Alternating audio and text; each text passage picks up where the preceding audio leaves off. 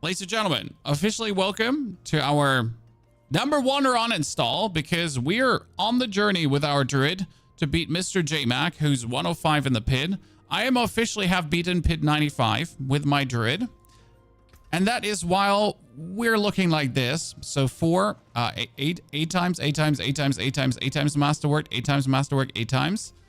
And a lot of runes to still improve. So we got a lot to do today. We have a grind of, I think, around 2 to 3 hours. And then we'll be absolutely demolishing the pit. I do believe I want to push some glyphs further forward, as this is 68, 60, 60, 48, and 46. Considering, though, that this Druid did not exist 6 hours ago, I think we made quite some progress. It really helped that this build is so powerful, and we could essentially just skip pit tiers. I've been doing like pit 80s and 90s to level up my glyphs, which seems plenty illegal from my side of, you know, like, just, hey, why don't we just do, like, you know, these high pit levels to level our glyphs? We're usually like trying to get to that point first to be able to grind them. Now we'll just yeah, just blast past that. That has been an interesting eye-opener, so to say. And now the only thing I really need to do for the farming portion is I need to somehow introduce a vortex tech into this. Because right now for the Infernal Hordes, this build is doing splendidly well in terms of killing everything, but I have nothing to pull everyone in yet.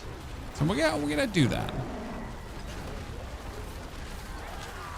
Jaruchi, are you done with Once Human? No, sir, but there's nothing to do right now, so I wait for the weekly update before I can do more. And while I wait for the update, we're taking our Druid to the #1 spot in the world. I mean, we're already like top 6 Necromancer right now, which makes me very happy. Oh, that's 2 runes dropped? Why? That seems so weird. I didn't do anything. You know what? Let me just put on a Seething Opal of Torment and just get even more boss farming mats and everything. Because why wouldn't we? We'll just get Cinders, and we kill the Queen of the Helltide.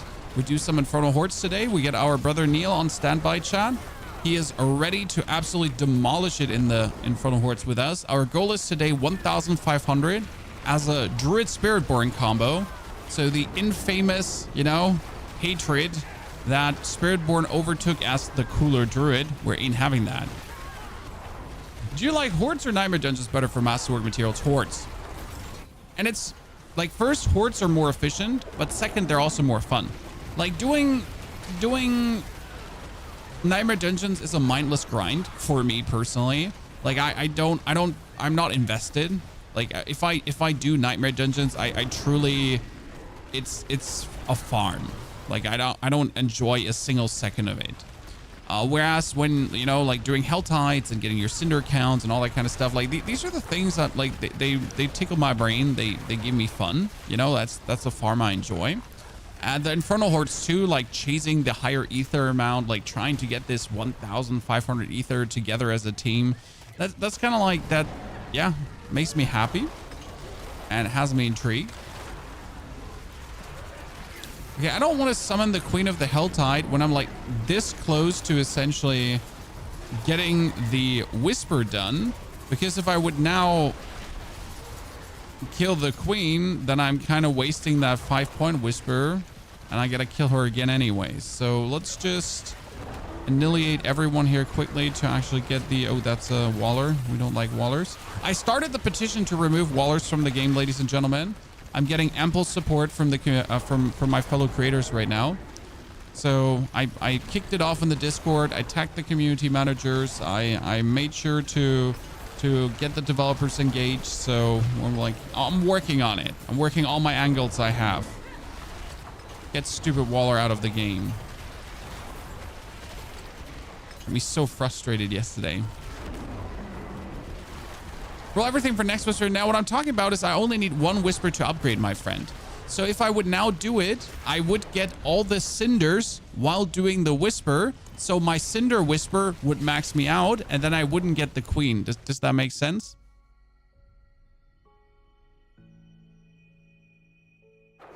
That's where we're not wanting to waste that.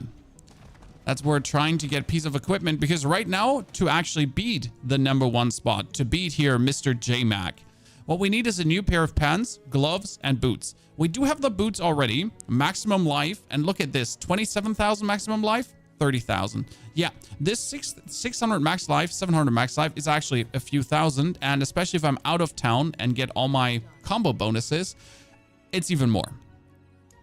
It's not even close how devilish right now the upgrades are that I can get for this character still. I think we'll end up with around 75,000 to 80,000 max life. That would be around about my goal if I get everything running the way I want to. Gonna be hard because I'll have to reset some masterworks for that. But I'm truly intrigued to push it in that direction. What we gotta think about though, I need a glyph to cast Vortex, Chad. So this is the Spiritborn Vortex. It requires 300 offering. What would you say is the best way to get that rolling? I might think about invoke skill from another class and then just get Vortex continuously, because one important thing is I don't actually need the Decrepify. So I'm using the Decrepify currently to beat the pit, but I don't need that Decrepify when I'm doing Hordes, for example, or Helltides or anything. So I might have to carry around 2 sets of runes. That might be interesting. So I could invoke, strike what I just said. I don't need the 20% bonus HP because I'm doing billions of damage, you know? And if I do like 4 billion or 3 billion, everything dies anyways in Torment 4. That's what I wanted to say, you know? What max level is armor this season? 1k? Yes, 1k for everything. So it's 1k no matter which Torment tier you're in. It's 1k no matter what you're fighting. It's always 1k. There's a thing they changed, and that is all monsters are level 60. So there's no more level 200 monsters, level 150 plus monsters, and so on, which is great because these different monster levels, they broke Diablo. You would expect that the developers are able to make it work. They're not. I'm sorry, no hate for the developers, but they're literally not able to make it work. It was like, oh, cool. Level 200 opponents. Yeah, they broke the game from a resistance standpoint. They broke the game from like the weird armor curve standpoint. Like, I mean, you literally had to do extrapolation calculations to kind of find out how much armor do I need, right? Is the max armor 6,000 or it says 15,230? Should you do Landslide Druid or this build? If it's Landslide or this build, both are really powerful. You should consider which gameplay loop do I like more, right? Is Landslide Druid a gameplay loop that looks fun for you, or is Boulder Druid one? This is something you have to decide for yourself, because both builds are strong, but it really comes down to what you want to do. For example, in this build, you're essentially spamming Boulder while you are having your Hurricane up. Then you do Petrify, and we in between Claw, Boulder, Boulder, Boulder, Claw, Boulder, Boulder, Boulder. Kind of like, that's the gameplay loop. And it's really, it's not straining gameplay loop. That's quite simple and fun to put off. And the equipments are also not too hard to get for the build to really make it work and function. And that's where I actually do like the build, because it does have a good budget version. And then it has obviously the crazy mythic version that we're playing right now, because I was lucky to pick up all the mythics. Yeah, it has, like, you know, multiple ways to play, and it's quite simple, which I always want for my builds.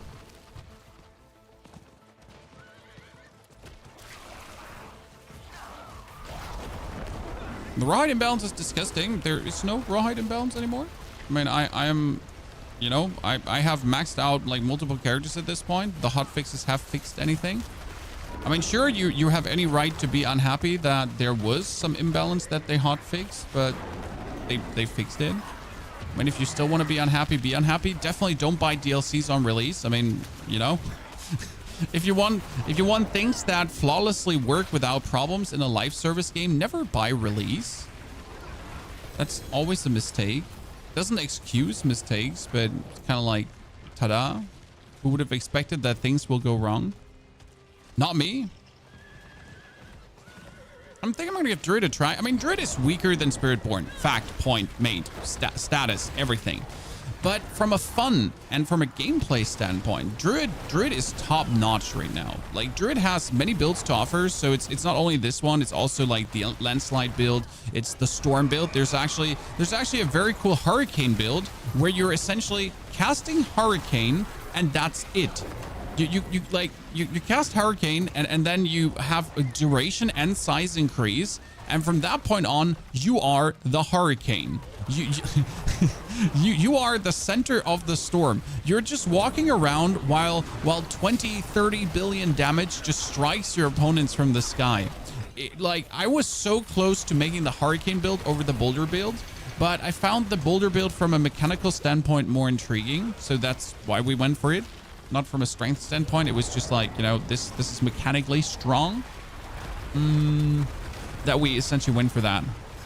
But there's such a cool hurricane build too. Oh, sorry. We missed almost our Hellborn friend. Give me a second, brother. Sorry. Missed you. Oh, yeah. Pummel. Eaten. Please make a dedicated video on this. Oh, it's already released, sir. Wait, you want to have a dedicated video on this? No problem. It was released this morning. It's out. You can watch it.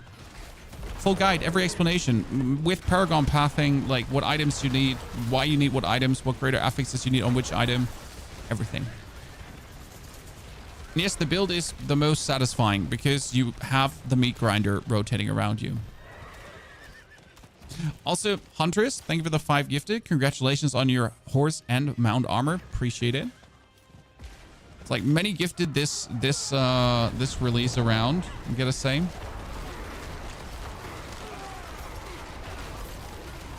Already invested that in children's toys. Yes, I bought my children something amazing this morning, so thank you for the 5 subs because you paid for it.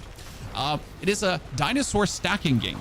You know how it works? I'm sorry for going off tangent there, but I love that game. It's so cool. So you get a tiny balancing board that you put on the table, and then you get wooden dinosaurs, and you have to, like, they have different forms, and you have to stack them like on top of each other until everything topples. It's such a nice game for children because they get to learn like the patience and to not slam things down, and I love to play the game myself. Who am I kidding? I want that game. It's not expensive, but it's like super amazing. It's like so much fun. And I'm always for board games teaching children patience, you know? Because what do children lack? Patience. It's the name of the game. Oh, you can find it on Amazon. It has so many like, how do I call that now? So many knockoffs right now. Let me show you a picture so you can find it. You just Google dinosaur stacking game. It looks like this here. See, it looks like this. So you get these dinosaurs and you stack them on top of each other, right? And you have certain forms, and it only works in a certain way, and they fall down otherwise. It's really like, I love that game.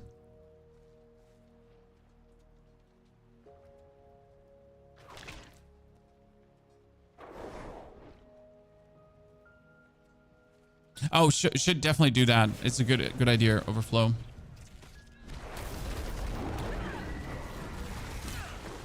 Okay, so now we have this one done. Let's do the other Helltide. Then we're gonna do Inferno Hordes with Neil. But before we do this now, we should get the Vortex tech rolling. Good point, Chad. Good point you made. It's all you. So what we're gonna keep is we're gonna keep cast a non-channel core skill. So 4 core skill casts or a cooldown cast. No, wait. What do I use more? Core skills or cooldowns? I use the core skills more still. So we're going to do a core skill cast into Decrepify. And then we're going to do invoke a class. So we have this here. Cast a...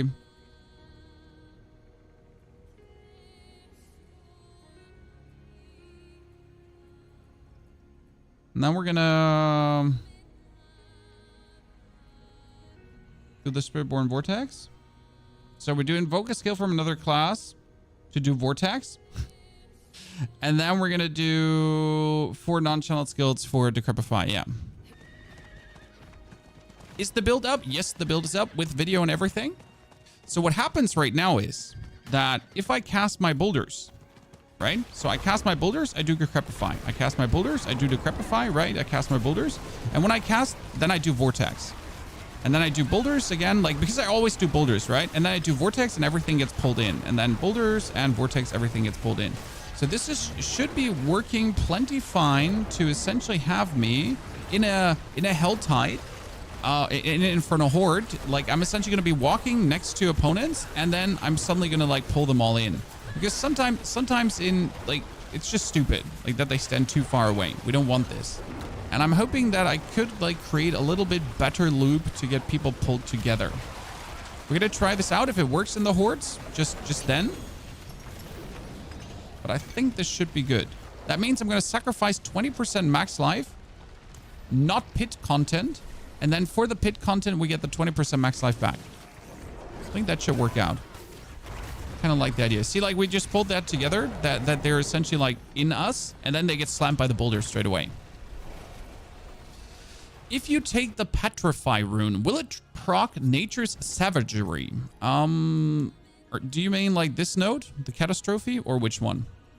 Or do you mean Petrify in general? Like if you do Petrify, it actually triggers the full Petrify, so the Supreme and the Prime Petrify, but you don't need that. But which one was Nature's Savagery? White hat.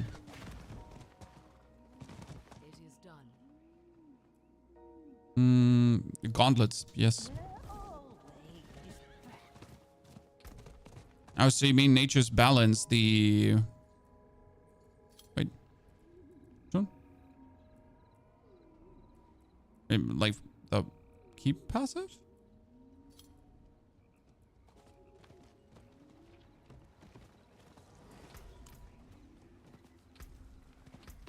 I mean, it triggers the normal Petrify. Yes. So everything Petrify related will get triggered. Everything Earth and Storm, everything Earth skill related will get triggered. Too.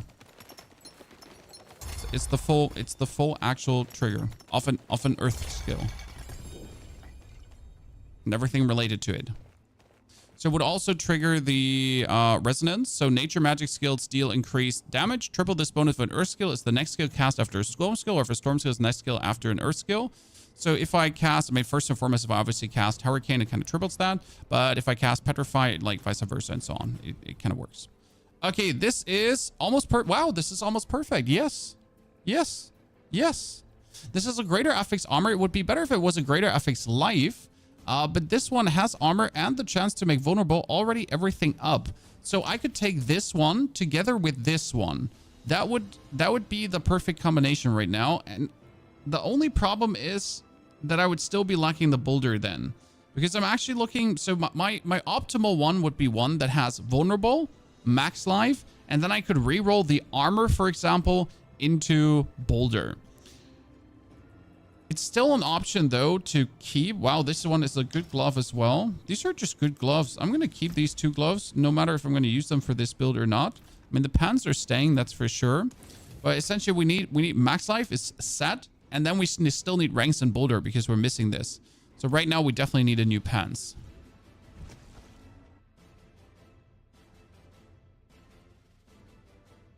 Have you seen if you try to add a third sapphire gem to your pants, it increases the stat even though it doesn't add a third one? I mean, that's nice to know, but it's also nothing you should do. Because it's just like an exploit, you know? And I just tried to play in the means of the game without breaking the game, you know? So no, I have not tried adding a third gem to my pens to kind of like get more stats. That's also pretty disingenuous if you're trying to like push for something in a leaderboard spot, if you're then abusing like a mechanic that not everyone is aware of. And even if everyone is aware of, it's still an abuse of a mechanic. So no. Short answer, no. Long answer, no. But thank you. Appreciate it. I mean, if you want to use it, like, be my guest.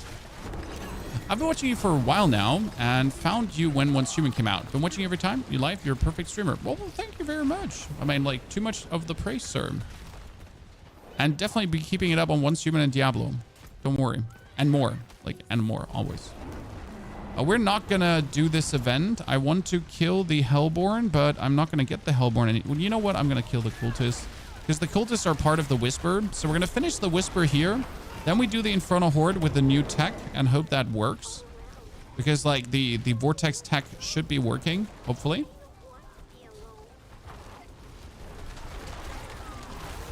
Yeah, this is going to work. Oh, this is going to work so nice. 1, 2, 3, 4, boom, pull everything together. 1, 2, 3, 4, 1, 2, 3, 4, and then pull everything together.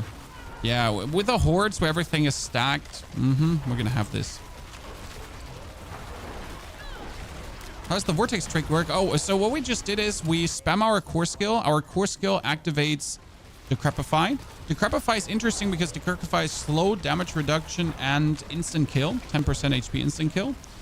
And then as we invoke a skill from another class, we're getting 150 offering. And, well, the Vortex needs 300 offering. So I need to just do 8 core skills, which is really simple. I mean, look at me, do 8 core skills in a row.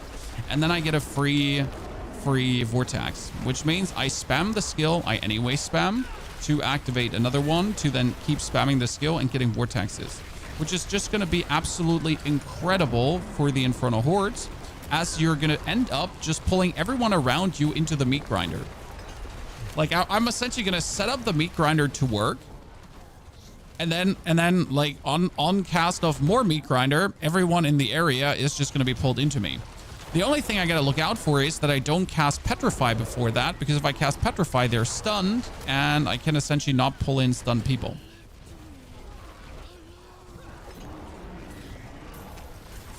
Something to I guess look out for.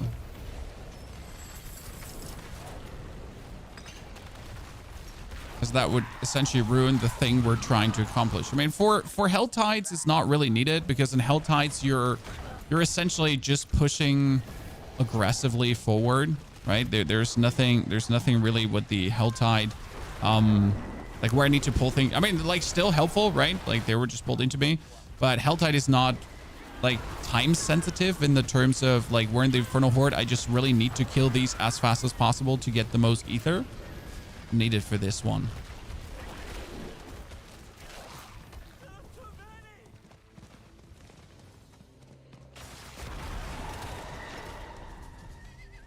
Go activate the chest.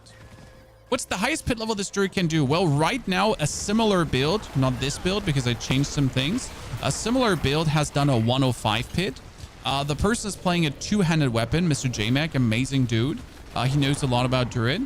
But he's playing a two-handed weapon, and I choose to go for the Doombringer instead because I have a very good Doombringer.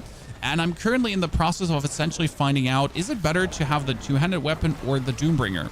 And like, I mean, if we can clear a higher pit than him with the Doombringer, then obviously the Doombringer is better than the two-handed weapon. And these are the interesting experiments to make, right? We have someone who's essentially maxed out the version with a two-handed weapon, and now we're in the process of maxing out the version without the two-handed weapon.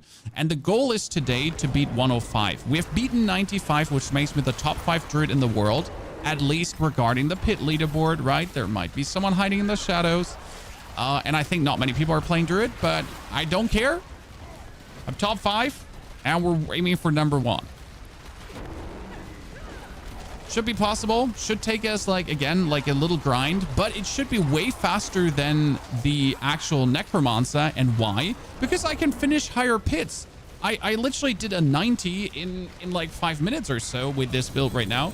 So I can do things really fast and like even faster. So it's getting more and more beautiful with every minute that we play the build.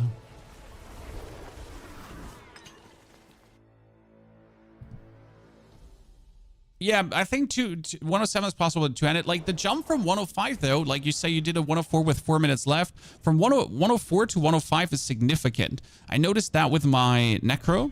So that like even the jump from 104 to 106 is like, jeez.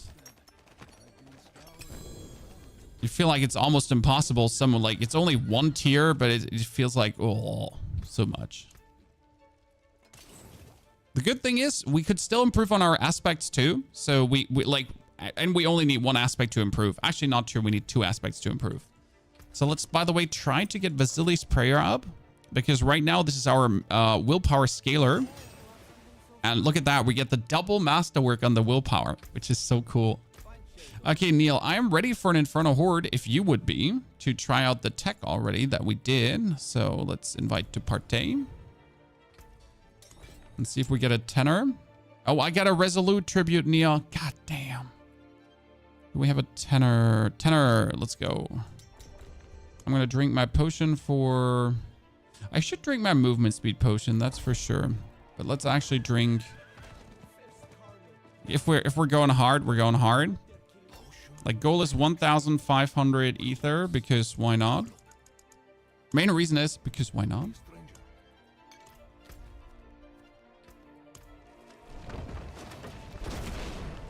So from what I'm seeing, every hit of Boulder overpowers if you cast Boulder with Hunter Zenith's proc. Yes, but it doesn't have to do with Hunter Zenith. So why does every hit of Boulder overpower? That's because it's a channel. So right now, what the Dolmen Stone does is it turns the overpower from a cast into a channel. And like, since the whole thing is hovering around me, the boulder is for the duration that it's hovering around me. Officially now, one attack. And one attack overpowers. So not one hit overpowers, one attack.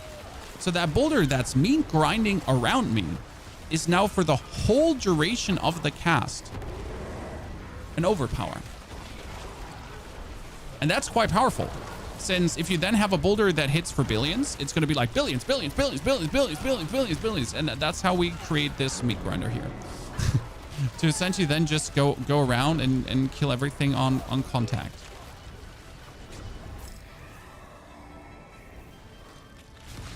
Oh, that's a Hellborn to straight up start the day. Love to see it. And that's how the whole concept works. And the interesting part is if you have 10 boulders going, the 11th boulder I cast will have 300% damage increased. Yeah. And then the 12th boulder I cast, also 300% damage. So I essentially have to cast boulder 10 times to then get every consecutive boulder to be more dangerous than ever before.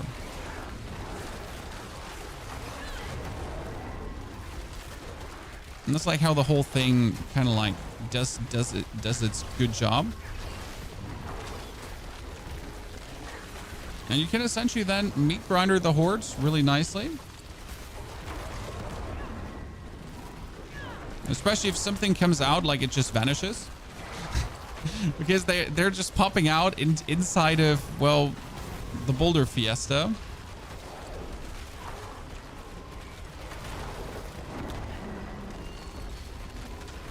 And since you always have Petrify more or less up, you can also always use Petrify on every single target.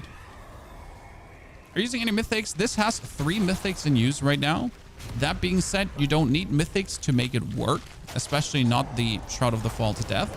But the Shroud of the Fall to Death allows this build to just function better. For example, usually you could never reduce the cooldown of your Overpower in Werebear form. So that is always 12 seconds. But with the Shroud of the Fall to Death, we can actually push that finally down to 8 seconds. Which is interesting. That just adds another overpower to happen more often, right?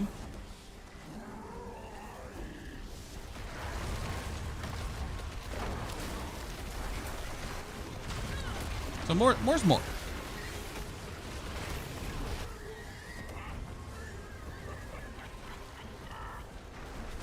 Okay, without the rune, we're running around with only 43,000 life. Yeah, for the full pit pushing, we definitely need the rune. But I gotta say, having this occasional vortex happening makes me happy. You might not notice this much, but like it's just like sometimes when you pull the enemies in, it ain't hurting. Okay, good start. Oh, Hellborn ++. Yes. Let's show us how to make it work without mythics. The build guide in the description in the YouTube video and on Mobalytics has also the budget version. In the budget version, it is important to get resource cost reduction on the ring because the resource cost reduction allows you to cast Boulder more easy. Since you need to get that significantly down to have it function even more. But you can do this without the mythic, surely. Less efficient, obviously, but you can get it online and working. Still need the uniques though, but the uniques are easy to pick. I mean, you just go to the Opal vendor and suddenly you have all the uniques. That's how I get my first like Vasili's Prayer and my Hunter Zenith and my Dolmen Stone. I was like, oh, Opal gambling. Hello. O'Neil, you killed so many Hellborn here. Jesus. We're 300 deep already. Kind of like to see that. Oh, and Hellborn +1 again. Jeez. Okay, being blessed today for a good run. That means we're definitely going to get our Vasili's Prayer after this one maxed out. That's for sure. Don't forget to swap to Werewolf in between. I gotta say I'm getting in between Complaken and I forget to swap to Werewolf, and then I'm always lacking the movement speed. Like I'm just so busy, you know, doing my Dolmen fun, and then I just ignore, oh, you know, you should have actually swapped to Werewolf form every 6 seconds. Because the Werewolf form every 6 seconds gives you damage reduction and bonus movement speed, so it significantly makes you zoom around more. See, did you see that pulled together there, chat? That was the vortex that we just added to the frame. So I think that was a good decision. I mean, alone from that point, I would have had to like walk to actually kill these, and now they just came into me. So it's definitely, they came into me. Yeah, I'm sure that's fine. Sorry, I'm 12 by the way.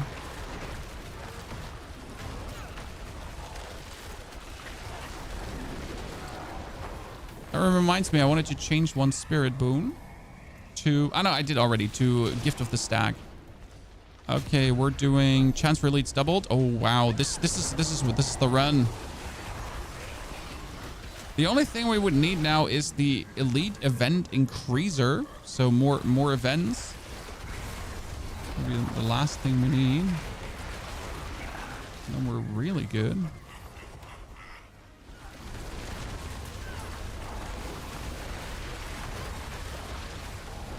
I've been playing the Fell Golem build, but get a 4G grandfather last night. You can play it. Then you have to move Fell Gluttony to the amulet. You might reach good values with a 4G grandfather because it does do quite some damage increase. I cannot promise you how efficient it will be.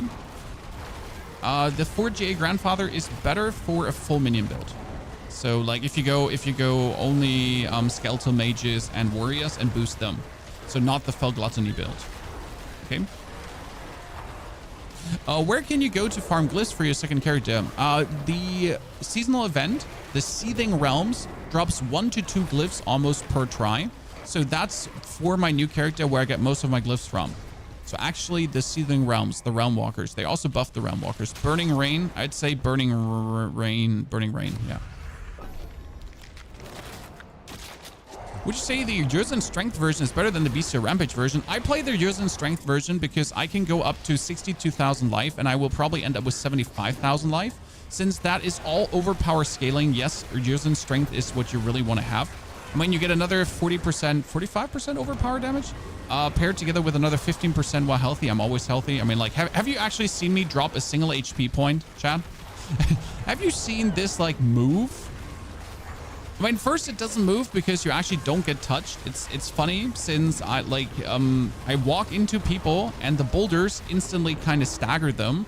So I'm actually not being attacked. I could probably take the glyph that gives me 200 offering if I haven't been attacked in 2 seconds, because I'm kind of like you perma stagger everything around you at any given time. There's like no moment where you're essentially not staggering things.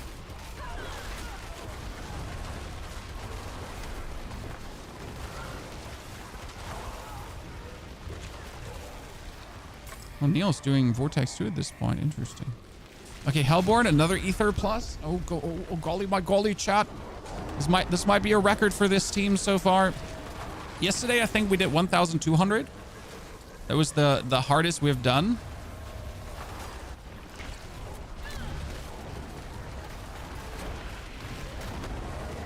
Can't wait to see where we can take this. I mean, I like for the last 2 waves, it would be nice to get the bonus ether event speed. You know, that bonus 50% on ether events. I mean, with the speed with which we're going through this, that would be great. Why not Mjolnir instead of Starless? It's 100% damage, free spirit, and vulnerable from Cataclysm. You have vulnerable.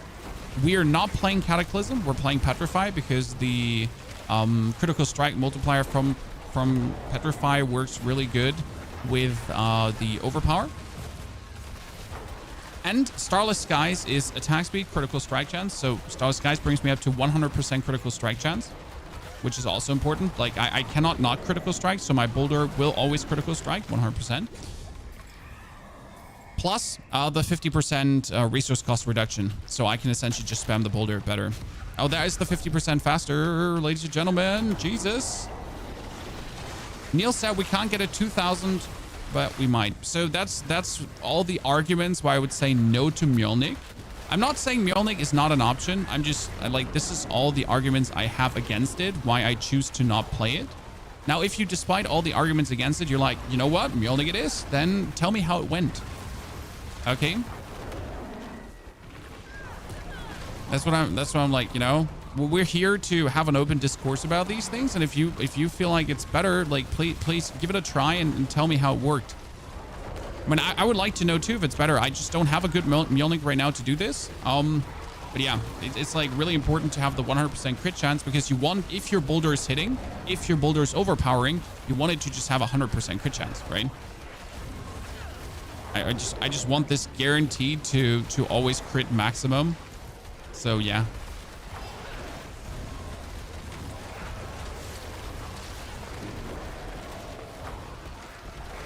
Damn, that's 1,200, Chad. Okay, that high score for the team. We're doing, let's do movement speed. Ether Lords, Mosses. Yes.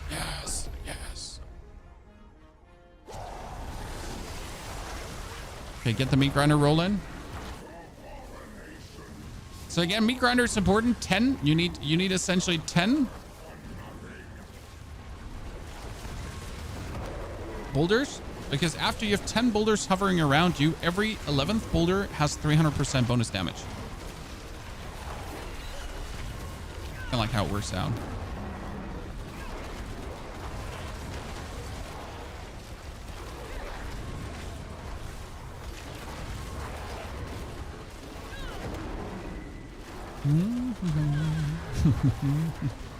If I didn't need my druid to be like a werebear, I could definitely play the Air of Perdition. That would be great.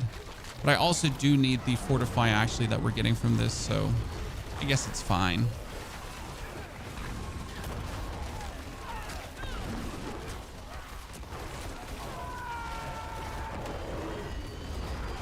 Pull them together. Okay, that is how much ether?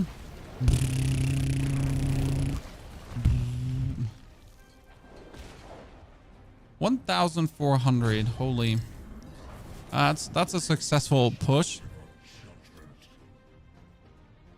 I love the Big Mama. Well, I mean, the Barbarian would also probably be Big Mama, something in that direction. I mean, they're all mommies, my characters. It's what it is. Oh. Yeah, you killed the poor dude. He didn't even have a chance to get overpowered. Okay, so how much Opticite is that now? We are currently sitting at 826.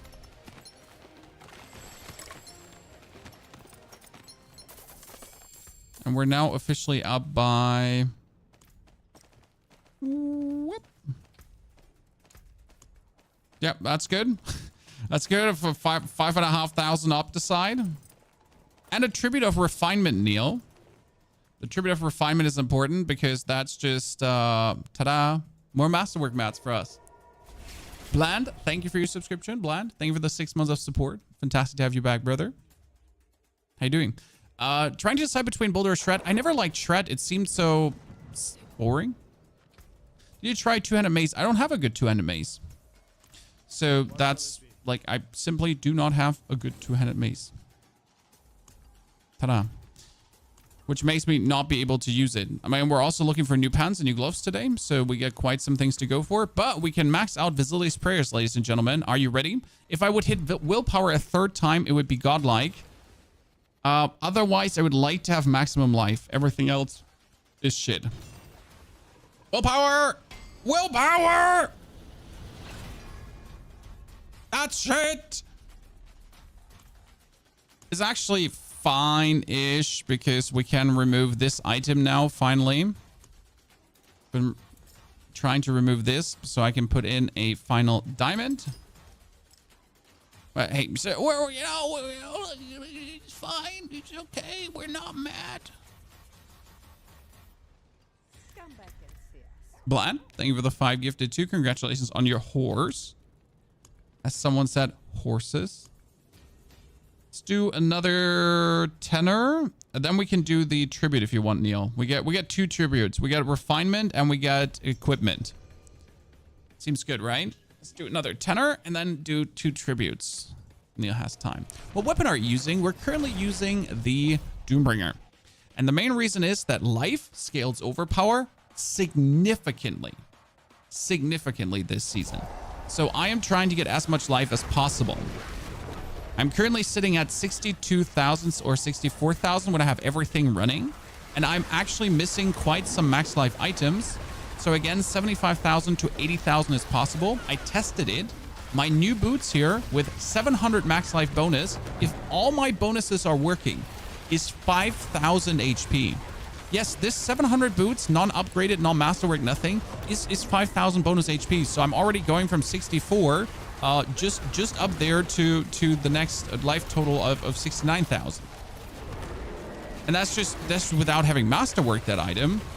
So sky's the limit. I can push this higher and potentially reach some really nasty overpower values.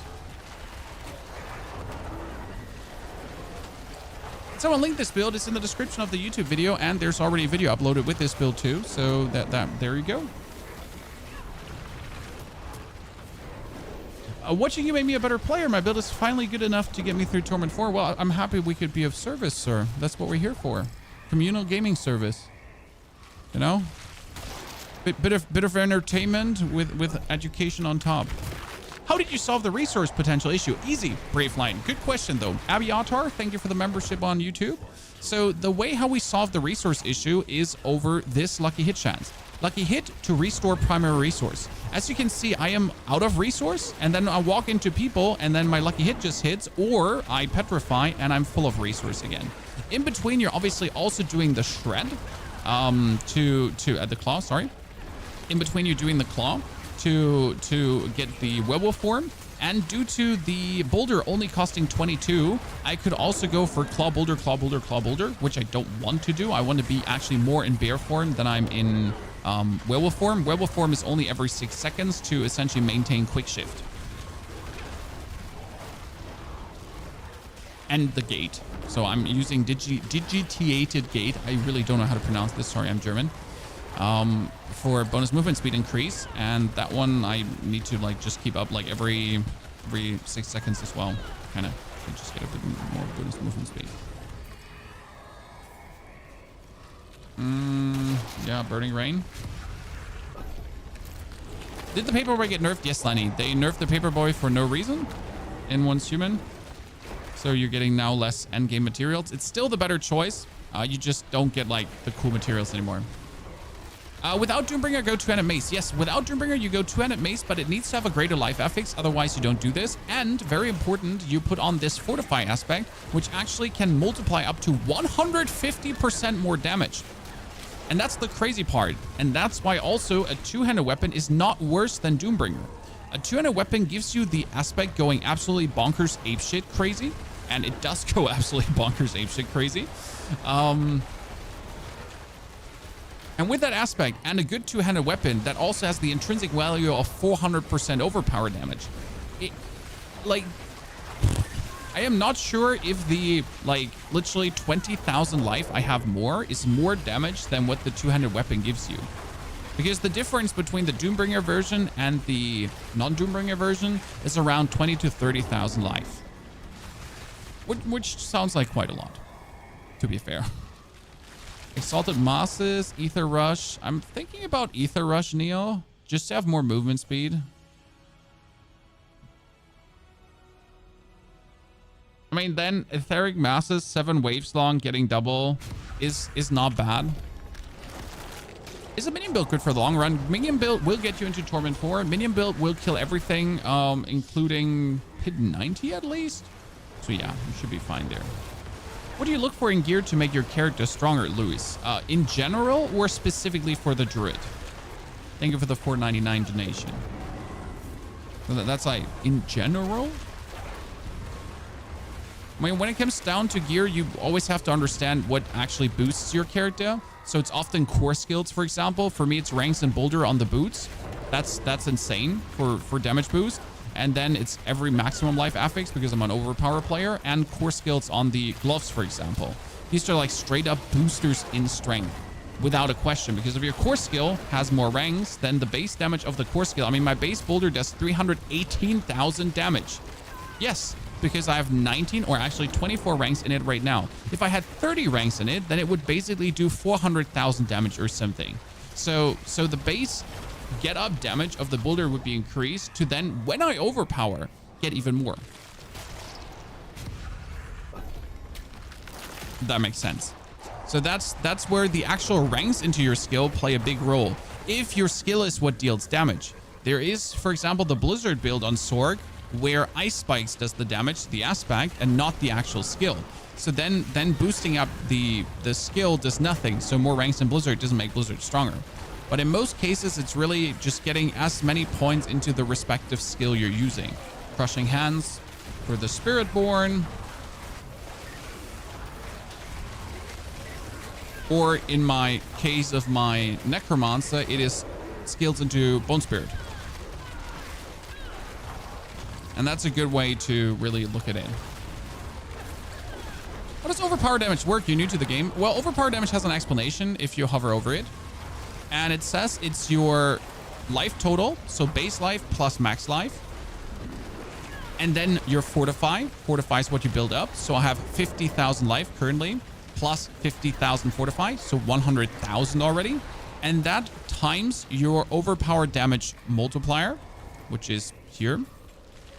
That being said, though, that's not it, because then you have to add all the other multipliers that you kind of have, right? So your crit damage is also then multiplying with the overpower, and then there's the vulnerable damage too, and your general multipliers multiplying. But basically, it's more life, more damage, right? more life, more damage. That's a simple rule of thumb you can follow there. Is Bone Storm still viable? Nope. Because Soul Rift does everything better than Bone Storm. There's no reason to even touch that. Okay, this one should be another 1000er. So we're going to have enough masterwork materials to get things up.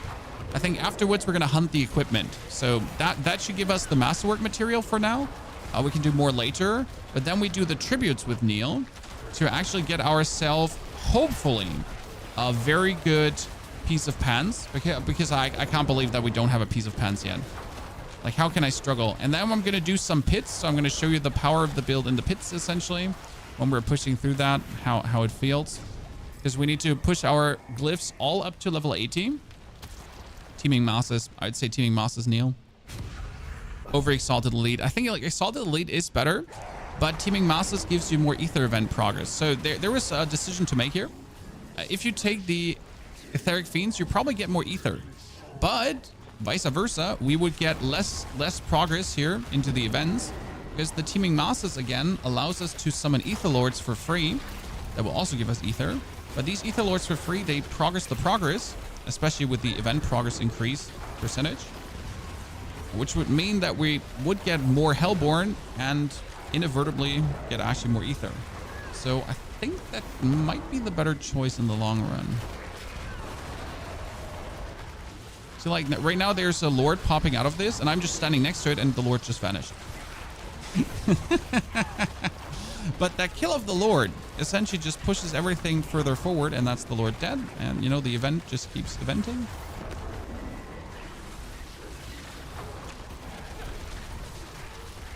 For sorcerer builds, spec into intelligence and core skills. I mean, intelligence always helps because intelligence pushes all your damage, but it truly depends on what you're doing damage with. So for most Sork builds, you're actually not doing damage with your... Oh, these are all shit. Now, actually, we take the, you know, instant wave. So with Sorceress, your main damage is often the aspect. Yeah. So, for example, Lightning Spear had the crackling aspect. Someone like that. Where the aspect actually, then you need critical strike to scale the damage of the aspect up. The critical strike damage there, just through the roof. And nothing in core skills, for example. Same goes for the Blizzard gameplay, for example. And that's where you're then just working with all your generic multipliers and what your Paragon boards has to offer in your aspects, rather than working with more core skills. Yeah, that's how it works. What was this? This is the Boulder Druid. We call him the meat grinder as well, because you have 10 boulders that each weigh like 200 tons hovering around you, and then you just walk next to your opponent and watch the carnage unfold. Like, see, you just walk in there. You don't even cast a skill anymore. You just walk forward. It's literally the walk forward build. When I play the Undercity, I essentially get the boulders activated, and from that point on, it's just walk forward into our opponents. Hellfire spawns Hellborns or more events. Wait a second. How many Hellborn bonuses do we have? Oh, man. I think this is going to be terrible, Neil, but we should probably get... We'll see. Let's see if that gamble pays out. More events can be good or bad. We'll see. See, like, how fast he died? That was the meat grinder. Oh, poor dude. It's like, you don't have to be a Spiritborn, chat, to feel like almighty and powerful. You can do that with other classes just fine.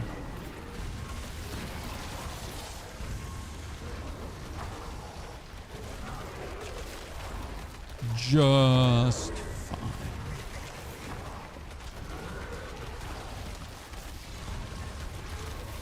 Only when you get too deep into the pit, you'll notice that you're not a Spiritborn.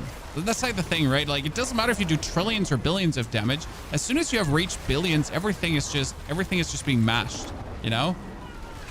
Kind of like the trillions of Spiritborn are nice, but only if you're actually doing content where it matters, because other content just doesn't care if you do trillions or billions or 500 million, because you're just gonna mash everything.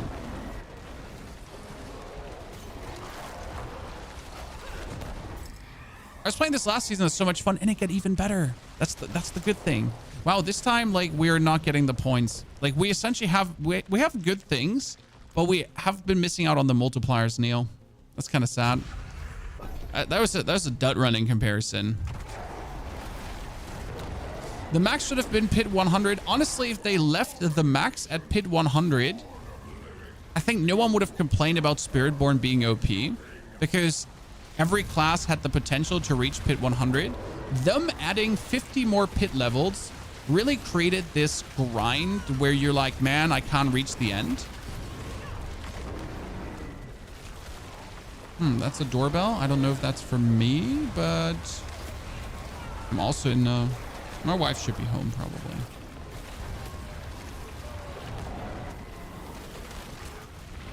Thank you, Regiza, for the 39 months of support. Theo, also, thank you for the brand new subscription. Not Theo, Theto. Sorry.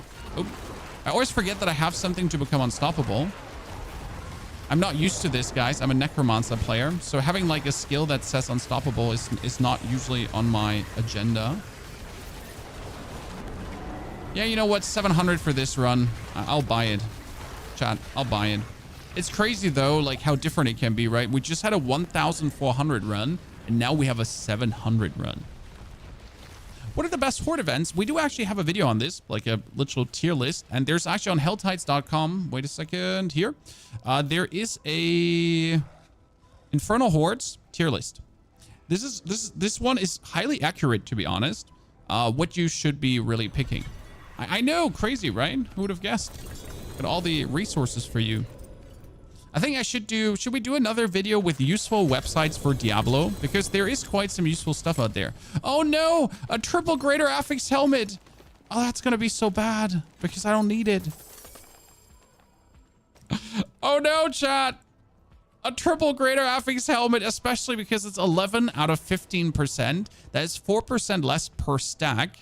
This means this is only 55% instead of 75% damage, which says that this Crown of Lucian is an actual dud.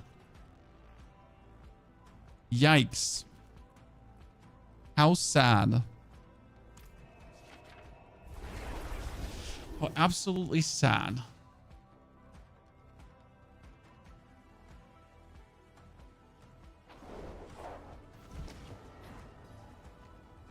Like you want to be happy. Like so we have been discussing this in the Diablo partner Discord, just in case you ask, guys. We've been discussing that an item that has 3 greater affixes, it should not be able to roll as a minimum roll. It should always be, like, I think with 3 greater affixes, it should just be maxed. Because, like, you're finding a 3 greater affix item, and your first reaction is, great, I'm gonna throw it away. I'm like, personally, I feel like that should never be your reaction to finding a 3 greater affix item, because it kind of is the wrong reaction.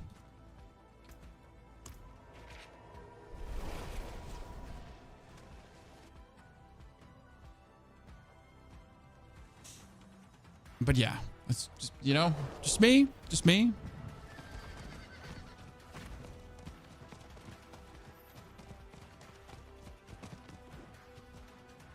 Okay, let's do first the tribute of items, and we're gonna make it drop defensive legendaries because I'm looking for pants. And then we're gonna do refinement.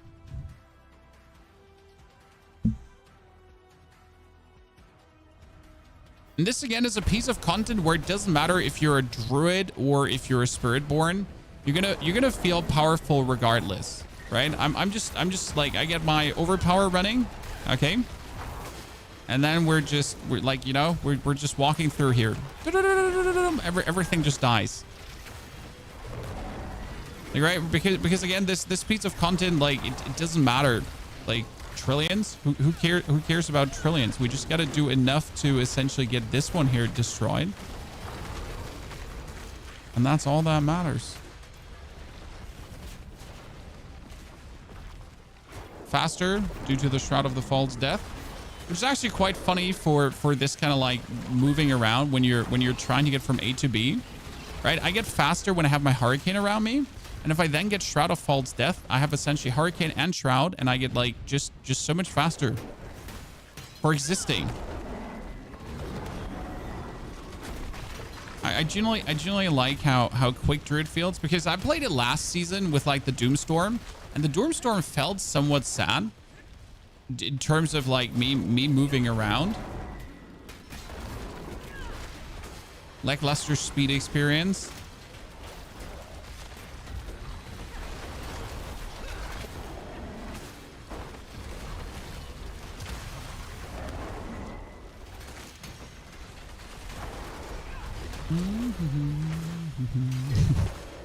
Let's kill every single afflicted. Oh, wait. There could be a greater one here in the corner. Gotta double check. Meat grinder.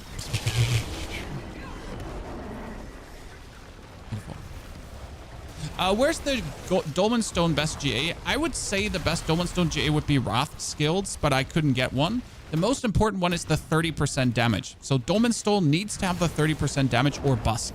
Because if it doesn't have the 30%, you're not getting the most out of it. Because again, remember, if I have 10 boulders around me and I cast boulder number 11, then boulder number 11 will replace an existing boulder, but that boulder number 11 will do 300% more damage. Yes, you heard right, 300% more damage, because if I have 10 boulders running around me, then every boulder I cast gets 300% more damage.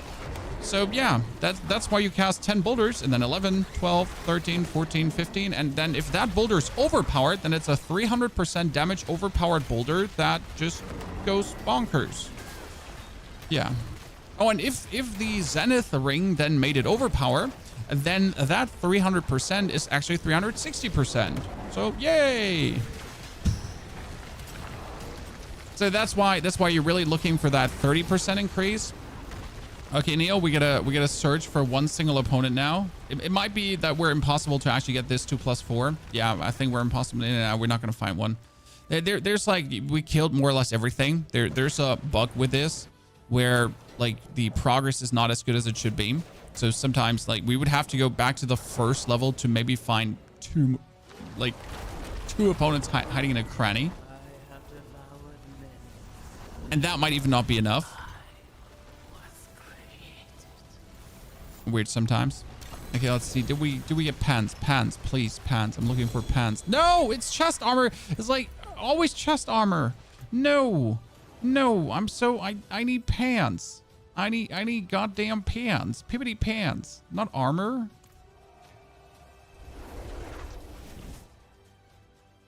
What do I need to drop the tributes? You need to do the quest. There is a quest that you can see. Open your map. Quests, and it's going to be one of these purple quests. It's not Dark Citadel, Rise of the Khazra. It is Undercity, blah, blah, blah. Okay? Undercity, blah, blah, blah. When will Season 6 end? In January.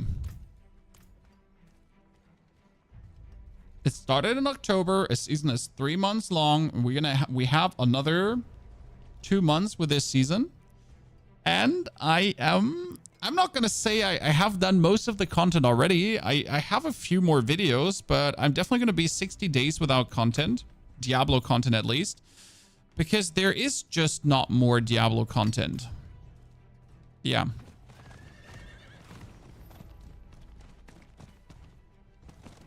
I'm sorry. Tribute of Refinement. Defensive Legendaries. When is mid-season coming? Well, mid-season is expected at the very start of December. So usually it's around the 6th to 8th December. That being said, though, I am not sure if we're expecting a mid-season content update. I mean, sure, a mid-season patch balancing, but I wouldn't expect any mid-season content to actually come. I mean, they literally just made the expansion, right? They made the DLC. I don't think Season 6... I mean, I would, like, please prove me wrong and give Season 6 some meaningful mid-season content splurge. I would not complain about that. I would genuinely enjoy that. I just can't... I don't see it. That would be a thing coming. Now, again, prove me wrong, Blizzard. Like, show me how absolutely stupid I am. I dare you.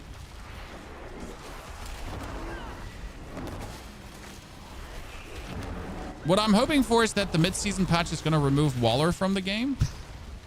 Again, we started a petition, ladies and gentlemen. If you want Waller to be removed from the game, please tweet Adam Fletcher, the community manager of Diablo, and say, we want Waller removed from the game because it's bullshit.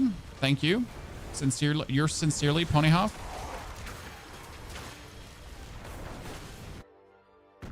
Is Shred Druid good? Shred Druid is pretty great. I think there's like 3 very good Druid builds. That's Shred. Then you get Boulder and you get Landslide.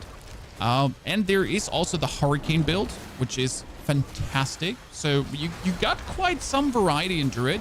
When you do have a companion Druid, I found that one a bit clunky to play, and it just didn't seem too impactful. Maybe I'm just wrong and it's like Torment 4 good enough. I mostly look at pit gameplay when I look at the characters, because you will need to do a certain amount of pit to level up your charts, and if the pit just does not feel good enough, then I'm not interested in a build, right? And that's where I felt with the companion Druid. Now, you might feel different, and it was just me, so don't let me distract you from the fact that a companion Druid build actually exists. Because it does, certainly. No, absolute minced beef. Was nice to play Sork. It's more that Waller also eats your lightning spears too. You can teleport out. It's not the... So again, why do we want Waller to go away? It's that Waller destroys skills that it shouldn't. So like, for example, your Bone Spirit vanishes. It doesn't impact the walls. It just vanishes. And therefore, all your cooldown reduction, all your effects bound to the Bone Spirit, for example, don't work. Or all my boulders here vanish as well completely. They just keep not existing. I mean, they can impact normal walls, right? They can do everything, but the Waller actually interacts with the boulders in a way where they stop existing. They just wink out of existence from 1 second to the other. And that happens to many skills.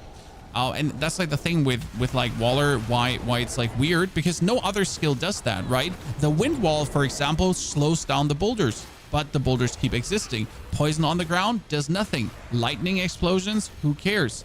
Frost freezes me, but my boulders work around me. But Waller literally makes them go away. And that's like for many skills in that regard. And that's like weird, right?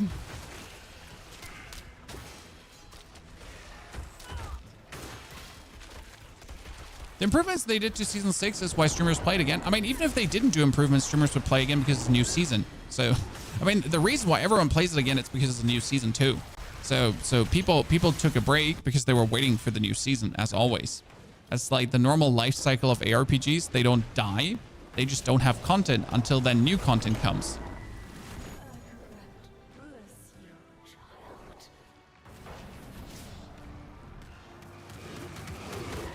Shred isn't too bad, but at a certain point you realize it's luck dependent, where it does like no damage if you don't get your Hunter Zeniths to proc on the 3rd or 4th shred. See, that's where I don't like a build where you, as you say, have to kind of make it like proc in the right way at a certain point of your shred. Whereas I have Hunter Zeniths too, but I am not looking to snapshot the boulder into the Hunter Zeniths. I just spam. I just spam and I get it. But I'm not snapshotting anything in there. Like, I'm not paying attention. I was like, Okay, let's go for pans, chat, and hope to get a greater affix pans. Nope. Not a single one, huh? Not a single one. Very unlucky. Let's get a lot of pale marks, because we can also use these pale marks to get defensive aspect caches. So this would be an option, ladies and gentlemen. We can actually get defensive aspect caches. Yeah, crater. And we can use them to spawn defensive aspects to maybe get pants. Best leveling build is still pulverized. Yes, if you can get pulverized with the blood orb aspect, that gives you bonus overpowers, and it's amazing. Augment cache, salvage cache, restock. Oh, wow. Look, chat. The perfect two-handed mace, ladies and gentlemen. Huh.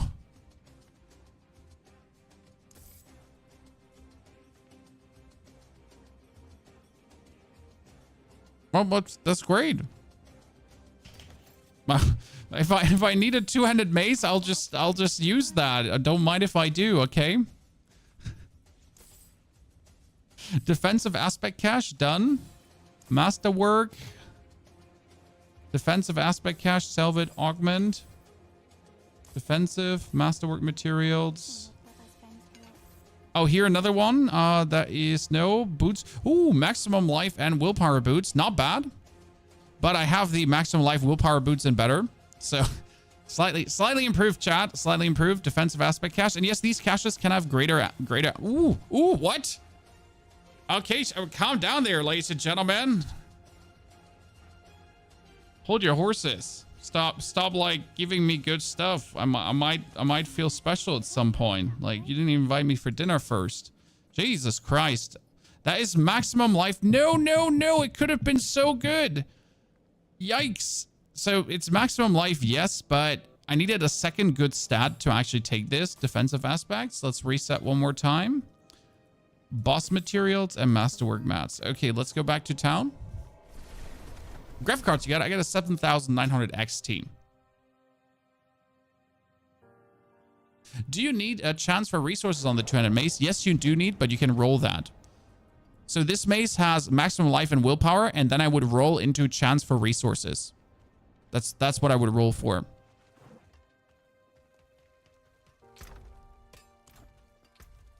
Okay, let's see what we're getting.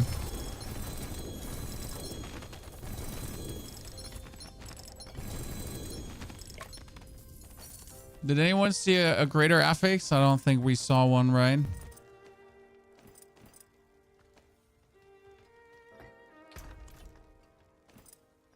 Those gem fragments.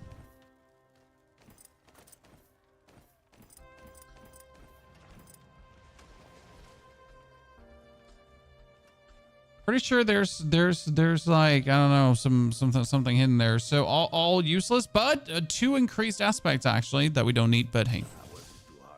So we got more masterwork materials, which means I wanted to upgrade my Hunter's Zenith because we're probably not going to work for another one. And so do we try to get Chance for Boulder to cast twice? I think we need to try to get that one, even though I hate it. Nah, lucky hit chance. I don't need that. I need the Chance for Boulder. Chance for Boulder to cast twice. And willpower. Yeah, that's enough. I'm not going to go for more. And willpower. Well, it could have gone better, but at least the Chance for Builder to cast twice a single time. So that's probably a bad masterwork, but I at least get that. We can get the Shroud of the False Death upgraded, but I'm not sure if I should reset it because I really don't want it on resource generation. But yeah. So we're going to keep the mats for these 3 items right now because these 2, getting them upgraded is not going to do much. So it's just going to do some. Whereas getting these 3 fully upgraded is going to do a lot. Okay, Neil, thank you for now. Let's do some more pits now. I promised some pits, and then we'll do some more Infernal Hordes probably. I was hoping to get a better item at this point, Chad, but we haven't, so that's a bit of a bummer. Why is your battering items at 750? It's luck. It's plain luck that I just got that. Okay? Plain luck. Nothing more. So right now we're sitting at 68. I want to have 68 upgraded at least to 70. That means I need to do an 88 for that one right now. I also want the 48s upgraded. If I would do an 88, I would get +3. If I do a 91, I could get 2 times +3. 40 higher. I could do a 88 to get a +3 on both. Yeah. You know what? Let me do an 89 for this one.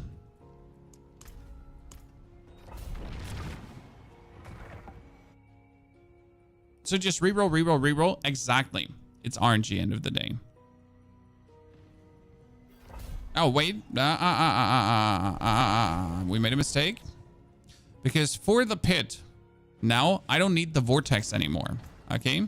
So what I need currently is we have the vortex here and invoke skill from another class. But that vortex would be better for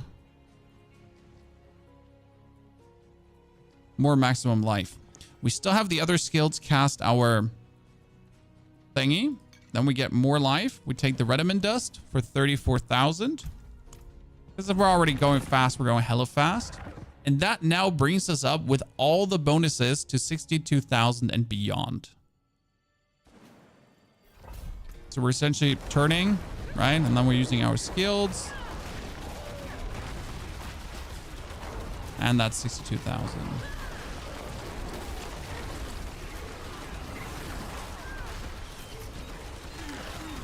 Like we don't really need anything because everything is here like kind of pulled together anyways.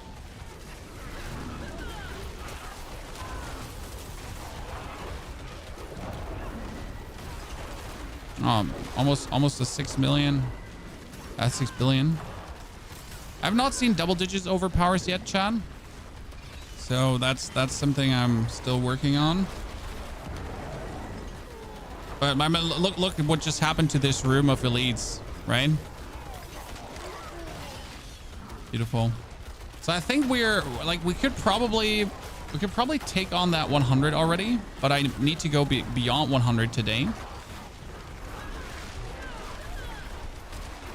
And that's where I want to level up my glyphs a bit further because it would be stupid to, you know, try to max out. If I still have such an easy way to gain power, it would be stupid to try to max the pushes without having like the glyphs also to a level where it's crazy.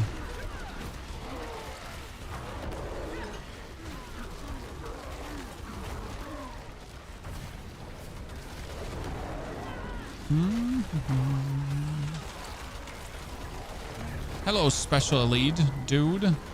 We appreciate you being here, bullied.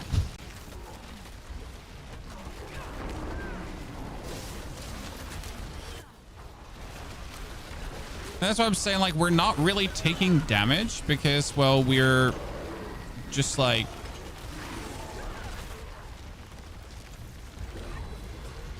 bullying everything permanently.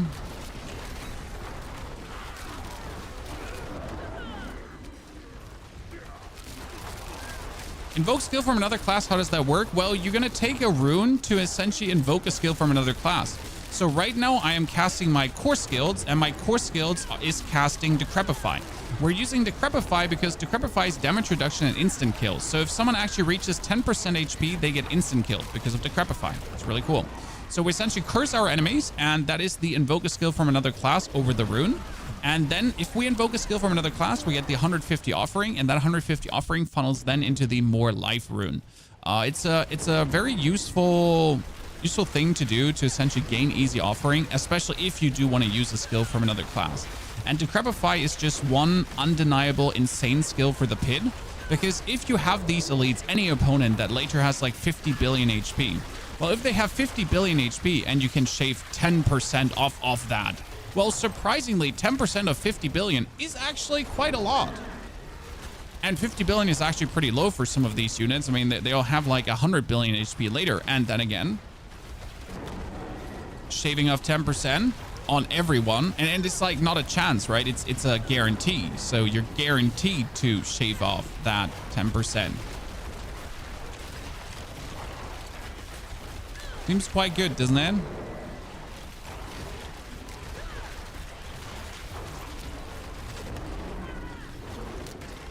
Yeah, that one has the shield. We're probably not going to even bother. These shields are like so weird sometimes. Like the time they actually last. It takes longer to beat the barrier than anything else. And by the way, yes, if your boulders get in contact with the actual wind walls here, they get slowed down. It's so weird because like you have these fast moving boulders around you that impact like at terminal velocity. And then suddenly you don't. So I try to avoid elites that have certain things going on, because it's just not worth it to bother. Like I could kill that guy, right? But it's more hassle than it's worth, as he's just going to slow down my overall progress. Like the same with Waller elites. Like you kind of just waltz past them. See, again, like he slows down your boulders. So now like from that million spinny wheel that would usually just impact and destroy everyone, you're kind of left with not having a million spinny wheel anymore. That feels bad.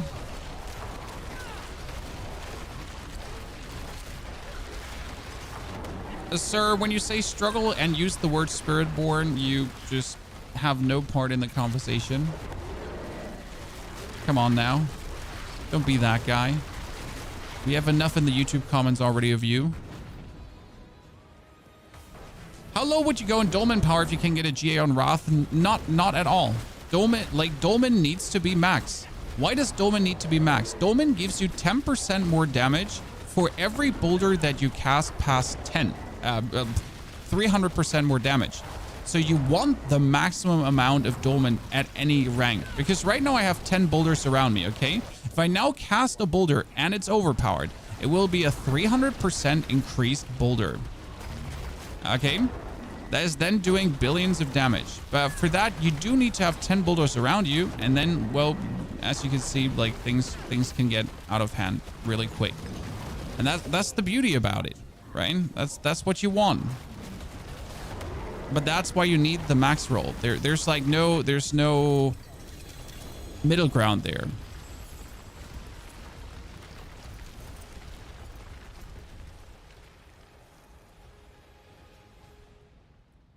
Oh, we're getting the items that we don't want. Okay, so now we can +3 this. Ta-da. That's why I'm here. Then we can +3 this, and again +3 this, because we did a 89. And I can use my last +2 to get the Dominate up. So that's 17. I think I want all the others to 70 as well. So right now, the best one to upgrade these, if I do a pit 79, I can go for 53, 55, 57. So actually, I need to do only a pit 77 for that.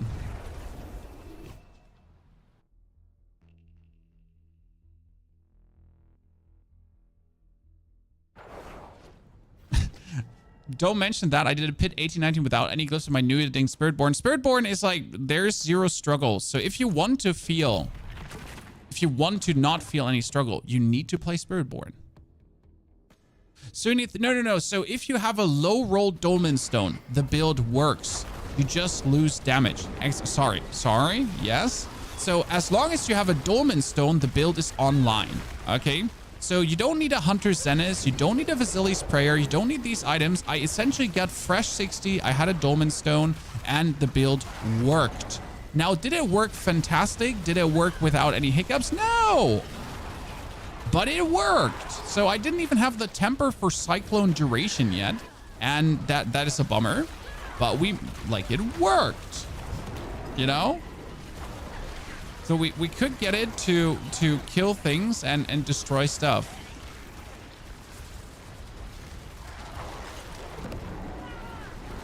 Which is exactly what you were looking for. So now this is a lower pit, by the way, and in the lower pits, we're essentially just we're just trying to make sure to get werewolf as often as possible, because that werewolf as often as possible allows me to just go through at higher movement speeds.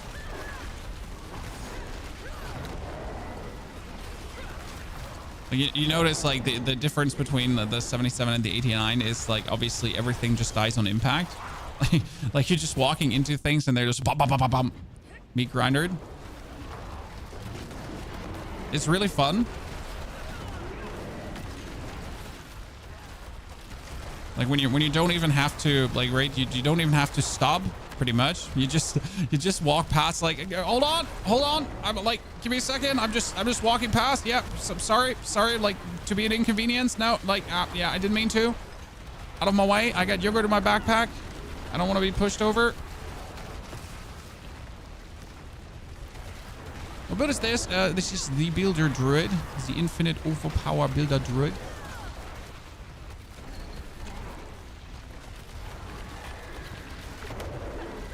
So that's where actually leveling up glyphs with this build becomes fun. I gotta say, with my Necromancer, it got tedious at some point, but but here you're just like, nah, you know.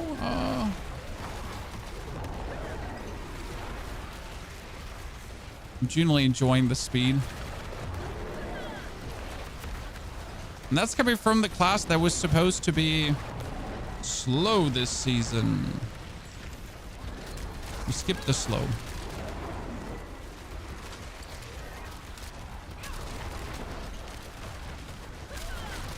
Spiritborn is pretty boring after 3 weeks. I'm impressed if you're still playing Spiritborn after 3 weeks. Like, I'm genuinely impressed. I was like, I played it for 2 days and I was like, okay, let's put this to rest and play a real class. I mean, as much as everything is like, as much as you're trying to get powerful to remove any struggle from the game, right? Like if you have no struggle to begin with to remove, what are you trying to solve? You know? So usually you level up to develop a build that's solving problems to then feel powerful. But when you're playing Spiritborn, you're kind of missing that gameplay loop. There's like, well, what do you do if there's no struggle to begin with? Like, what if there's no struggle? What do you do?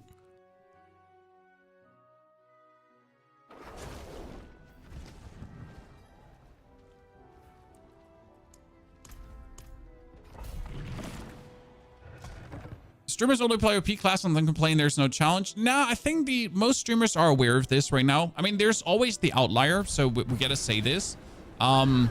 There's always the outlier streamers who are causing more trouble than help.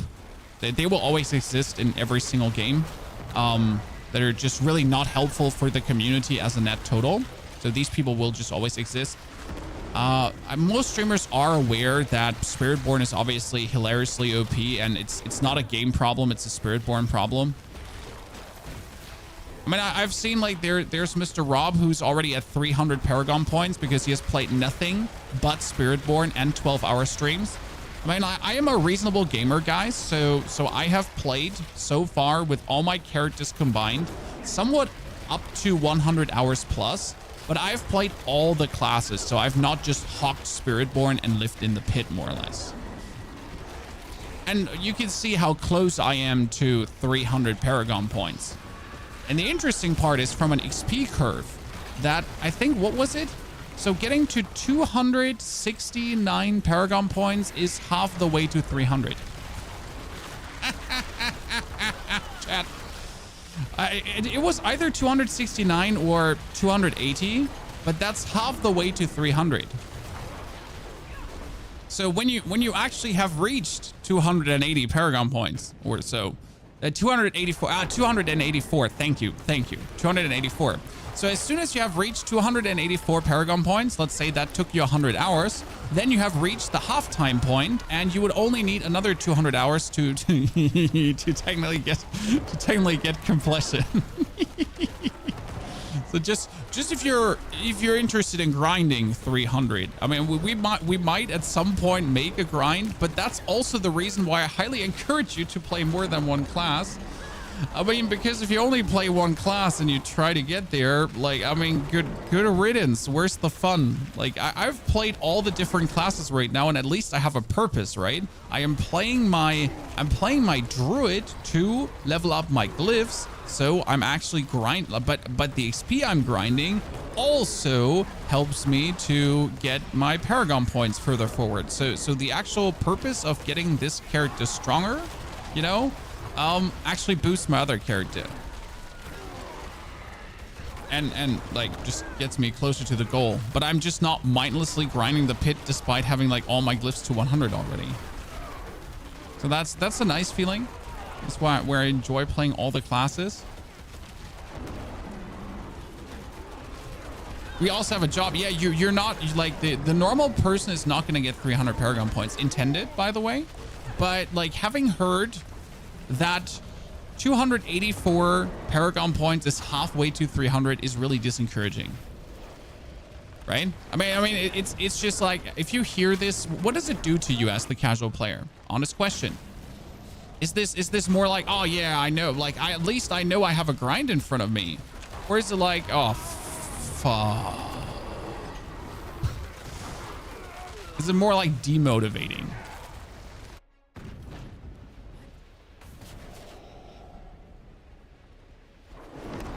What build is this? It looks crazy. Well, thank you, sir. This is a Druid with a boulder. And yes, it does indeed look astonishing. And I'm happy more people give Druid a chance because it is really fun to play. Thank you for the 10 gifted. Tour guard. I'm not sure how to say the R in front of the tour guard correctly, sir. That's 10 gifted subs. That's a lot of money, sir. Appreciation. Okay, we got another glove with maximum life willpower, and that's useless. Come on now. Give me something that I need, not something that I don't need at all. So, where were we stuck? That is upgrade. Good. 60, 60, 60, chat. Again, we will push Pit 105 today. If you just joined, our international heavyweight goal is beating this man, Mr. J-Mac. He's Pit 105, 1350. We are currently sitting here, chat. Pit 95 I have beaten with... How much was it left? I think I had 6 or 7 minutes left. Yes, you heard right. And I was like, okay, you know, feels pretty good, man.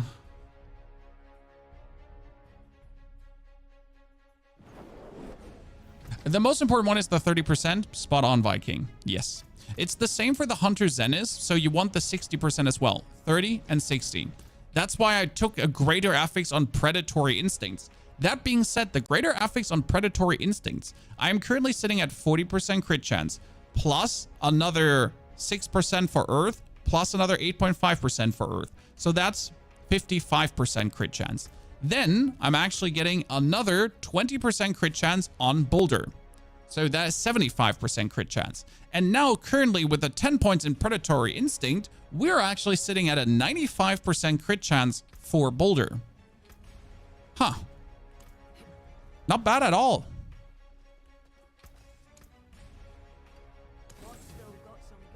Changing step, aftershock.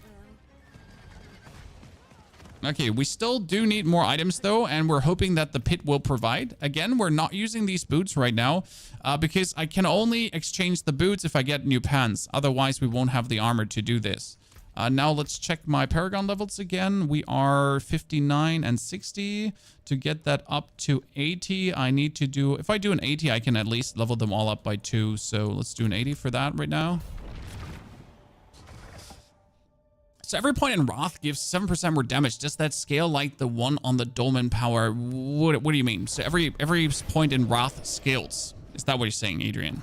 So like the when it comes down to Wrath skills or general core skills and everything, that essentially multiplies up the whole damage furthermore, because it makes like if your base boulder does more damage, then everything that it multiplies into will do more damage. That's like the same how it works with willpower. If I have more willpower, then my boulder will do more damage. So because it's like straight up skill damage multiplier, right? So my boulder will do more damage, and that will then do more overpower damage because of if the base that is being multiplied up is more, then it's more. So surprise. How did Runewords do so far? I mean, for example, for this build, just to give you a picture, I am getting 20% more life, which brings my life from 50,000 up to 62,000 essentially. So I get 20% more life due to Runewords. And on top, I'm casting Decrepify from the Necromancer. The Decrepify from the Necromancer gives me damage reduction and slow on my enemies, which is crowd control. Crowd control is always good. But not only the crowd control, what it truly gives me at this point is a 10% execute. So if I actually hit these enemies with my turning stones and they reach 10% life, they just instantly die. Sounds useful, right? So that's the Runewords for this one, though. On my Blood Surge build, for example, I solved an essence issue with the Runewords, and I did Vortex on another, like, which other class did Vortex do? Oh, yeah, my Spiritborn actually did do Vortex with it, yeah. So he's automatically pulling things together without me actually having to cast Vortex. My Rogue had Vortex too, so I just pulled things together with my Rogue by just simply existing.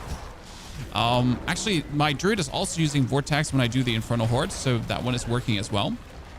So yeah, the Runewords are a nice addition, but they're still very bareborn in my opinion.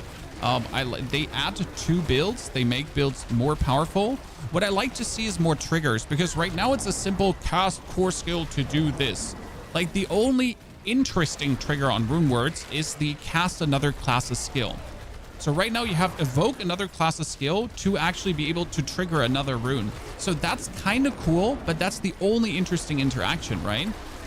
Like I like interactions like that, you know?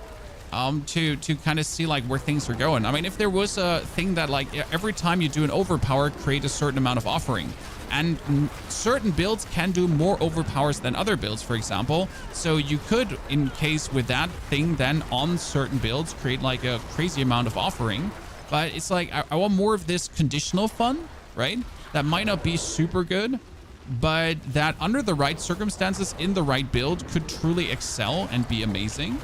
And that's, I think that's what a little bit is missing, like the super power creep that it could reach. But right now it's a bit tame. It's like cast core skills, use cooldowns, cast ultimates, like everything. Like, yeah, sure, wow, cool.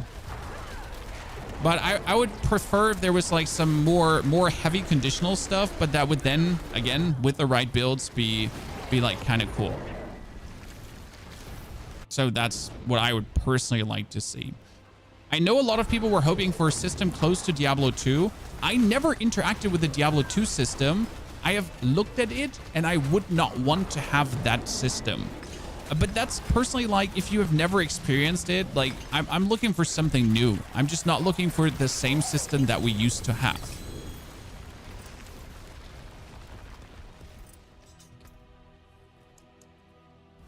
Because then I can also go play Diablo 2 if I want to have that system. Pretty much. So I would say we're going to upgrade all runes now at the same time. Okay, chat? So because this allows me currently, in order to upgrade all these, I always need to do 2 higher.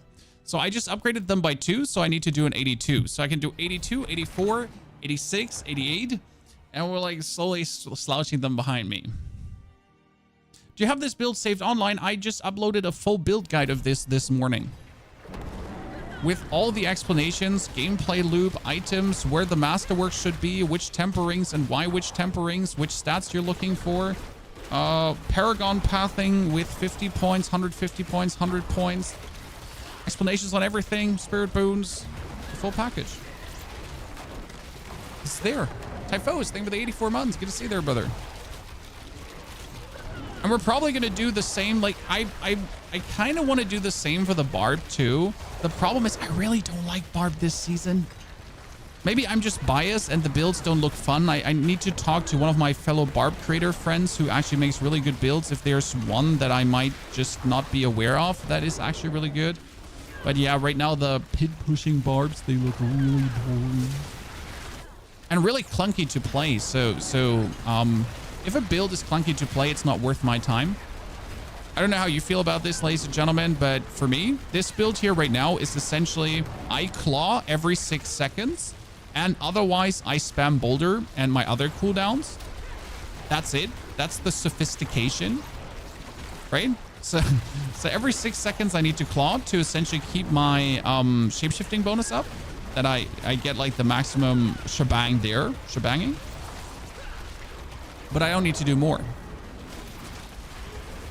That's like the only crazy thing you need to look out for. Otherwise, you're just core skill, more core skill. Boulder. And then you go like for petrify, boulder, claw, boulder, claw. So that's essentially how this plays, right? There's no like, I need to do 5 boulders, and every 5th boulder, I need to do 1 claw. Then after doing the claw, I need to do my poison creeper. And if I miss a single step in this little explanation, then my damage will plummet by 92.3%. Nah. It's like boulder. Boulder. I need more damage, more boulder. You know, that's the builds I want. This is what I want to do. I don't want to think too much when I'm executing carnage on my opponents.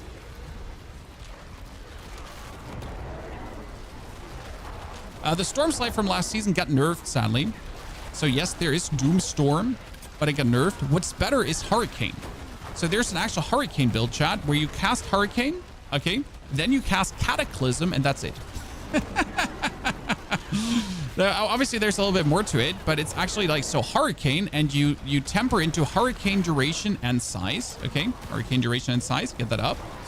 And then after doing Hurricane, you do Cataclysm, and then you're done. So then you walk around and just like lightning, lightning, hurricane, lightning, lightning, hurricane, hurricane, lightning. So yeah, kind of cool. Really nice build actually. Oh, I wasn't aware that my boulders actually smash him through the wall.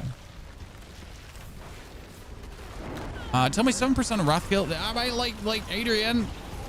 I think you really want because 1% on the dolmen is 10% in total.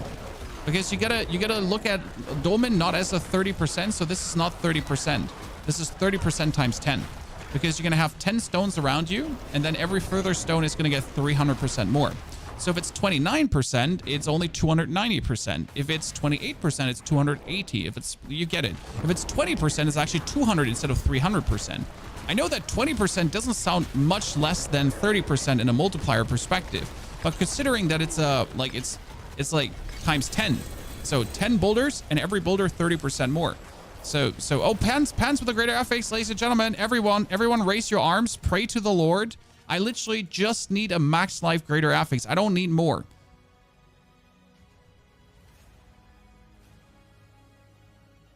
I'm going to become a heavy drinker, it seems.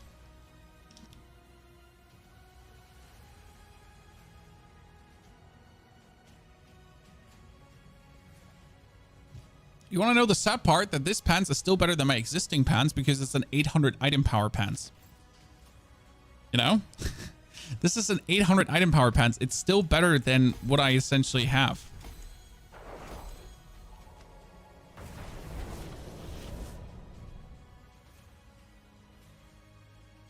100? Oh, we're going to do 100 today. Don't you worry. We already did a 95, but right now we're pushing our glyphs further as I just want to reach a higher power level. And speed farming at 100 is just not anything smart to do. So no speed farming 100s. We're essentially right now pushing our glyphs up by doing always 2 higher, which essentially allows me to push my glyphs up while maintaining absolutely clearing speed. And it works so good. I really need that mythic ring for resources. The mythic ring truly helps with resources. If you have a ring that has resource cost reduction on it, and then you temper resource cost reduction on it, it can work equivalently well. On top, if you then have a two-handed weapon with also resource cost reduction, that truly mimics the effect of the Starless Skies. That being said, having a Starless Skies is obviously way easier than doing just everything that I said. Because then you just have a Starless Skies and you have the problem solved already without actually having to solve the problem. But there are ways, again, how to make this budget work if you're then looking to make it work, essentially. It's not like that you're hopelessly lost and you have no... Oh, that's a Waller. I hate you. Please die. Thank you very much.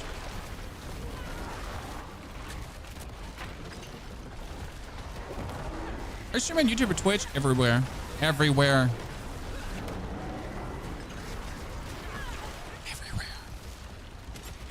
YouTube has the best quality though. Sorry, Twitch. It's not that I hate you, Twitch. I actually like you. But Twitch has, matter of fact, that YouTube has the best quality because you can just push the quality higher on YouTube. I mean, we're streaming essentially in a 2K resolution on Twitch, on YouTube, and with a higher bit rate. Like 2K and higher bit rate. I mean, like for this Dolmen Stone, just in case you missed it, we yesterday killed 40 Duriels in a row to get this Dolmen Stone. So it's not that you don't get items like us. We just killed 40 Duriels and we got so many bad Dolmen Stones. Like literally bad Dolmen. This is like the worst of the best, the worst of the worst, and it's like it's good. But it's not the Dolmen Stone I'm looking at. I mean, I'm more happy about the Vasili's Prayer because Vasili's Prayer needs to have a greater affix on willpower to be worth it, or you might just trash that thingy straight away. Oh, that's nice. I love that one. When you pick up a lethal shrine for the stones. Okay, like I don't want to fight your barrier because your barrier is annoying. So just get shredded, nerd.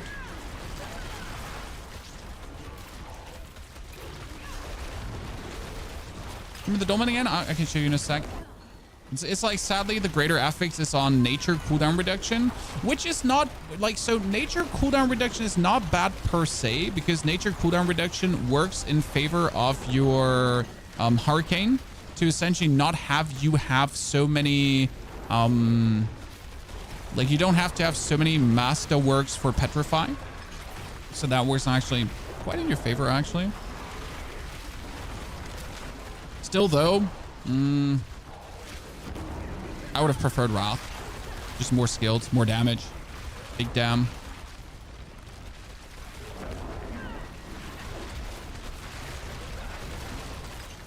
It's definitely not the Dolmen I am looking for. It does work. It does the job. Okay, he's putting out the wind wall again. He also gets smashed. Love to see it. It's smashed, nerd. I forget to go into my werewolf form the whole dungeon. It's like it happens too many times for me, like that I just forget that you need to claw every now and then. See, but you notice, like, if I don't claw, I'm losing no giant part of my... I lose some parts of my damage and some overpowers, right? But it's not devastating. So if you're stupid like me and lazy and you just forget to claw in between, it's not that your day is over and everything is ruined. It's just like, you know, you just notice it every now and then. Like, oh no, I should have clawed. So right now we're essentially spamming Dolmen to get 10 boulders, and then to essentially add the 11s, 12s, 13s, 15s boulders and so on that will overpower and also get the 300% super damage multiplier. And that's how you're then getting like the big numbers. And now I could just let this run down, or I could just do more, because obviously more is more. Oh, another pans. Wow. Okay, ladies and gentlemen. Dare I say we might have a chance. Okay, 66, 66, and 65. Almost everything 17. How fast can this clear tier 4 nightmares? Pretty good. Because you have... So you get movement speed for... You get movement speed, right? 24% bonus, which is nice. And then we have Digitiated Great, 9 ranks in, which is another 36% movement speed while in werewolf form and outside of werewolf form. So we're essentially like just getting speed bonus galore. Okay. Why don't you just punch me in the face? This is not getting better, chat. It's only getting worse. So 2 times pants with greater affixes, 2 times robbed. Is the mythic items drop only who summons the boss? Good question, but no. Everyone gets it. I have actually summoned more bosses for everyone else than for more mythics for everyone else. So mine has currently Hurricane movement speed, very low, sad. Would like to have that higher. That's also a bunch of movement speed, by the way, another 43%. Then nature cooldown reduction, sadly. Then Wrath Scales, only 6 out of 7, sucks. Crushing Earth, only 3 out of 4, sucks double. And then the 30%. So this amulet is missing so much max damage, so much more max damage than it could have. Because I could have 7 rings, yes. I could have the 4 rings down there. Don't have the movement speed. I am lacking on every front.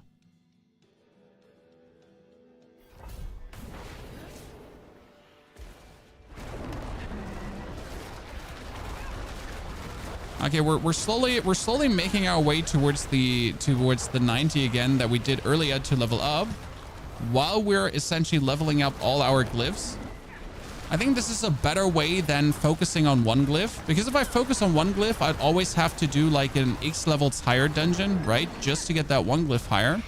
But like this, I'm essentially gradually getting stronger with every glyph level up, while I just do a minimal spike in dungeon increase. So I'm essentially keeping up with this. I used to usually focus on one glyph as I really wanted to have it up, but I do generally believe this is a way smoother progression than the other way around.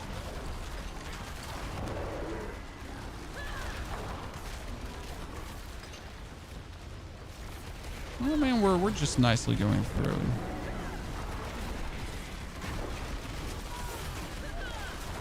So it would be really cool if we could all meet up in the middle. It's probably the only like downside of this build. That's also why I took Rahir. So I'm currently using Rahir with his crater ability that can pull everyone together. Because that means every 20 seconds, Rahir is going to like jump in with his shield, crater things, and maybe pull them a little bit together. So I don't have to like, you know, walk around this much. Again, we could play Vortex, but Vortex is truly not that much worth it because again, I would have to sacrifice my max life. And more max life is more damage ceiling. Oh god, I just ran into a wall. And I wanted to start yelling, why can't I go forward? Because on the map I didn't see the wall.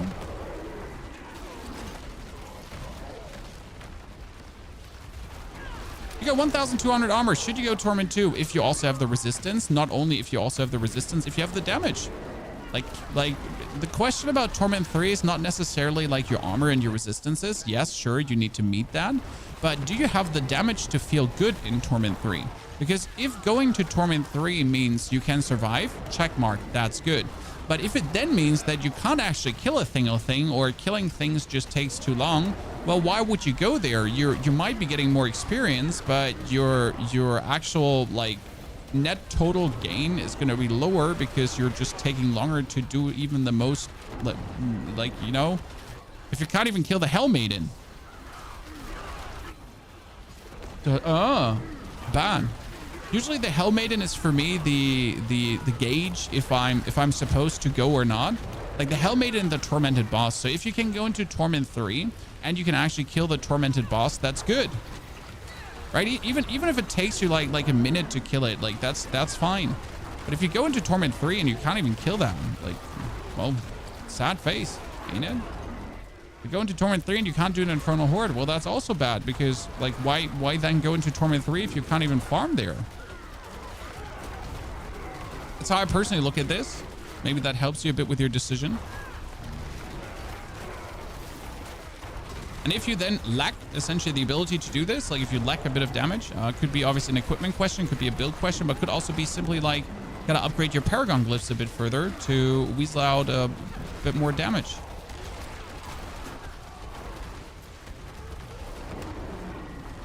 I only struggle at Andariel in tier 4. That's fine because Andariel is kind of crazy depending on your builds. So some builds actually hardcore struggle with her. For example, Minion Necromancer. Since your minions might stand outside of the actual statues, and it might take a while until your skeletons actually walk inside to do what they're supposed to do. So there are builds that will just struggle with taking down those pesky statues. So don't worry, it's not you. It could literally be Andariel. That's just by design, unfortunate for you and what you're doing.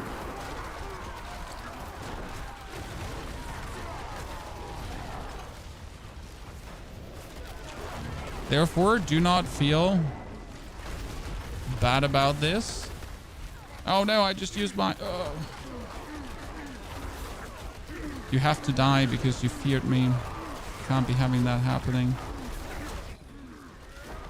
You might literally just push this further now. Okay, I got so many boulders up. We're ready. Whatever comes now is just going to get eaten. I would assume these are the last dudes to push it further, because there's also not more dudes actually in this part of the dungeon. So we're gonna kill all of them.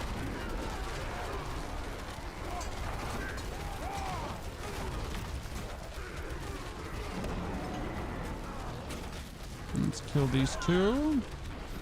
Okay, great. So it wasn't the last one. Great. So still not. So these are the last ones? No, you're the last ones? Yeah, good. Guide with gear and everything is on the YouTube channel, ladies and gentlemen. Or exclamation mark MOBA. Boulder, boulder, boulder, boulder, boulder, boulder. Petrify, boulder, boulder, boulder, boulder. Boulder, boulder, boulder, boulder. So technically, if you have 10 boulders, by the way, you kind of, if you have 10 boulders and your boulder has reached the overpower status, you technically want to stop casting boulders to not essentially erase one of the overpowered boulders. But I'm going to be fair with you. I am more or less just keep hammering the boulder button without counting. So I don't know at any given time how many boulders I have up. I don't know if it's 10, if it's 20, if it's right? How many are bouldering around me? Whatever. What's the fastest way to actually get all the glyphs, Derek? Very simple. The Realm Walker. So by doing the seasonal event, no Realm Walker up right now, but by doing the Realm Walker, you get more glyphs. How do you manage your stash? I only have, all my other alt characters that are not Necro only have one build. So my Necro is the only one that has multiple builds. So my Druid, for example, there's no spare equipment for my Druid here. My Druid has everything he has on him in person. There is no spare equipment. So that's how I handle my stash, by just not having anything spare going on. You finally found the Ring of Starless Skies. Rejoice, my friend. You will love it. I have an issue with Spirit on Boulder. I'm new to 60 Viking. You will have an issue with Spirit at that point. The best way to handle it is really to go for Claw Boulder, Claw Boulder, Claw Boulder, and you need the lucky hit chance to restore resource. That's really where you're going with this. I mean, in the beginning, you won't be having this infinite Spirit going on where you can just spam it. I mean, if you want to watch the stream from yesterday, you can actually see how I was a fresh 62 that was barely getting the build online. It wasn't really clunky. It was just not as smooth as, but it was regardless working, and I was just smashing through everything. And then the more pieces of the puzzle I picked up, the more online it came at any given point.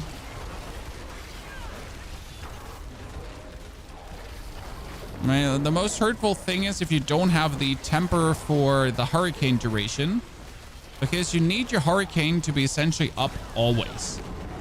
If that is not the case, it's going to feel clunky no matter what.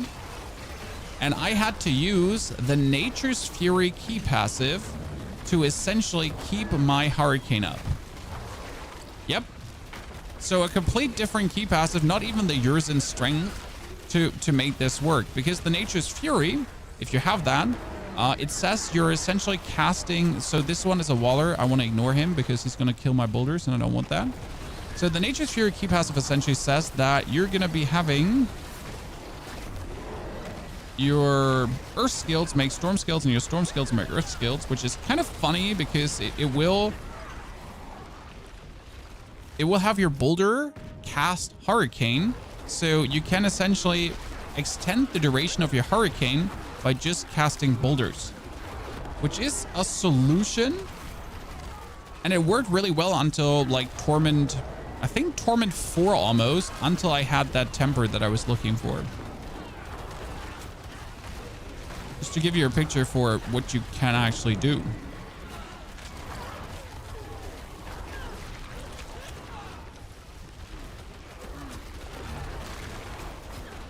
Oh.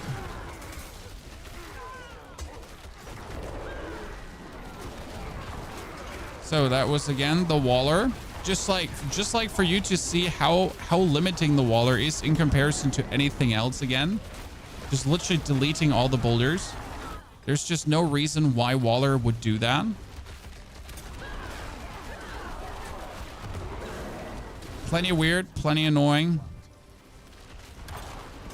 Okay, let's ignore the dude. So if you're unlucky and you're getting a dungeon with a lot of wallers, be aware that you might, you know, like if I'm, for example, trying to clear the 100 and the 105 later, and it's going to be a dungeon iteration that has a lot of wallers, I might as well just leave and go for the next one. Because sometimes you go through a dungeon without actually seeing a single waller in the whole dungeon. Okay, we've literally been going from like clearing things in 2 minutes to like taking a bit longer, but we're getting the curve nicely up. I mean, I hope after now increasing our items further, we're finally going to be able increasing our items. Oh, that is double waller. That's so bad. Please keep him bullied. Yeah, we get that one bullied. Please keep that one bullied too, so he can't cast waller. Yeah, perfect. Oh, so good. So I hope we can find the new items afterwards, because we really do need to find more items to essentially be able to go deeper into the pit. I'm not gonna like try with the current pants I have and the current boots. So we'll definitely need to find a pair of pants to substitute for the current ones.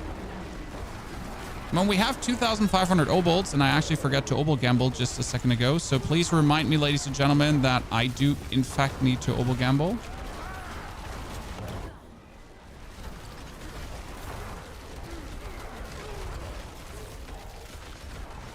I completely forget that. You don't want hurricane duration on 2 items. 1 item is usually enough.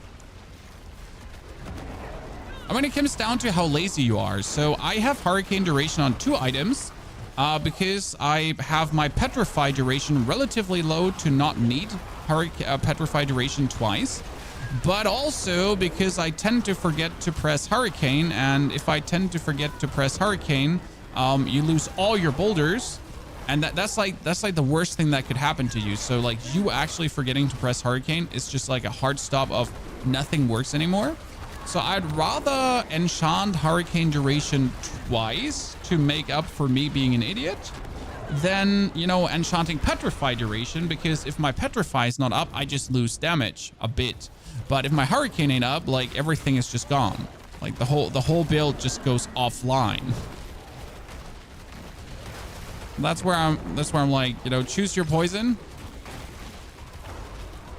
Oh boy, those damages are crazy there right now. What just came out, like couple of like, I mean, seriously, damage is just so nicely increasing currently. Okay, here 70, 70, 70, 67. So in order to get this higher right now, we would have to start doing 90s. Okay, so that would be 90s minimum now to get these bigger. A 4 Reckoneth Awake. Should sell for some, Daniel.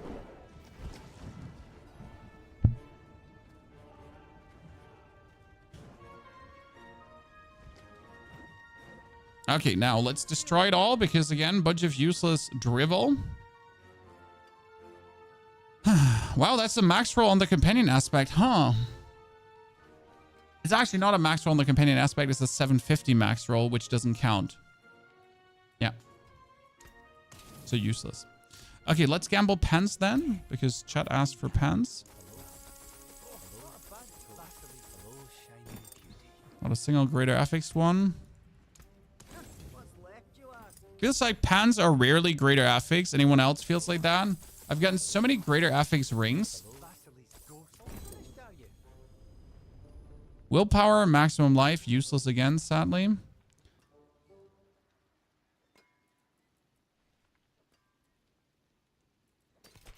I mean, it's better than what we have. So I guess, I mean, like, I want a greater affix willpower or bust, maximum life, greater affix. Everything else is useless. Technically.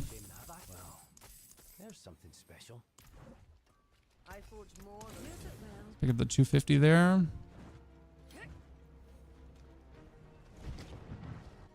I was following your Bloodlines build yesterday, but it vanished from Mobalytics. No, it's still there. Sir?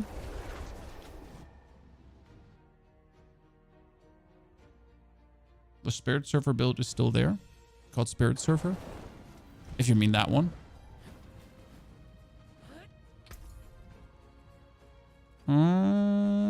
Pass.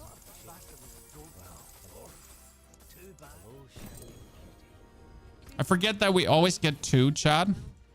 I think this is, by the way, the coolest thing they did. If next season we're not getting these 2, I'm going to be sad. Right? The Purveyor of Curiosities giving you that bonus has been absolutely godsend. Okay, so we can take this piece of pans now. And we could try to get total armor in it. So total armor is a must, not max life. It's total armor is what we need. Yeah, as I said, total armor is what we need.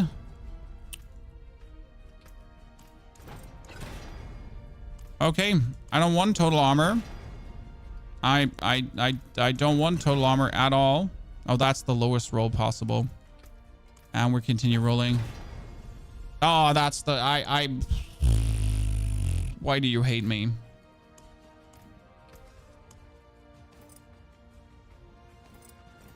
But it's fine. I had a low roll on that one too. Wait, hurricane duration and which one is easier to roll? And I can get hurricane or petrify, so both are actually fine. It's hurricane size. Wow. Luckily, I was planning to do this anyways because we have tons of these.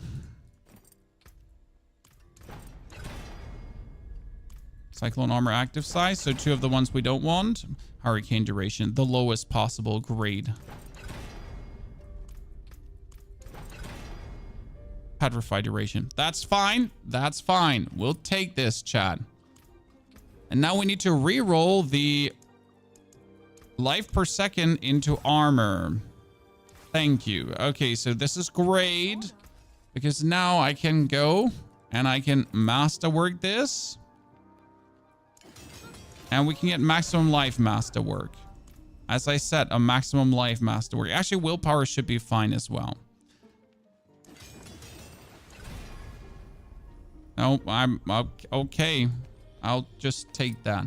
But look at my life, 34,000. 36. Nice. And we can...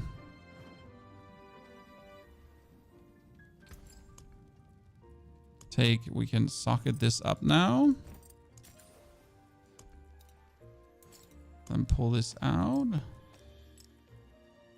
Okay, we got enough armor and I can swap the boots over to this one and we still have enough armor if I masterwork this fully because this is willpower, maximum life, and movement speed. The movement speed I would obviously need to reroll into boulder. But before we do this right now, I need to get hurricane duration because right now my hurricane is not durationing enough. So first masterwork needs to be hurricane duration. Thank you. That's the lowest possible. I hate you. I mean, seriously, like 29%. 29% eats nuts. I'll probably now never get it, huh? Hurricane duration. Thank you. And then Druid motion. And for me, it actually doesn't matter if I get movement speed or digitated gate. Both are kind of working. Now we need to go and we need to re-roll the movement speed into ranks into boulder. So that's the only problem. Getting these boulder ranks right now is kind of something. But what else am I going to do? I did this on the last boots already. Nothing else matters. Just boulder.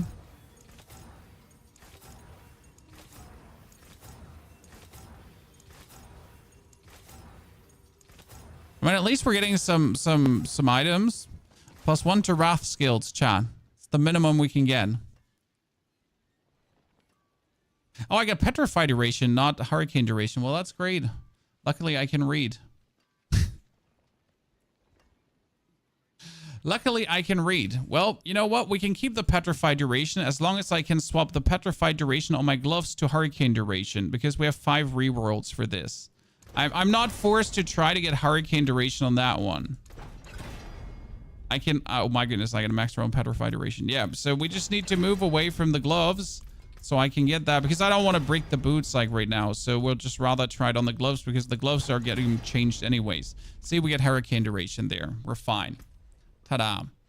Hurricane duration up to 12.38 seconds. That's enough, so I don't have to worry about that one anymore. So that brings us back to trying to get more boulder.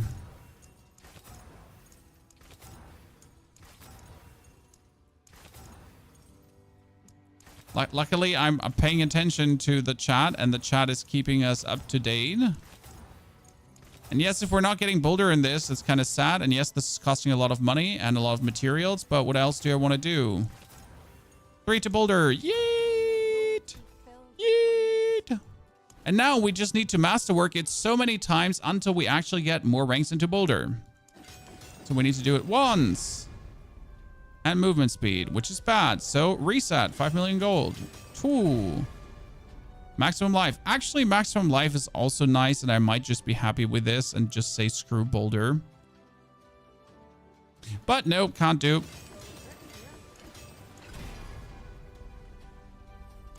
Can't do, chat. Sorry. Need to reset until I at least get 1 into boulder, and it needs to be the first one because I'm not going to hope that I get it on the second one, right? I'm getting this on the first one or bust. So let the fun begin. Oh, the game crashed. That's max life again. The game hates me. So this is how expensive it gets in the end game, chat. Because we're just burning, so every reset is 5 million, right? Forward to boulder. Thank you very much. Now we can trash the other boots that we don't need anymore. And the other pants that we don't need anymore. And boulder. Double masterwork. Well, that sucks, but there we go. So suddenly we're at 41,000 life, by the way, chat. Okay.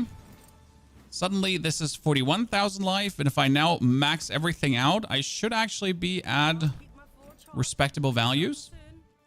So let's get everything. Oh, you don't have enough special space, so that's great. We love that. So we were stuck at 70 for everything. So we'd had to do a 90 to get everything up. And remember, we did a 90 in the very beginning. So let's drink our potion. Let's drink our Redamin. Our Redamin brings us up to 41,000. We're going to do a 90. Let's see how high that goes, okay? 3,300 main stat is crazy. It is, sir. So if I get everything activated... 74,000. Yep. Nice.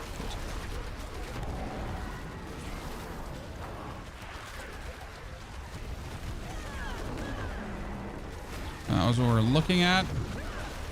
Roundabout.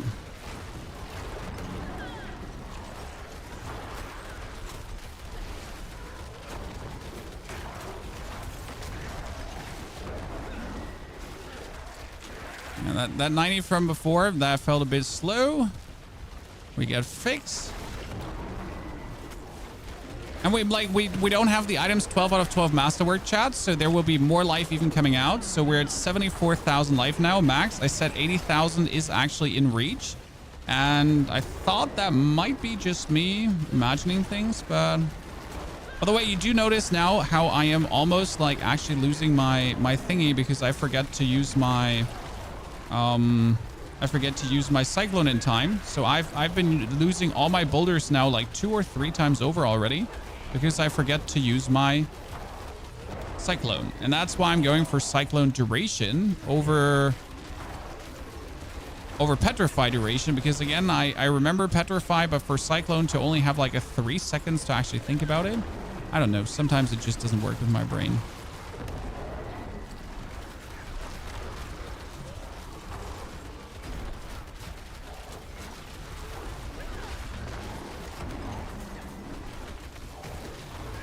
Why I go for double just to make sure. Oh, 7 billion. Cool. Still haven't seen double digit billions, and I'm not sure if double digit billions will actually happen with the life build over the two-hander build. And that again brings to the question of the two-hander build is making things go zoom harder or not. Or if I just need to have my runes further up, right? Again, like I still have like a lot of runes to level for even more multiplier.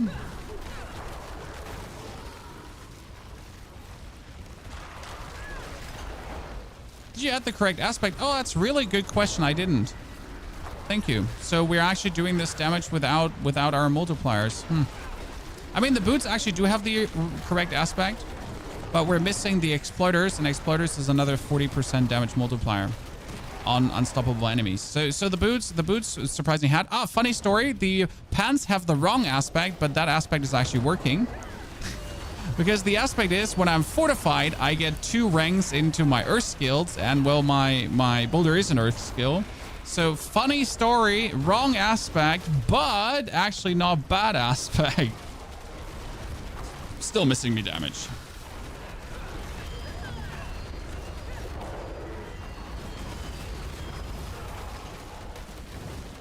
Oh.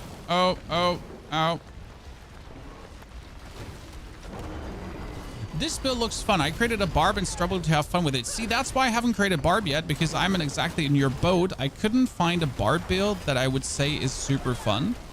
So I essentially decided that, you know, Druid it is before I actually play barb, which is crazy. Right? Imagine playing Druid over barb. Because let me check my notes. Druid is more fun right now. In which universe did that happen?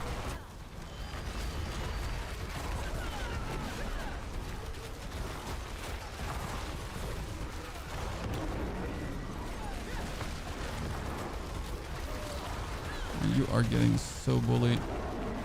I don't want him to go for his stupid dome again, so I hope he just gets crushed. He did get crushed. Oh, artillery shrine. Very good. Love me some artillery shrine. I mean, it's not like that the shrines do actually anything at this pit level, right? It's like, oh, cool, you exist, so that's nice. I guess the only shrine I'm happy about is lethal when you find it, because it's just like, oh yeah, everything is crit.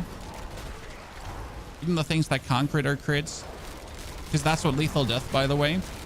It just says crit to all true.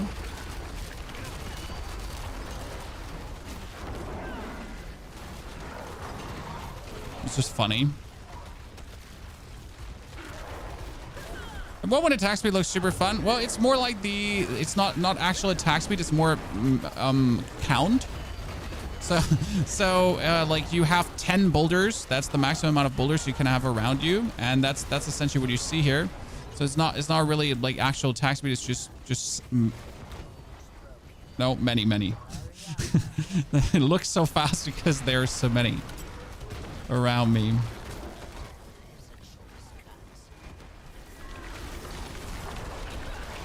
And they all overpower. So it's like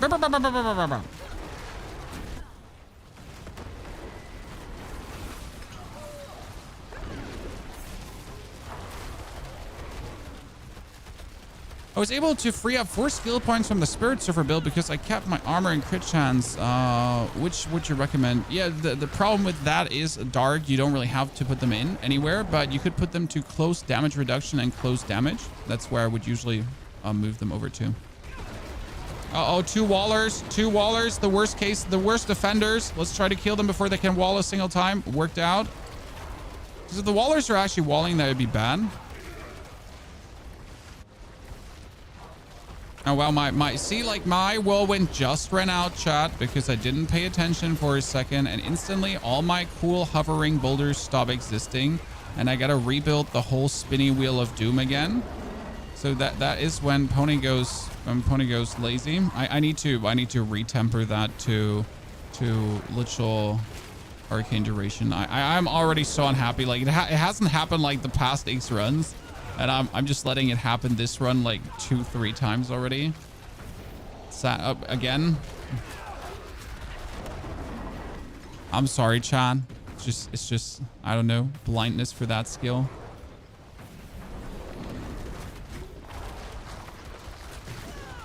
Spin me round. So the good thing is you don't really have to look at what's happening on the screen with this build because nothing can kill you. So I don't actually have to pay attention to the fight in itself. I can just pay attention to my cooldowns. Moo cooldowns.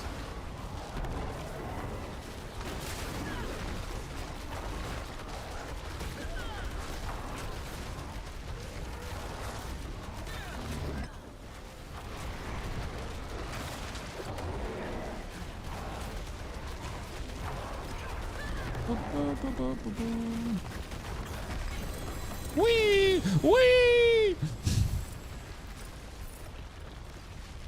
Okay, 70, 72, 72, 72, 72. Sadly, can't go further.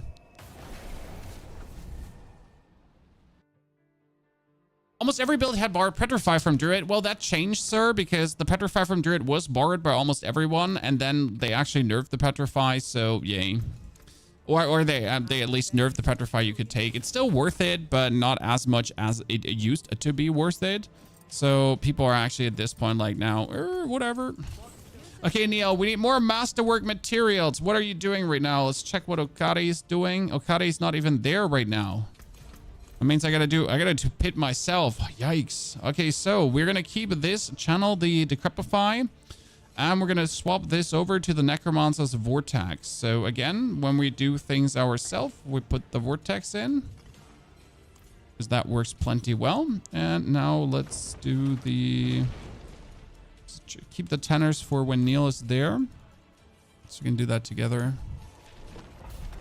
Had to work. Oh, Aspect, you're right. Oh.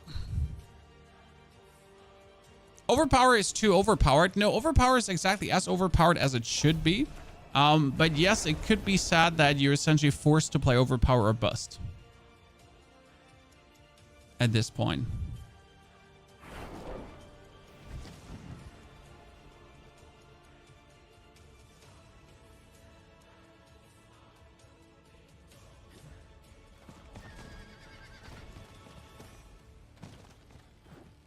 You have 20 level 10s though. That's good to know. And chat is right. We need to swap this to... So what we're doing, we're moving this away and we're adding the Exploiters aspect. Because Exploiters gives us a 45% more damage against people that are unstoppable. And unstoppable is when you get crowd controlled too often. And what are we doing? Well, we do Petrify, which crowd controls. Then we have the Boulders, which are actually crowd controlling. Then we have the Hurricane, which is crowd controlling. Then we have the Petrify, which is crowd controlling. Then we have the...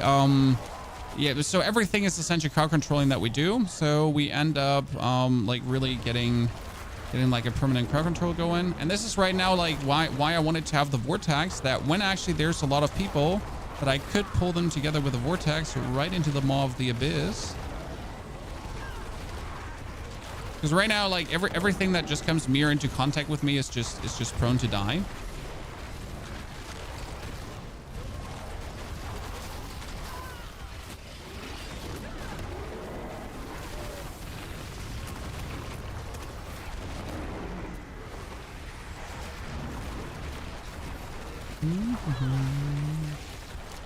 Oh, great. Another one. Oh, Waller. Nightmare. See? Waller, nightmare. Just straight up. Chucking you all over again.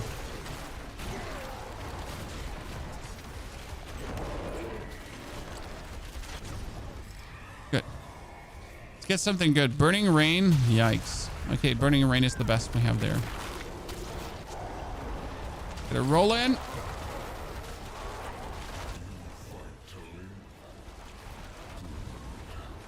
Oh, almost forgot to press Hurricane again, chat. At this point, I must just accept that I am bad at the game. And just forget to press the button. It is me. I'm bad at the game. I forget to oh, Butcher, where did you come from? I know he can get randomly spawned by the Hellfire as well, but it's so unlikely that he would get randomly spawned. Oh, my Hurricane ran out because I got CC. That was really bad. I am super unhappy. That was an interesting meeting.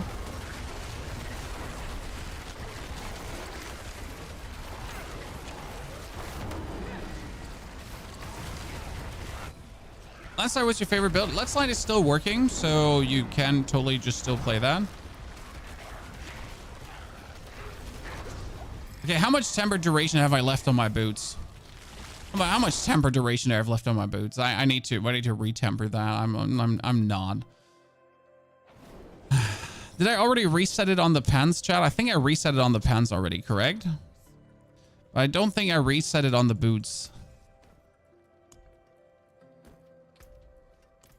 I got 2 more, and I think I can reset it because I need Hurricane duration. Can I reset it? I'm pretty sure I can still reset it. Can I? Did I reset it on the boots or did I reset it on the pants? Which one did I reset it on?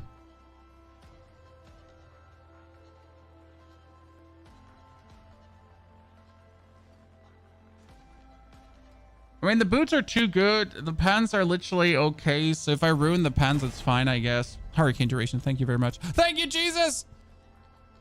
Because now my hurricane duration is up to 16.37 seconds. So that's a difference of 7 seconds between the actual hurricane and when I have to do it. Like for you to understand why do I need this so much? Because now I can press this button and I can forget about it for 16 seconds. Else I have to like think about it again after like 10. And I don't want that. I want to completely forget about it. Because then if you don't have the perfect overlap, you're still good to go, right? That's important for me. Coming back to the easy to play thingy, right? If you're bad at the game, you need a crutch like me, which is more temper duration. I do genuinely like, by the way, that they put all the durations on the defensive equipment right now. It felt so bad when a lot of these durations were on the weapon, right? Like this should be on the utility, and you essentially have to choose, do I want unique items or do I want to temper my durations on stuff? So I like that very much. I think that was like their best decision there. Like, especially for ultimates as well too, that have a duration going on, to be able to like move that over. It was just fantastic.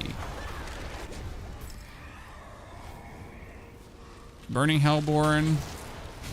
Okay, more Hellborn chat.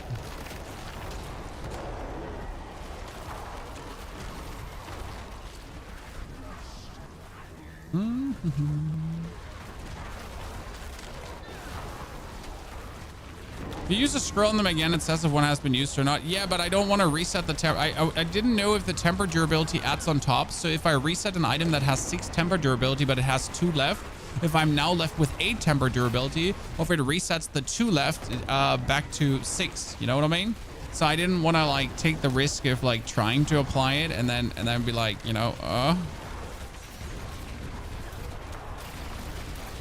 I forget if there's a confirmation window too. So there you go.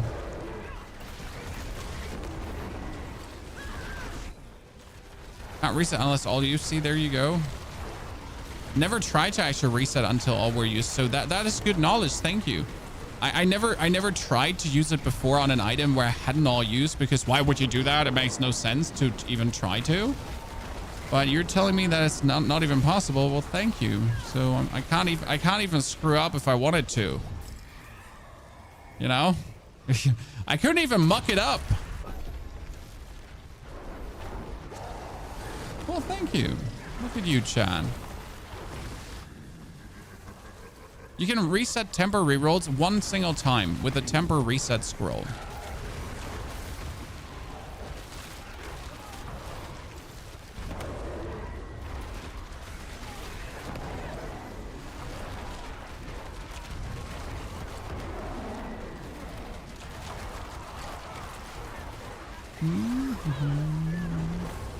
So fun part is, now when I kill these mosses, there comes a Ether Lord out, right? Look what happened to the Ether Lord, Shan. See, even if you're not interested in pit pushing, you can have like your big share of fun with this build. So we're trying to like show you here how brilliant Druid can be.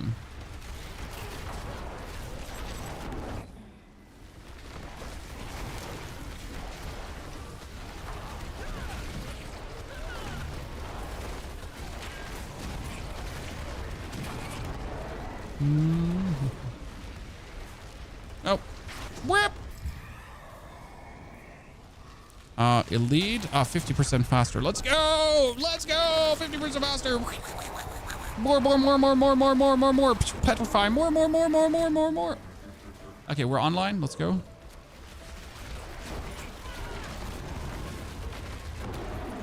Please, Mr. Lord, don't hurt me. Oh, everything is dead. Nothing survived, chat. Nothing survived. Nothing spawned. Nothing ventured. Nothing lost. We just like hit everything too hard. Nothing wanted to spawn anymore into the meat grinder. Great. 2 soul spires in a row. We love to see it. Totally not terrible when that happens. Was that now a 3rd soul spire in a row on the same location? It was. I am so I want to just be mad at it. Like really? I mean, under the consideration that everything is better than a soul spire, getting 3 in a row, you're just like, okay, so you hate me. Is that what you're saying? Will you play PoE 2? Yes, I will 100% play PoE 2. I have already played PoE 2 at Gamescom, and I have to admit that they did a very good job. Now, I will definitely never play PoE 2 main over Diablo, but as I said, for example, right now, Diablo, I have like a few videos, meaningful videos to make on builds and so on. But most of the content of this season has been covered. Now, obviously, you could always make the next Spiritborn, the next trillion damage Spiritborn, whatever. But when it comes down to actual helpful content for people that's not necessarily clickbait or just farming your views or just trying to make like a quick buck or something, like most of these videos were actually done. I mean, there's a few I still have down the pipeline. But yeah, we're essentially in this life cycle where it's now like you will be surprised, guys, but very soon the videos are going to crop up why Season 6 has a problem. These problems is what Season 6 is having. State of Diablo. My honest opinion about Season 6. So like this is what's going to happen soon. Especially from the people that only create Diablo content. Then there's reactions to that content happening. So my honest opinion about Season 6, reaction. These things need to happen, or this and this is going to happen. So, you know, standard kind of content pieces. It already started. Yeah, this is, but it happens like, especially to the people that only create Diablo content. So these videos are soon going to be starting to crop up. Then there's obviously going to be the clickbaity. This is the new trillion damage Spiritborn, the next trillion damage Spiritborn. I mean, as it's already happening right now, but even more. Because, I mean, people are getting desperate for views, right? And if you only hog one game, at some point, you got to always escalate further. So that's actually the standard issue of, like, only hogging one game, I guess. Because there's no meaningful patches that are around the corner that would essentially make content to make content about, you know?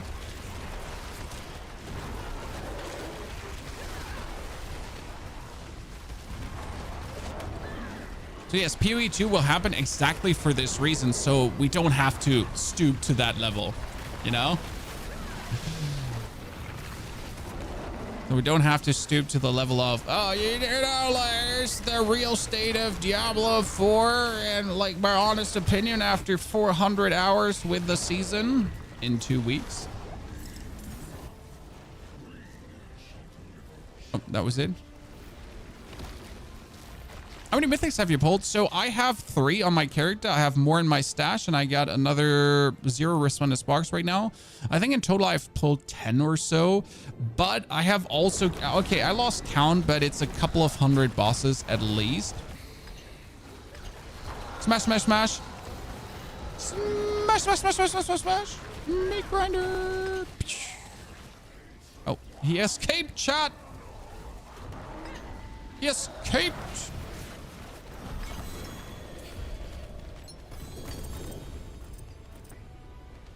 So technically, I don't need greater affix items anymore. I just need my Opticide. By the way, this is nothing personal against any creator. We all just try to get along. And if your goal is to make this is the real problem with Diablo videos, that, you know, more power to you if it gets a lot of views. Just don't complain if your community turns toxic. Because I see this very often. So creators have, like, let's say they have a standard like 2K to 5K views, right? And then they decide to start doing these videos like, oh no, Diablo's in trouble. Oh no, there's a problem. Like, you know, they start to make these kind of videos. And suddenly they're like, oh man, my community has gotten so toxic as of late, and I don't know why. It's really going downhill with the Diablo. No, it's not. It's not. It's not, sir. It's not. Your content just is ass. And you've been tinkering to that crowd, so get fucked. This is your own doing. Like, you did this to yourself. You little shit. Don't come knocking on the door if you did this to yourself. Don't you come crawling and complain that the community is going downhill. You're going downhill. It's you.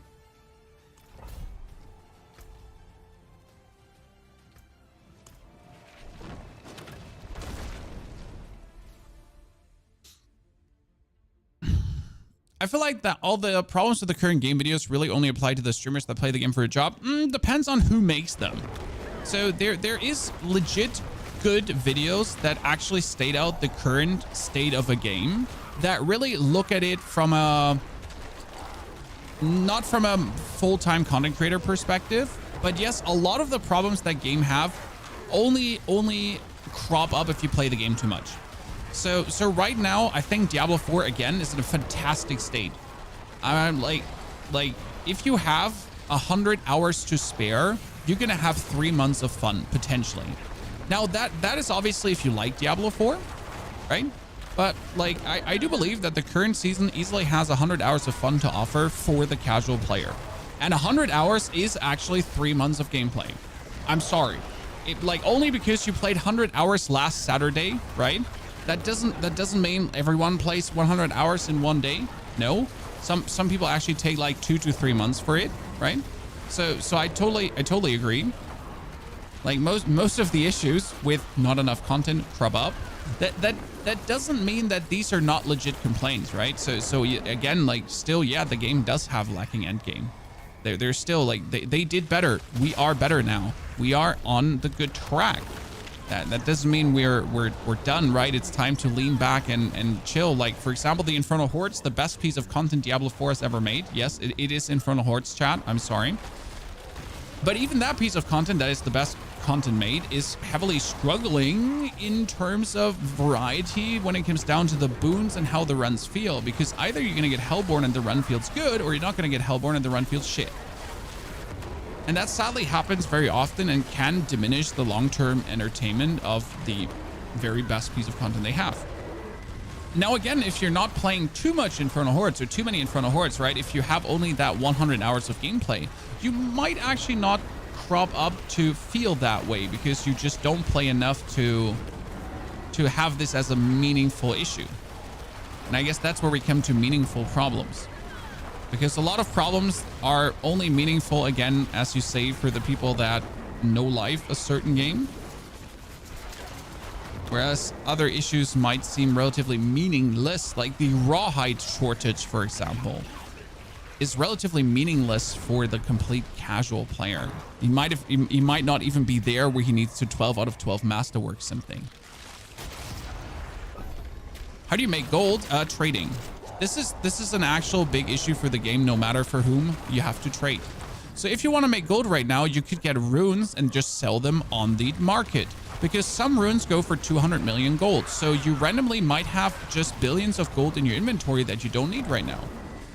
Then you get a certain triple greater affix item, double greater affix items. That's 10 to 20 billion gold. So the best way to make gold is trading. My friend Neil made 48 billion with one item. So, and he gave me 2 billion. Thank you, Neil. Appreciate it. So my gold right now this season, I would be poor. I would genuinely be poor. I could not do my masterworking. I could not do my pit pushing. I could not do all the different builds. All the content I have shown you would be impossible if my friend Neil wouldn't be. Neil is real. Neil is not the RMT market, chat. I did not buy this money online, okay? He's a real person, I swear to God. He has played with me today. So, but if Neil hadn't given me these funds, I would not be able to do the content I'm doing here right now, unless I would actually trade myself. But I hate trading, and I hate that trading is needed to actually make enough money.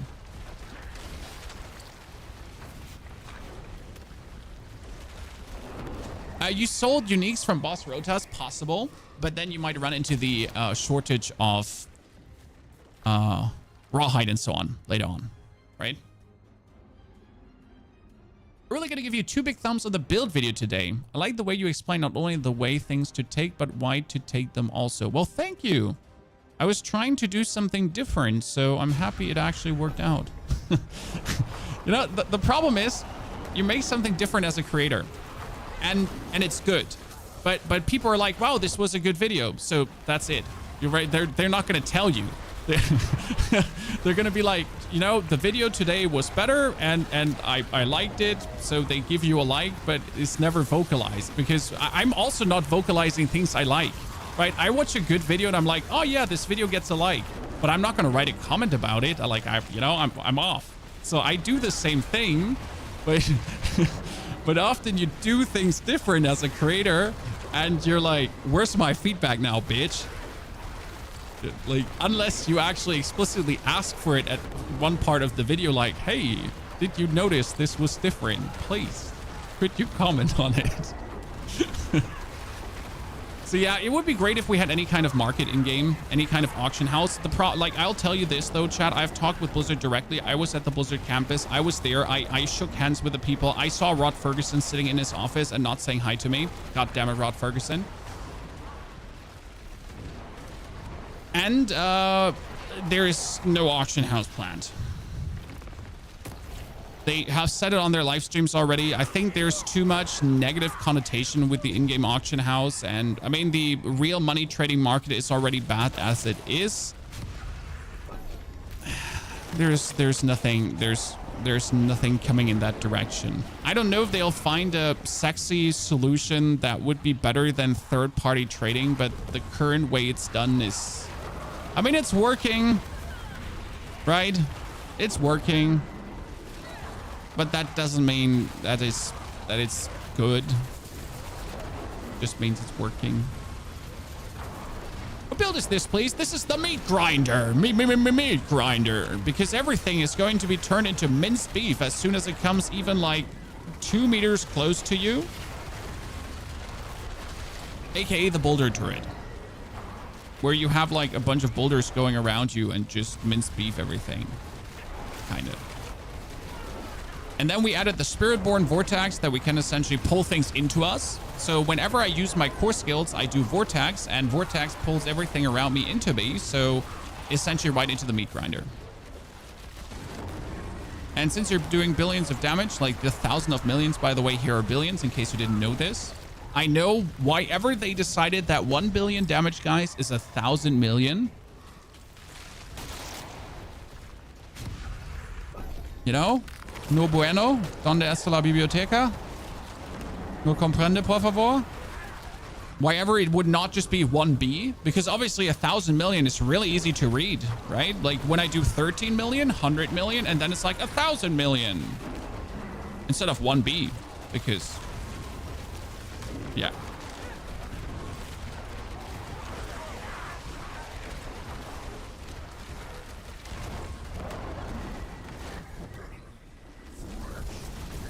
Oh, where are you coming from again? Like, what the hell? Butcher, get off my... Like, I love, though, that the Butcher can come from the Burning Rain, but seriously, what the hell? At least give me more ether. Like, you're just coming like a wrecking ball, but you're not doing anything. Like, you're not giving me meaningful amounts of ether, so... More. Okay, I got 4 Soul Spires running now. Awesome. The Afrikaans billion is 1 mil. Oh, shit. Wait, does that mean when I have my game set to Afrikaans that instead of 1,000 mil, I get 1 mil? Are you saying there's a world where I could do that just because screw you?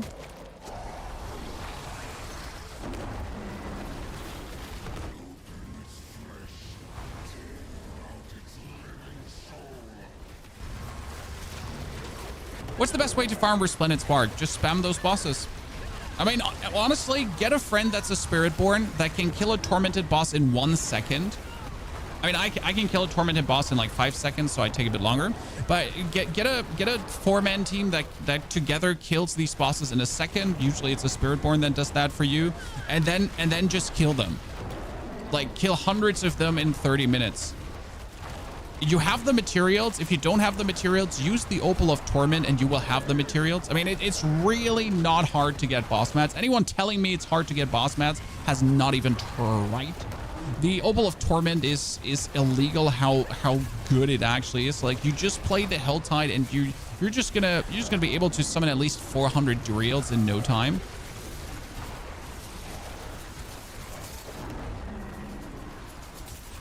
Wee. Yeah.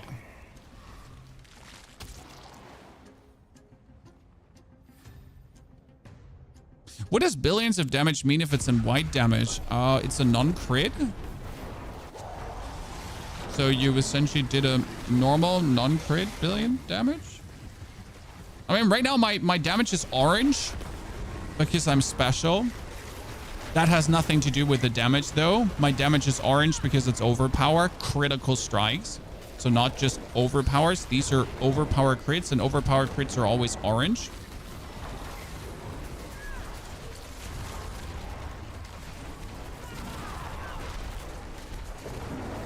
That's why all my damage is Oranje.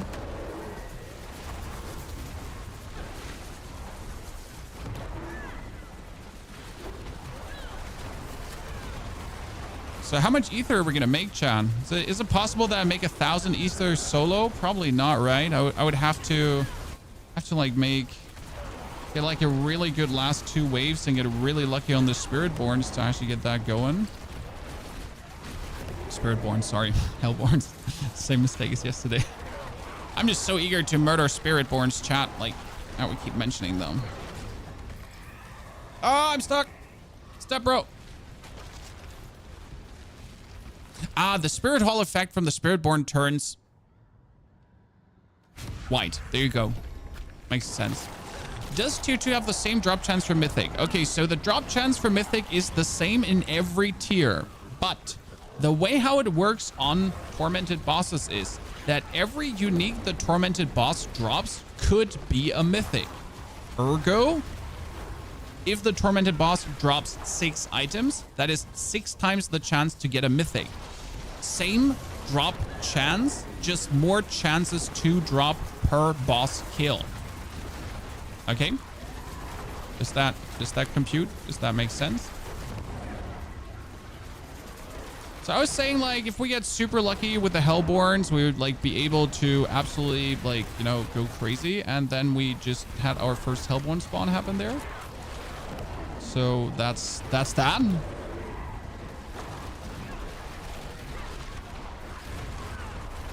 And in order to get 800, I would have to like have Hellborn spawn like one after the other. Like there's just like nothing else in the spawn pool but Hellborns.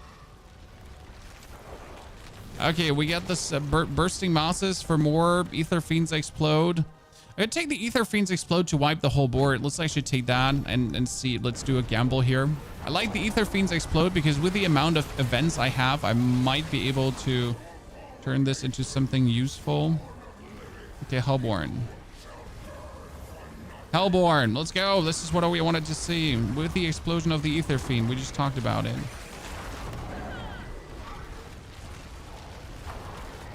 It's also gonna explode. Another Hellborn. See, why couldn't I get that last round, chat? Why couldn't I get all of these last round, huh? Absolutely uncool. Another round of Hellborn. You give me that last round and we're just instantly going to have like 5,000 ether. See, another round of Hellborn. Where was that last round? Where was that, huh? A Soul Spire.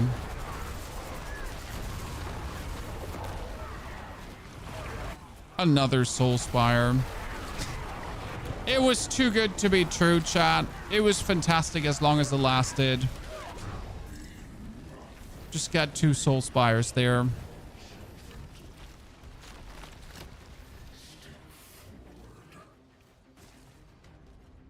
He knows Afrikaans? No, I know German. And Afrikaans is like Dutch, German, English, French. Like, it's, you know, I mean, just like Dutch is like everything kind of mixed together. I guess I can understand some Afrikaans, or I can at least read it barely. There's similarities, at least.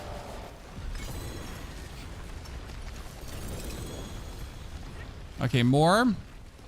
So we get this 12 times masterwork now. Weep. 5 spires in a row is my record, even though I never take anything to boost them. Yeah. You know what I would like for the hordes? If let's say if I start taking Ether Lords, that at least one offer is always going to be Ether Lords, and it just goes deeper, deeper, and deeper. Because I often feel like it would be cool if I could go for a complete Ether Lords theme, right? But it's actually not possible to do that. You can't really go for an Ether Lords theme. But I would really like if the game would allow that for me, that I could just like full send it down on Ether Lords like there's no tomorrow. I would like that. I wouldn't have a singular complaint. Okay, so let's get the boots fully. Everyone, raise your arms, chat. Praise to Jesus or whatever you worship, the almighty spaghetti monster, because we need another rank at Boulder or Max Life. Everything else is a waste. Okay. Thank you. That was useless. Man, technically it's not useless, but practically it's like... So the only thing we're actually missing right now is a new pair of gloves, and then we're done. Then we could start to tackle the tier 100 of the pit. So that would be great. Let's actually turn the Blood Maiden into minced beef quickly. Can you only get 12 out of 12 when in Torment 4? No, but you can only get 12 out of 12 if the item is ancestral. So that step number 1, item needs to be ancestral. Step number 2, you want to be Torment 4 to get the materials, because in Torment 3, there's not enough materials dropping to actually masterwork your stuff meaningful to 12. As you have seen, I essentially take almost 1 Infernal Horde to get an item like completely masterworked, as the material requirement goes up like to 3,250 for the last one or something in that direction. So yeah, you'll just simply end up in Torment 3 never being able to afford that masterwork. So that's more what you're looking at there, just not having the funds.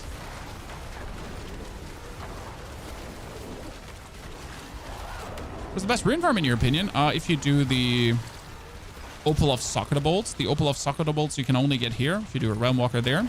And not only the Opal of Socket Bolts, also just doing Undercity runs for runes.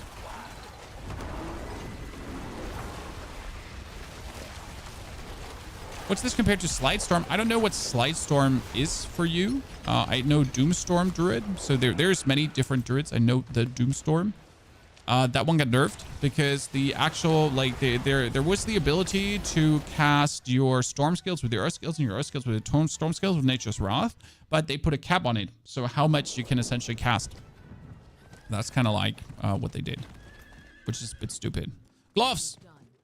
Gauntlets. There we go. Chat, everyone. Raise your arms and pray to the Lord. Online for almost 3 hours, chat. I said we're going to take around 3 hours to grind to get our upgrades. Oh, that's greater affix. But I just need a greater affix max life and then we're almost good. Wow. Critical strike chance, overpowered damage, and lucky hit chance to heal. Talk about useless. All right, not even a little bit useless. So just like talk about maximum useless in every capacity of the word useless.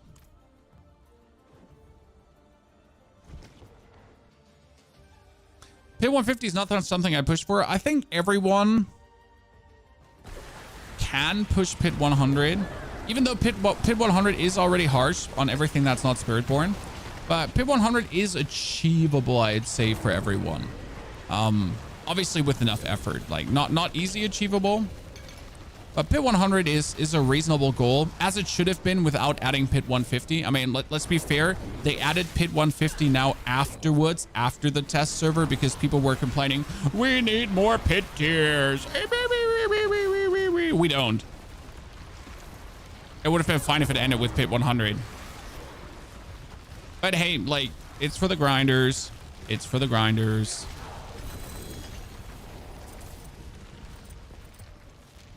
But you clearly notice that Pit 150 was added afterwards and wasn't the main intention, right?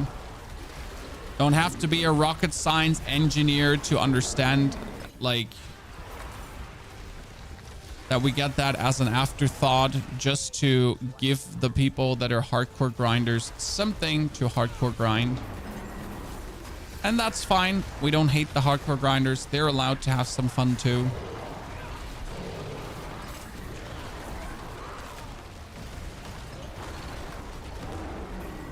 Okay, Harbinger's done. Let's wait for the...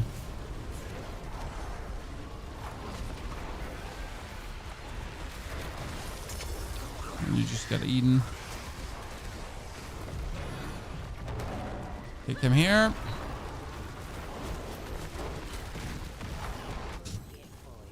And down with you. Got another chest if I wanted to. There. Maybe we get another pair of gloves. Who knows? You're stuck at 140 and can't go higher. Man, 140 is pretty respectable, sir. Getting specific items is really hard. Yes. I mean, for example, I am looking, like, if I look for boots that have a greater affix in boulder. So I would need boots with a greater affix in boulder. That will never happen. I will probably this whole season never get a greater affix boulder boots unless I'm trading. So right now the current system encourages trading more than ever, which again, I am not really happy about because I just really don't want to trade. You know, I want to play the game by just simply finding what I need. But again, like finding the respective item that I'm looking for with a greater affix is not happening. Like, that's why I love this build, because I need 3 uniques, and 3 uniques with the right greater affix is so easy to get. I mean, let's be fair, chat.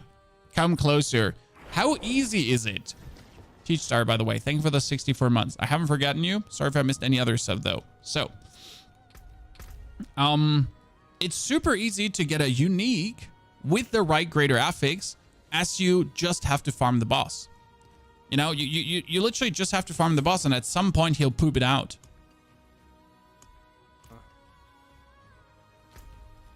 He'll never not poop it out. He will definitely poop it out. Okay, we're currently, let's see if Neil has to do some work. We could do 1 or 2 more pits to push a bit higher.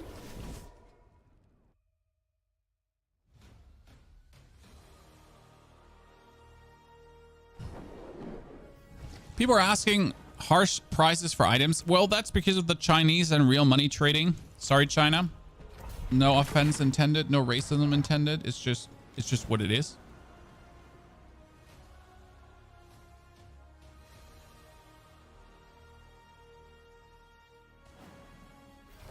No, I went in with Vortex. Let's go in with Vortex and a bit less damage ceiling, but have Vortex instead. I would just want to see. Because we're right now having less max life, so we're only having like 63,000 life happening. I know what, 63,000 life? Pff, might as well not even wake up in the morning with that amount of life. Disgusting how low that is. I spit on you.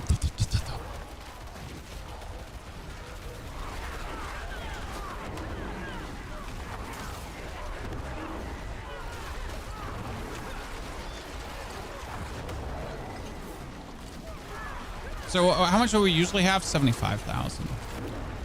Roundabout. I would be happy to reach 80, but I don't think we're going to get there.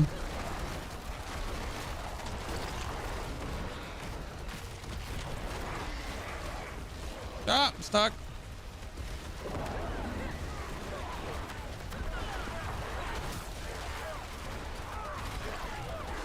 I'm wondering if I want to level a glyph to 100 to make the pushing even easier or not. The answer is probably not.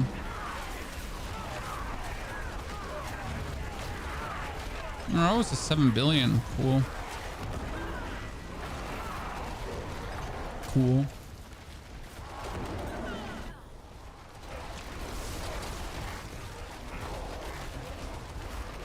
There's some form of bug grind of the statues. No. So there's the tenets of accurate, but they're not giving you stats intended.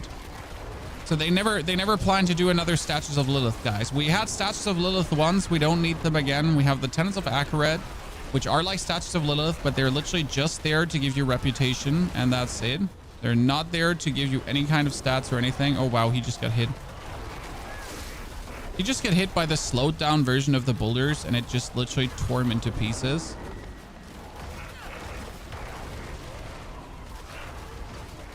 You know what? I can't be bothered by that one elite that's jumping away from everyone else. Pushing deeper in the pit has truly made you hate some enemy types, right? If they tend to like these archer guys, these spear wielder guys, if they just tend to jump away. Like everyone is just nicely pulled together and he's just like, yeah, you know what? So like, I would really like to just randomly jump away. Oh, you're asking for the reason? Well, listen, I'm a spear wielder. That's the reason. Why would I stay close to my enemy? I'm like, okay, sure. Checks out. Now get the fuck out of here. I hate you. Genuinely. What's your stupid problem?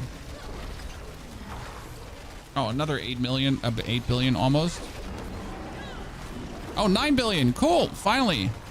So it's possible, you're saying. We might see double digits if we push things further. Cool. It makes me very happy. Truly. Oh, no, that's not a waller. I thought that was a waller, but this is just a bunch of poisoners, so it doesn't matter.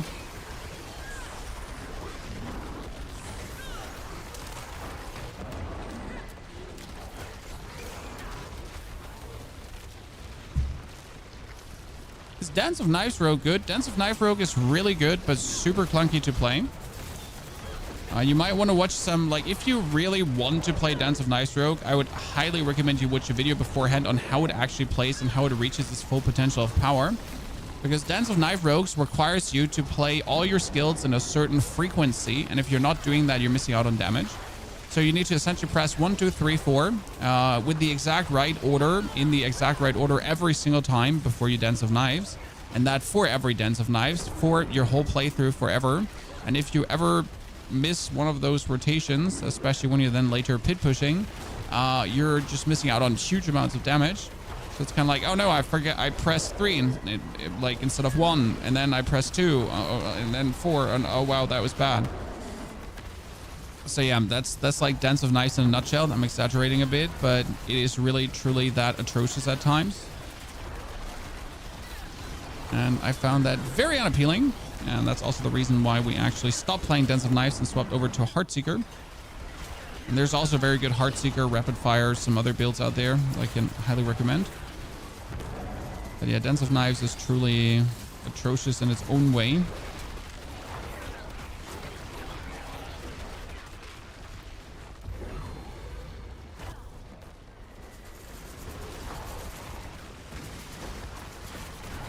Guess we're gonna kill him. Yeah.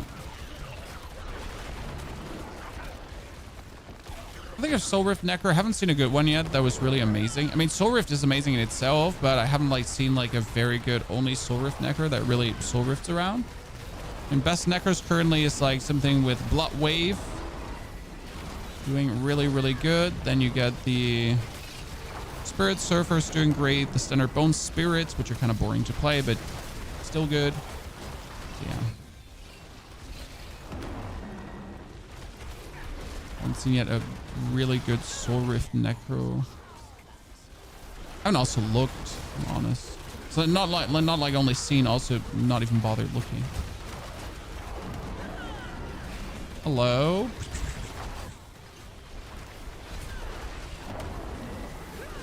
Interesting that vortex is quite working intriguing because the vortex is like pulling everyone together. Worst case scenario. Actually somewhat helping.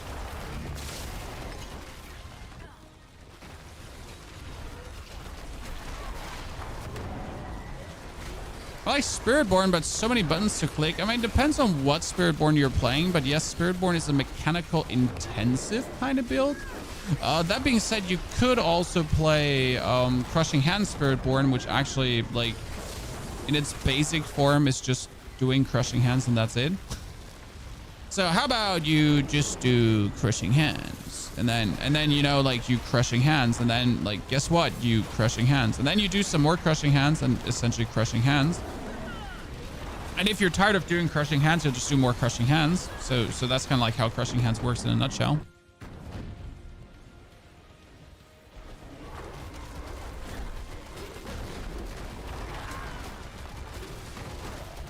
You just hate the gold grabbing assholes ruining the trading. Well, the gold grabbing wouldn't exist if there wasn't real money trading happening and people would be not buying gold. So you can't really blame the people that are trying to profit off the system. You should blame the people that are buying gold to actually meet the insane prices.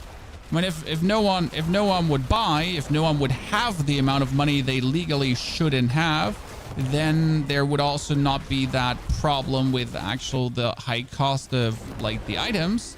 But since people have like 100 billion money because they obviously farmed 100 billion themselves, yeah.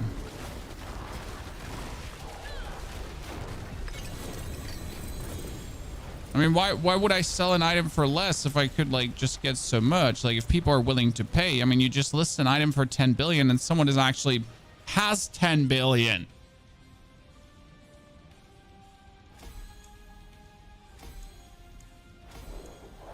Okay, all the glyphs to 74. You gotta also consider that right now item duping is happening. So someone is not only selling one item, he's selling the same item 10 times. Yeah, you know economy is bad when one GA trash item is going for 1.5 billion. We checked it yesterday, guys. So you can just go on Google and check Diablo Gold. Don't ban me. And Diablo Gold right now, I can buy 100 billion for 46 bucks. I can buy 10 billion for $5. And with 10 billion gold, I can just go out there and buy me stuff like greater affix items. So yeah. And you don't have to wonder if that's what the prices are looking at right now. Money's just lying on the streets. You know how it is. Okay, let's do one more tenor and then we're still lacking the gloves. Wait, you know what? We could just gamble for gloves. Yes.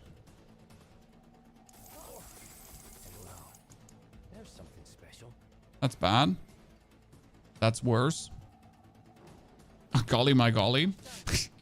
Hey, we could just gamble for gloves. Gets 2 greater affix gloves, which are, let me check, terrible. Yikes.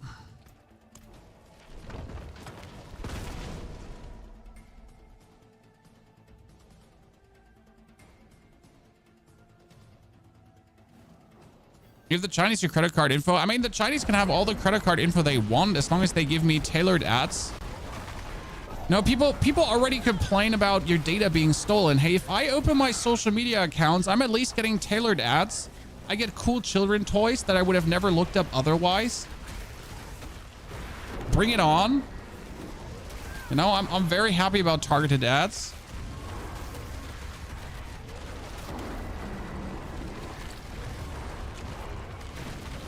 Just give me exactly what I'm looking for, because I've been looking for it. Amazon's suspiciously giving me the stuff I was just talking about with my wife last night. I don't mind, because I've been looking for exactly that thing. You know? Take my data. Just make my life easier. I'm a simple man.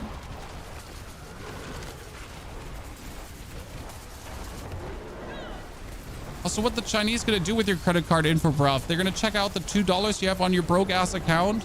I mean, come on. I don't want to be that person, but the people that are worried about getting their data stolen are probably the ones that have the least interesting data to be stolen. Just saying. Like, what are you worried about? Like, Xi Jinping is gonna see your butt pictures on your phone? Like, he can see all the butt pictures on my phone, Xi Jinping. It's fine. Look at him. For the contest, I have a lot of butt pictures on my phone, obviously. Like, oh no, they're stealing my data. How about you have a Facebook account? Your data is stolen already. You have a Twitch account. Your data is out there, my friend. You have a YouTube account. Your data is gonzo. For good. It's not coming back. It's fine. Don't worry. As long as you don't start, like, I don't know, posting your credit card ping like in your company, or if you write your, like, as long as you don't write your credit card pin on your actual credit card, I guess you're good.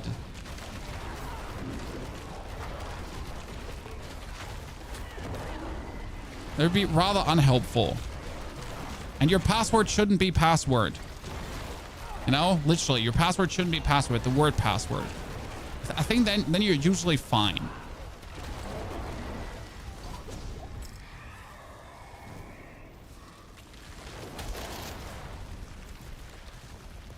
That's it. I don't have more wisdom to share.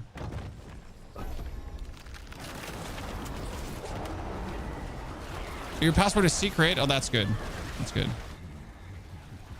I hope you put a semicolon in there or somewhere, like, to make it, spice it up a bit. The password is password 123. Honestly, it might be so obvious that people are not going to check for it. So, you know, good luck there. And your password should, okay, so, like, one more thing, your password should definitely not be the name of your children, your wife, and the like, or your school graduation date, you know? Definitely not your birthday, also not the birthday of your wife, if you have one. I guess, yeah, we get it all covered now, Chan. Not your favorite sports team. Very unhelpful, these things. Like, how could they find out that it's my children's name and the birthday? That was such a secure password. No, sir. No, sir, it's really not. It's really not a secure password. Yeah, it's also not helpful that you spelled the name in lowercase instead of uppercase. No.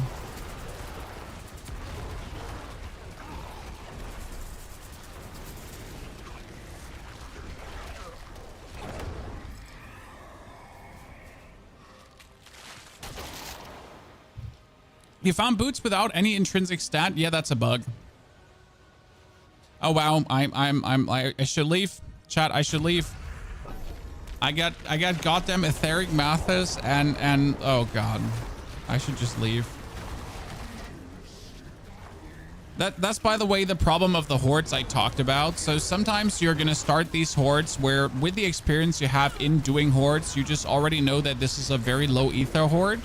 So you just know that your game time is not even worth it. Like, I'm 4 waves in, I'm at like 81. I might as well just like stop this right now and start a new one.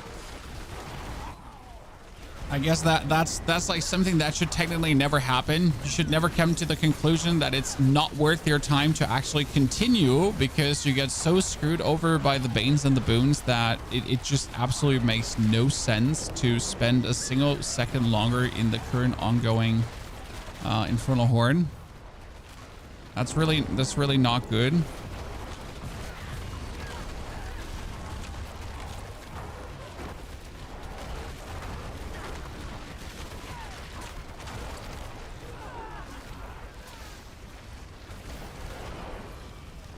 Blood type, first 3 letters from my last name and last 3 numbers from the military ID. I guess that sounds relatively safe, but what do I know about hacking passwords? I'm just some random keyboard soldier in my tiny chamber at home, and my passwords are definitely not as secure as they should be. My password are definitely not some random strings from a password manager. My password is also not 123, but I am certainly aware that I know my wife's passwords are absolutely horrible. That's for sure. I definitely have to get her a password manager because that would be helpful.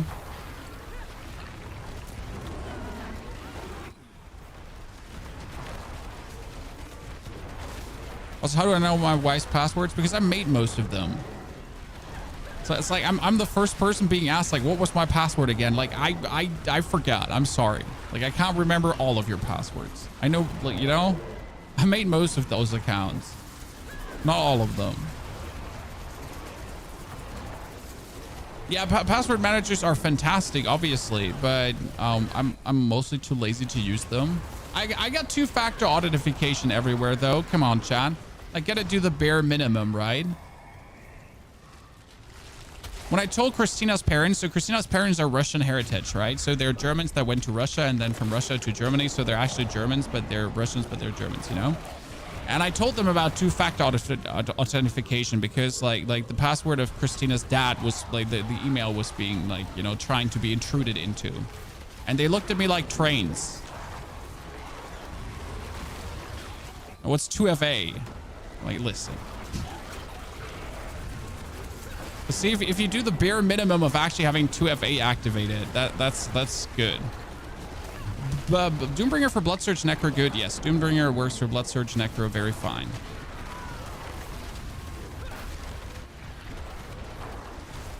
Doombringer for any Overpower build is good. I mean, I'm playing Doombringer right now in this build because it allows me to be at 63 to 75,000 life, actually, which is quite some respectable numbers. And that amount of life allows me to do, well, billions and billions of overpowers. It also allows me to be absolutely unkillable. Like I mean, look at me. I am restoring 1% of my HP with every nature skill I cast.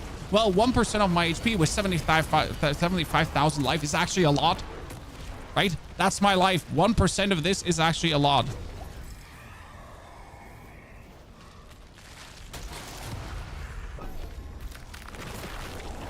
What would you say is the most important ancestral for the Boulder Bear?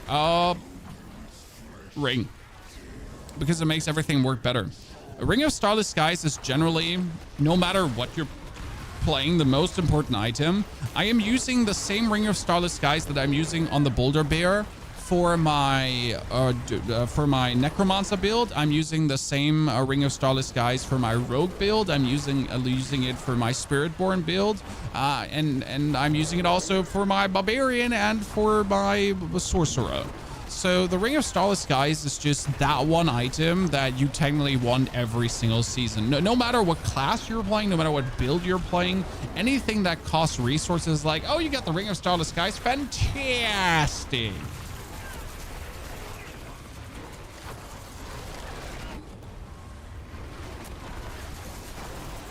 It is just an unquestionable good item. It reduces your resource cost and it gives you a 50% damage multiplier while giving you core skills. And I guess the main reason why it's so good is, look at it. Attack speed, crit strike, and lucky hit. What does every build need? Attack speed, crit strike, and lucky hit.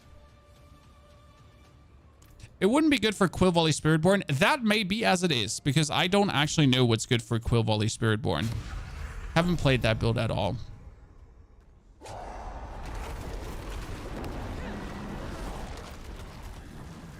You're missing insane single target damage build that you have with your companion druid.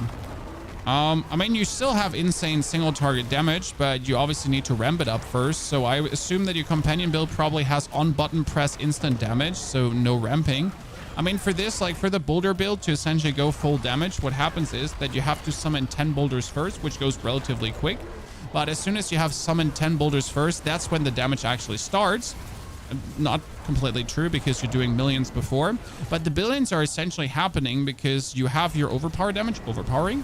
And as soon as you have 10 boulders going on, then every further boulder, the 11s, 12s, 13s, 15s, and so on, is actually getting a 300% damage multiplier. So if you're fighting a boss, I essentially have to summon 10 boulders first, and then I have to get the 11th overpowered builder, the 12th overpowered builder, and so on. And that's then where the crazy damage comes together, because that 300% damage multiplier is obviously making things go boom.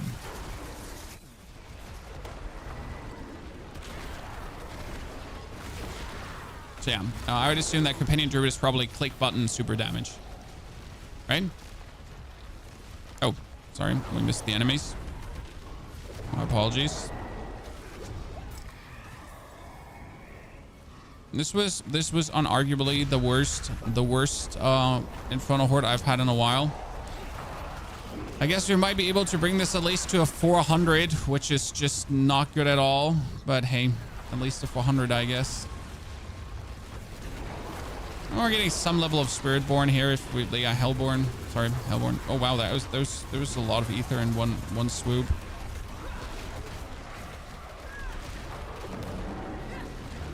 So that was like, you know, yeah, one click and my 20 wolves rip the boss. Exactly. So you just have an instant damage build, and instant damage builds are always fantastic. This is a ramping damage build that you essentially need to activate the meat grinder, and as soon as the meat grinder is activated, things start cooking. Now, obviously, the meat grinder gets activated really quick, so it's not really, but it's obviously taking longer than the one press button super damage. So if you just like that super damage, then yeah, your companion build will always feel better.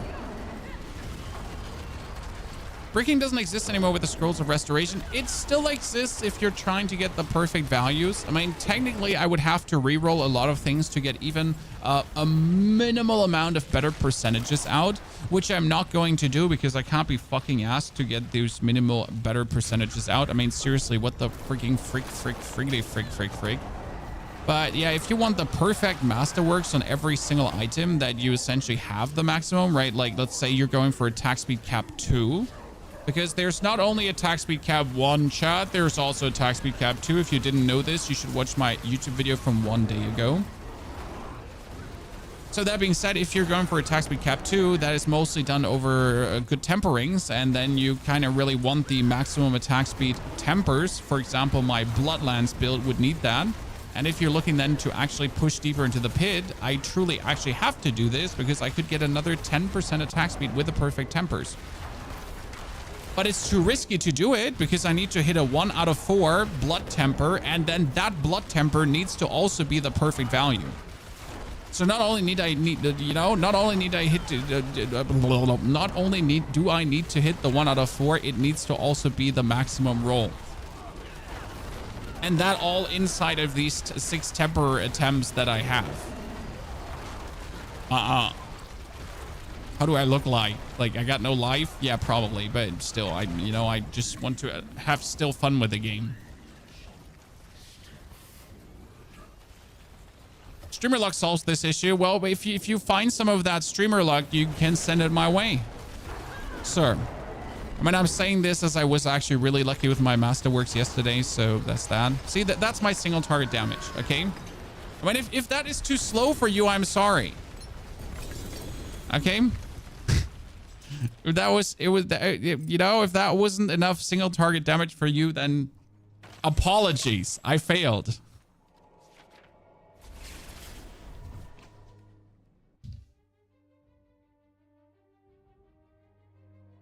Just to give you a feeling. I mean, obviously we're like really reaching super max territory, so keep that in mind. So like, for example, I have Earth critical strike chance at 5.8%. Technically, I need to retemper this to get the Earth critical strike chance higher because it's only 5.8%. That's horrible. Horrible. Here I have it at 8.5 out of 9.3, so that's actually good. Okay, ladies and gentlemen, everyone pray for maximum life. Also, thank you, Lean, for the gifted subscriptions. I don't know why my thingy is actually not like updating anymore correctly. So can I reload this? Give me a second.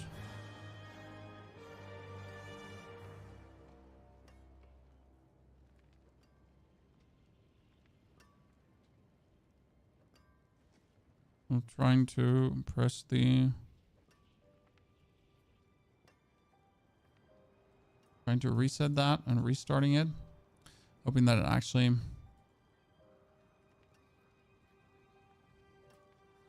updates again. I couldn't see shit. Yeah, that's good. So, Lean, thank you for your subscription gift. Sorry if I missed anything. There was Lean, Blue Nile. See, I missed your sub, Blue Nile. Teach Dyer 2. There you go. Sorry. Oh, that's maximum life. Cool. I actually got it. That's amazing. So the last thing we're missing now for ultimate... Oh, I didn't actually upgrade the ring. Oh, no. Oh, no. I thought we had you upgraded the whole time. Okay, one last Infernal Horde, guys. And then we're going to... So what we're going to do is... Okay, listen. What do you think? So I obviously could jump straight into the 100, but we have some more time left. So we are obviously having our main goal today to beat Mr. JMac 105. So what we're going to do right now is we're going to beat one more Horde, and then we're going to do a 94. That 94 gets followed up by a 96. Then we're going to do a 98, and then we're going to do a 100. Because this allows me to beat the respective tiers, but at the same time still get stronger with every tier we do. Okay? That's the plan. I hope that agrees with you. Let's get more lucky this time.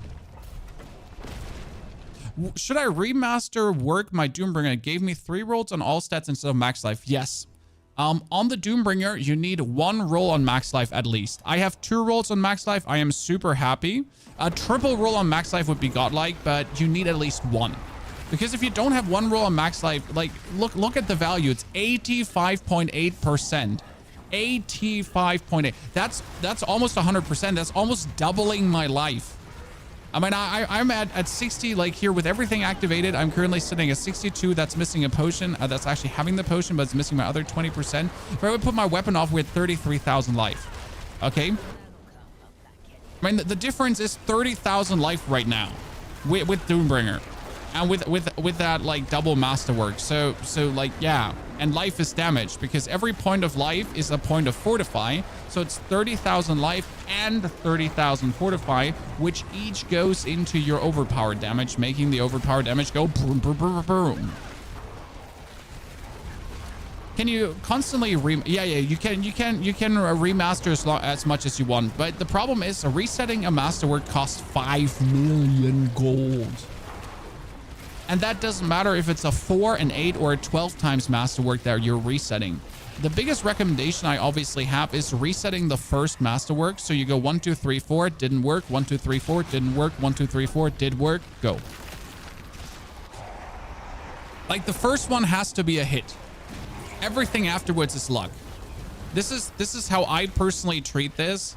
Like, I tried to hit the first time boulder, and then everything afterwards is like good riddance. If it works, if it works. If it doesn't work, it wasn't meant to be. Because otherwise you'll hate the game. Like, this is the fastest way to just say fuck Diablo. I am so unhappy. This is bullshit system. I don't enjoy the game anymore. It's literally the fastest way into thinking that. Because the masterwork system, as soon as you start grinding it, oh my goodness, is it atrocious. What build is this? Boulder Meat Grinder Druid, full build on the YouTube if you would like to see. Also, tell your friends about that build guide because it's definitely not doing the numbers that I was hoping it would do, Chan. Yikes. I mean, I've like bit of reality though. I was expecting the Druid content on YouTube actually to do horrible because, I mean, it's not a Druid season. People are not interested in Druid right now. The Druid interest is probably at an all-time low. So I knew this is probably not going to be the best content available for me. So the most clicked video. But what I knew is that there's still a ton of people out there that will click and enjoy it.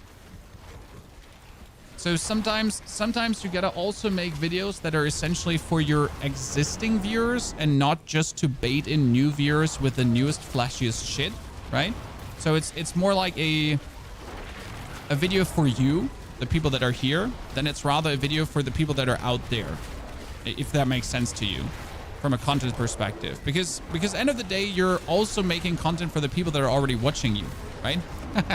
You're not just making content for a potential viewer that could watch your content and you're hoping for him to tune in, because you do actually have returning viewers, right? You do have a viewership already.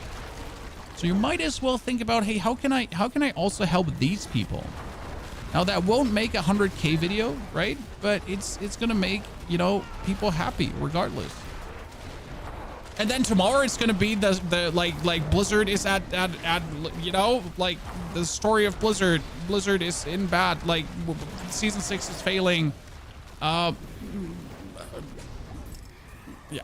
you know, next big drama. I'll find a way. Don't worry. I'll find a way. Rune grind sucks. I feel like they made a big mistake with that one. And please give them feedback, guys. Tweet them because yes, Overpower build Silver Fox. Good question.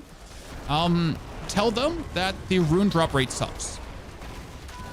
You need runes to make mythics, and it's almost impossible sometimes to get stuff. Again, if my friend Neil hadn't given me a lot of runes, I would not have all the mythics I have that I crafted. Then again, I did not have to recraft the Ring of Starless Skies 4 times just to get one with a greater affix on core skills. I did not have to. I still did. But yes, so we want to experiment with runes, but my character was essentially level 60. I had 200 Paragon points, and then I found the rune I needed. Yes, chat. So I was already at 200 Paragon points until I finally got the rune that was used with cooldowns. So I needed this trigger rune that whenever you use a cooldown, you get 50 offering, and I needed that for a build. And I was already done with that character, right? I had the build done. I had played the build, and I had done, like, I have used another rune, which was shit. And I was like, thank you. I'm already ready to move on to the next build. I hate you. Boston gets your runes. Yeah, I mean, like, sure, Boston gets your runes, but again, I felt like I would have preferred to see more runes drop in the open world, I guess, especially while leveling. So I kind of want to reach level 60, and I want to have a meaningful amount of runes, because with level 60 is where you need the runes. You're just hitting level 60. You're trying to get your build online. You're trying to push into the pit. You're trying to go to the torment tiers, and the runes are maybe meant to make going through the torment tiers a bit easier, right? To like help you with that process. Yeah, but how are they going to help me with that process if I don't have the runes, if I don't get the runes, if I have to be torment first to get the rune? Because that's the thing, like in order to get the legendary runes, you essentially had to be torment to then start meaningful getting amounts of the runes to then be able to use the runes, to then not need the runes because they would have been needed before too. Personal opinion. That might be not online with what you think.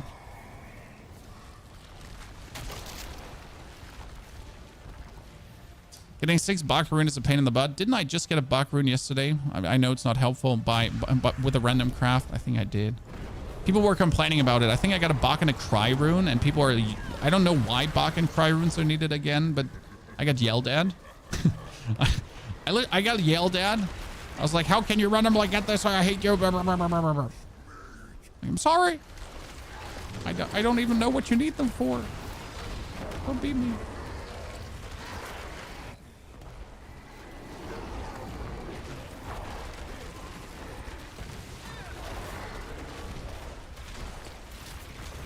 Yeah, the blue runes you find while leveling. Like, you don't find any legendary runes while leveling. At least I haven't encountered any. The problem is that the blue runes are ass. So there's one single blue rune that I like, and that is the one cast ultimate skill for offering. Obviously, that one is a late game rune and not an early game rune.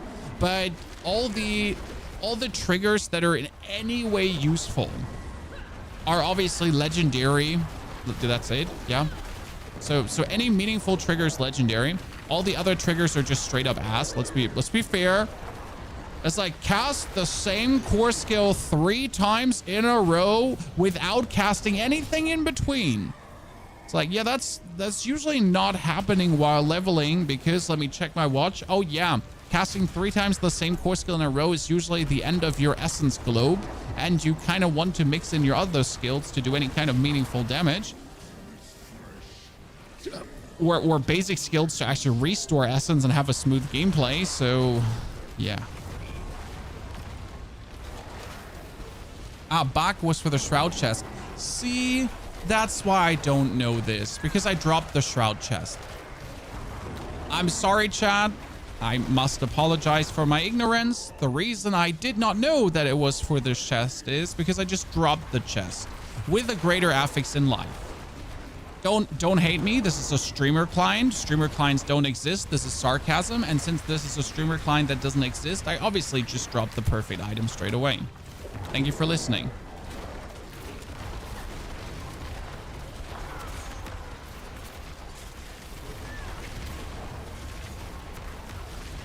But yeah, I was ridiculously lucky on that one, I gotta admit.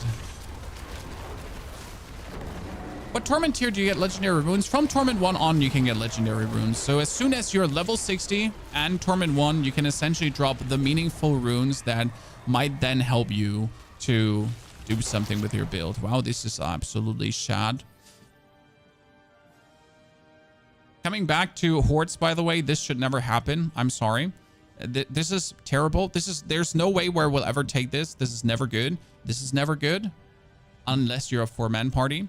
And even then, and this is also just not good. It's like this feels the worst because I'm 3 waves out. I'm essentially taking something to at the end get a bit more ether, but it's not gonna meaningful influence my run. Right? I just got given 3 F tier choices, and I choose the best of the worst. That's not gonna make my decision ever feel good, is it?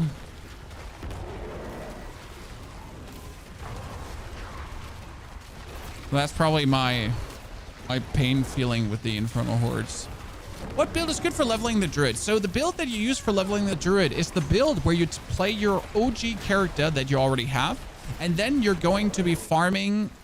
If I get frozen one more time by one more of these, I will be violent.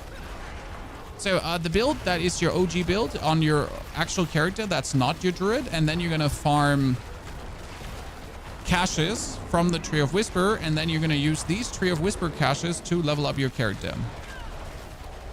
And you're doing that because leveling a Druid can be very atrocious. Otherwise, you just level a Pulverized Druid. Pulverized Druid with a Blood Boil aspect is going to be just 1 to 60 in 20 minutes. Obviously not, but yeah. I mean, this one here was leveled with caches. That's it.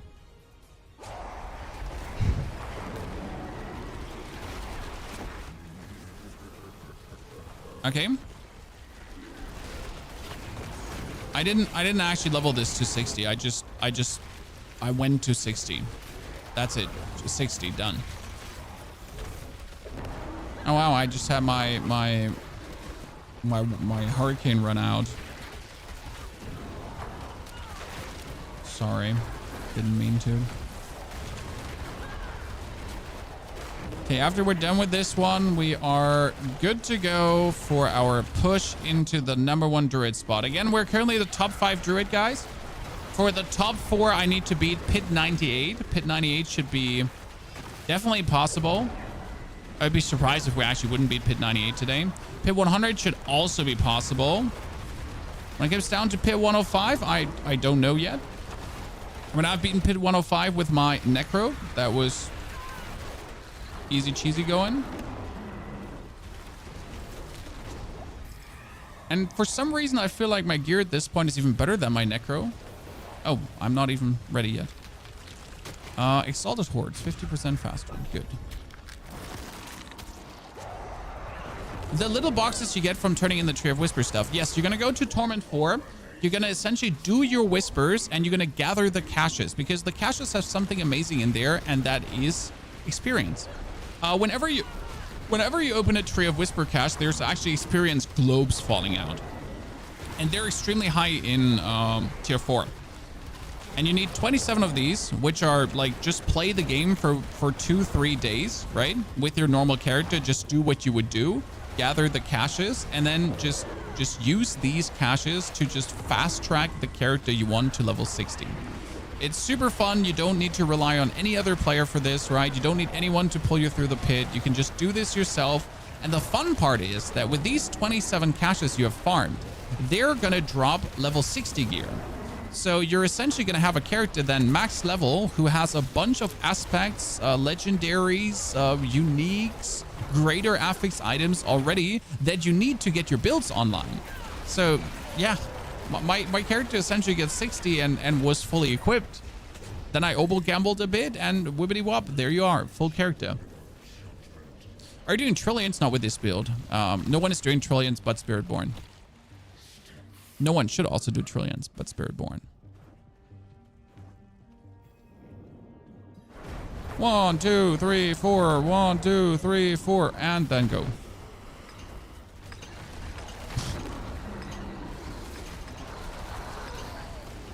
Ta-da!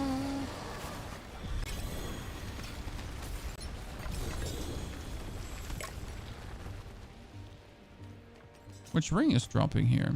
Oh, another Earthbreaker. By the way, this is the landslide ring, guys. I have a perfect one of those. I want to play the landslide build. Nobody should do trillions, period. Yes. Also, Exo Inc., thank you for the 5 gifted. Congratulations on your mount. And Pover Crazy, thank you for the brand new sub. Mind showing your gear? On YouTube, there's a whole build that explains it all, my friend. My gear is, at this point, very end stage. Quick shift, quick shift, quick shift, quick shift. I mean, at least I got 1 in quick shift, 1 in heightened senses, 1 in willpower. It could be worse. It could not be worse, but it is what it is. So the only thing that's not great right now are my gloves, and my gloves are truly the worst item of them all currently because I'm literally missing core skills for my boulder to do more damage, which is bad.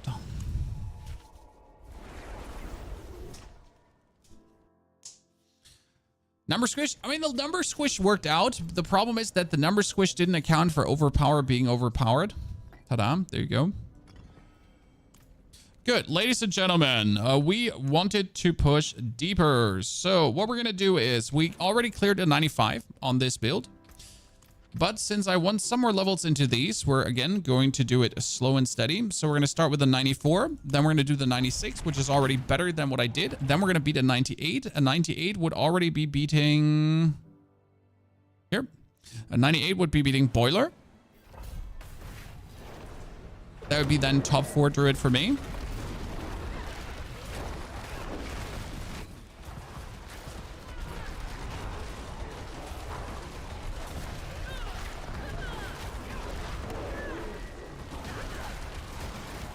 Let's just get them all here.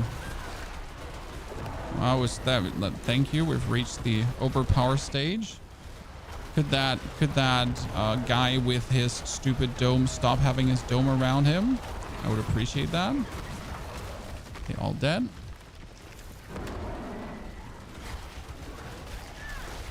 Let's not forget to actually go into werewolf form because I forget that.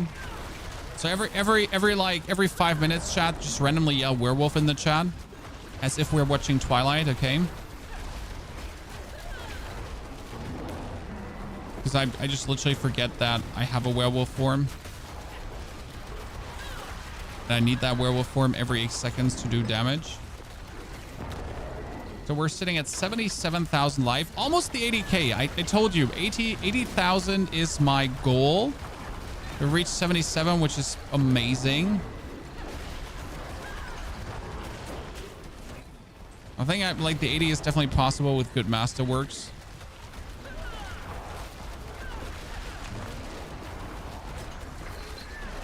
Some things just die so fast. It's nice. It's like with my Necro, I would never mess with these ladies here right now. Why?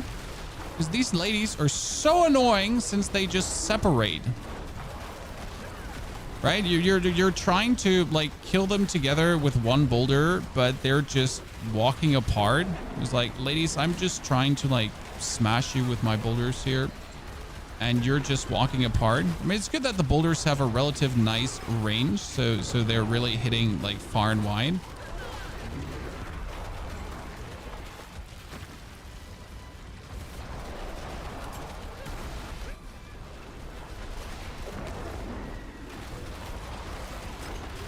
Don't forget to also kill the normal enemies. I see this mistake a lot when people are doing the pit. So they're kind of like focusing on the elites and they're only killing the elites, but they kind of forget that the actual progress is not being done by killing the elites. They do good progress, but the normal enemies also meaningful progress actually your run. So even this pack here of nerds that we could just like quickly turn into minced beef is like worth it to just push it further forward.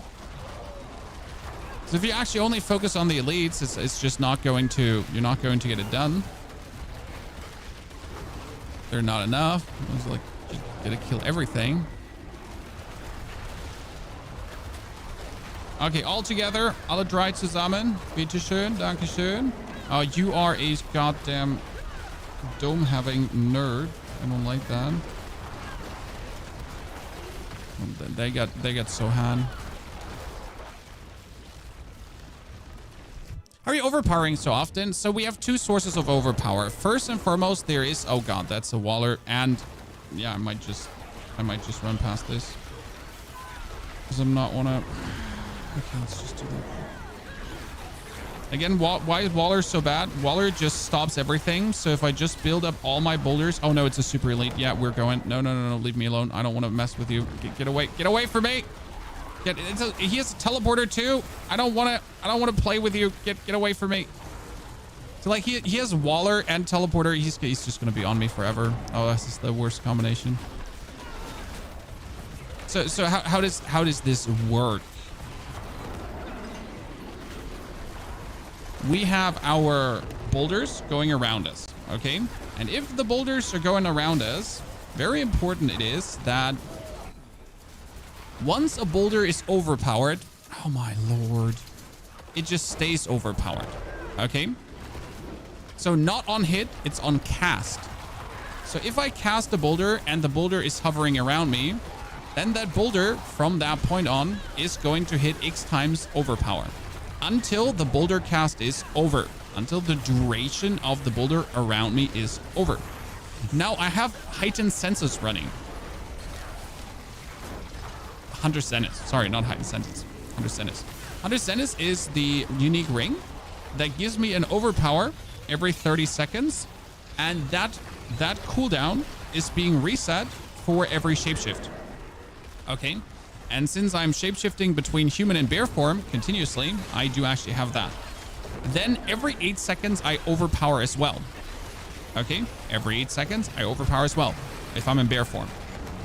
Now, the interesting part is, and the very important part, also that if you have a double cast boulder on your offhand, okay, so I double cast my boulder on my offhand. If I cast an overpower boulder, I cast 2 overpower boulders because I cast the same boulder again. Okay, so if I cast a billion damage overpower boulder, then I cast 2 billion damage overpower boulders that essentially are gonna like rotate around me for the time being. And that's how like all the overpowers are kind of coming together. And if you feel like you're not having enough overpowers, I can essentially just spam claw boulder, claw boulder, claw boulder. To get the Hunter Zenith just reset quite a lot. So and that's how you then and I have 10 boulders around me, so you might see like that with these 10 boulders I could create up to like 6 boulders that are all overpowering at the same time. And then suddenly you see these amounts that go absolutely crazy, and that's also where a lot of the damage comes together when then like all the boulders are essentially doing what they're supposed to do, and it just they just get smacked silly. Oh wow, I let it run up. Wow, how did I let that happen? That was so bad.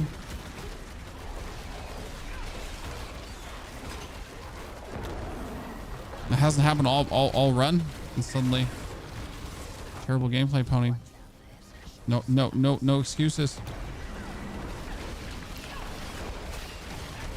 So that's kind of like how it works. I hope that explained it to you. I was trying to explain this as good as possible in the video, how that kind of works.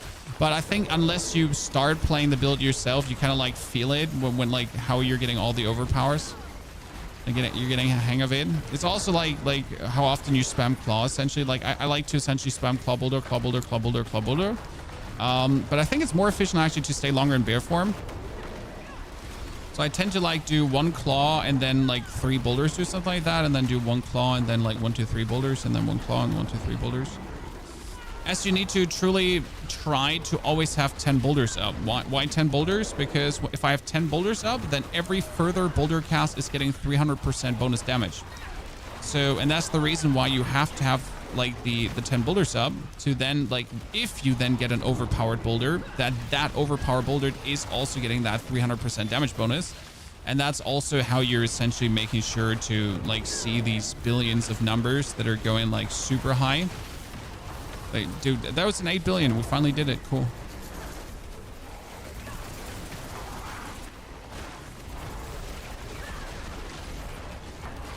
And yes, this works against single target as it works against multiple targets, which is the fun part. Oh, Scorch of the Land. Fantastic. That's actually a good one. Let's see. How long are we taking for this now?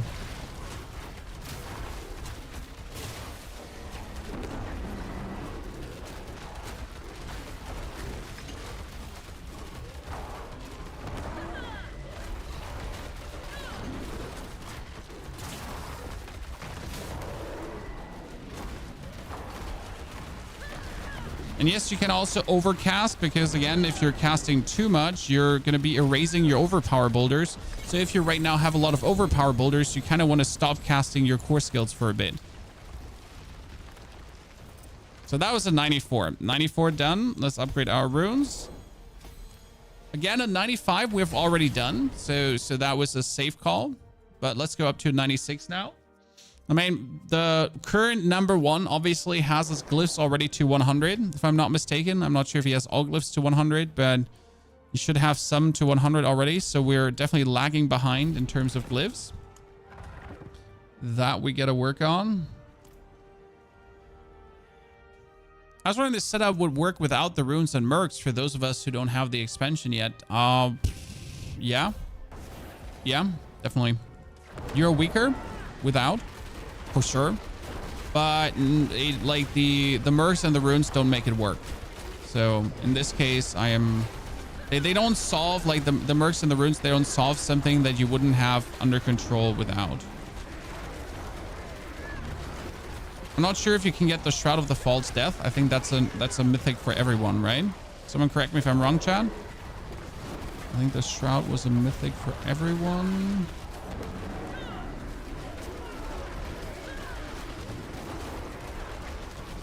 That should actually be fine.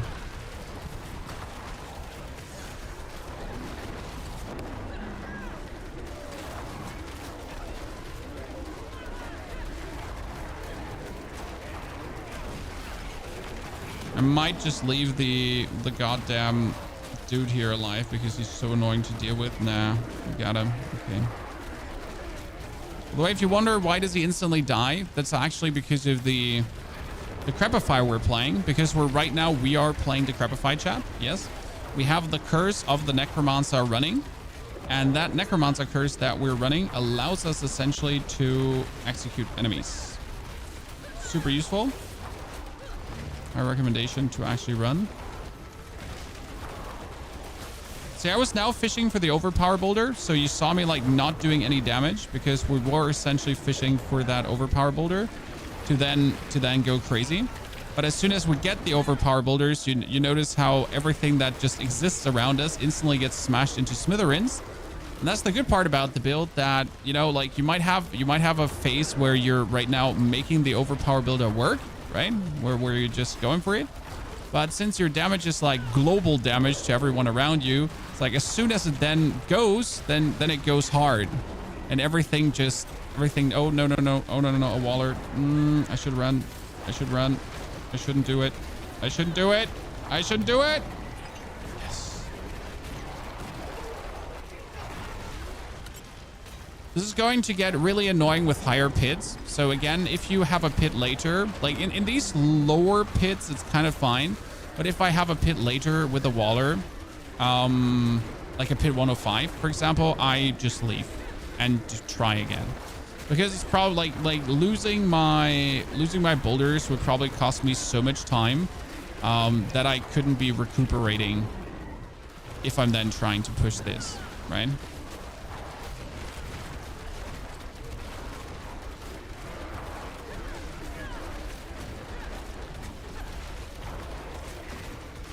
Let's kill him. Oh, almost had my boulders go away because I forget about my goddamn storm. Let's kill him here right now because we get them all overpowering. Oh, do you understand your explanation about attack speed cap isn't the point to reach, for example, 2 attacks per second with the current weapon and the attack speed required depending on the weapon speed? So when it comes down to attack speed cap at 1 and attack speed cap 2, there are 2 attack speed cap. One is the permanent attack speed cap. For example, like your gloves have attack speed, your rings have attack speed, your amulet has attack speed. So that's attack speed cap 1. And then there's attack speed cap 2, and that's your temporary attack speed bonuses like aspects. You can get tempers with attack speed. You can get yeah, aspects and tempers mostly like how you get that up. And some passives actually also count into the attack speed cap 2. But that attack speed cap 2 is essentially on top of the attack speed cap 1. Now, there is perfect breakpoints for skills, and there's a formula to actually calculate that. That's going too far, though. So, for example, for the Rogue Barrage skill, 143.5% attack speed is the perfect attack speed to have for x66 attacks per second. And if you would actually go, like, if you then would want to have another attack frame bonus, and we're talking literally about another attack frame, then you would have to get 172.5%. But you don't really want to care about that, right? Because at some point, it's like you would think that 10% attack speed more would help, but that's not true. So let's say you have 120% attack speed and you get 5% more attack speed. It's not doing anything because 120% or 115% in that case might be the exact frame for you. And to get an actual new attack speed frame, to get a new attack, you would need to at least get 23.5% more attack speed. Which is all stupid because we all would think that a 5% increase is just 5% helpful, but yeah, there's limits, essentially. Again, though, you should probably not care about these things and just be like, more's more. I got 5% more attack speed, I do 5% more damage done. That, like, don't care about these things because, like, caring about these things is just going to suck the fun out of the game, right? By the way, are we just going faster through the 96 than we were going through the other one? Am I just playing better? Am I just lucky? I think I'm just lucky with the elites right now. I feel like we're really lucky with the elites because we have barely fought any like wallers here or anything. Like the map has been really good and we've been just going through like there's no tomorrow.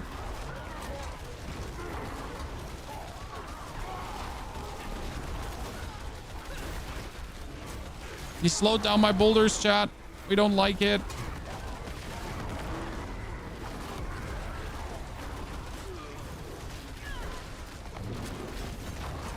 We have a build soon for the Druid. It's already uploaded.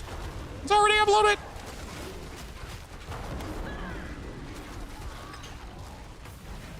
It's that picture with the Druid that has the giant boulder on his shoulder where there's a boulder icon on and there next to it is the 62,000 life. That's a waller. That's a waller with 2 of these guys. So now I should make the executive decision to just run past. And not care about these lads because it would probably be just taking me too long to take care of this, as this is like 2 guys that are unfortunate for me. I hope there's enough enemies in this pit that I don't have to care for that pack. That's the thing, right? If there's enough enemies, then I can just go past and not worry about them. So I really don't want to deal with the waller. And the other guy. I find the slowdown guy equally annoying. Oh no, it's not enough enemies in this pit. I will have to take care of that pack too. And we have another wind wall. I'm getting double wind wall, guys. And there's the waller. Okay, let's just pummel him hard enough that it's... Yeah, there's the walls. I was talking too soon, Chad, about me being lucky on this pit run. If he puts his walls up another time, it's just straight up ass. Ignore him. Try to kill normal enemies. Come on. Die. Die, son. Waller, stop following me. I don't want to deal with you. Let me kill this pack here quickly. Thank you. I'm out. Suck it, nerds. Oh, another Scourge of the Land. Let's go. Like, why Scourge of the Land so good? Because he doesn't do anything. He doesn't stagger you. He doesn't leave the spot. He's just standing there and he's just taking a beating. And then he goes like a bit fire breath. I'm a fire breather. And that's it. Not really scary in the slightest. So right now what I'm looking for is a bunch of orange hits, and then you're technically stopping to cast because that means you hit an overpower boulder and you don't want to, like, again, just cast that overpower boulder away.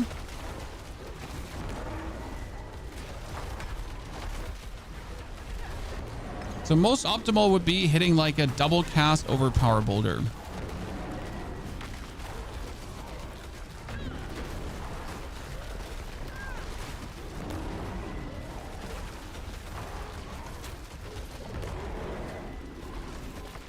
There was a lot of overpower boulders hit there. Oh yeah, baby. Let's go.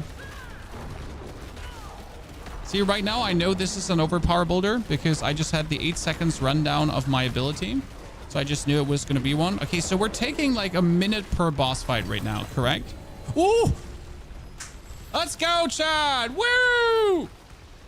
That's a first.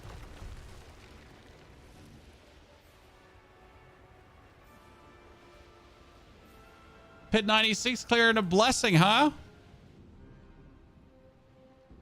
Zero complaints.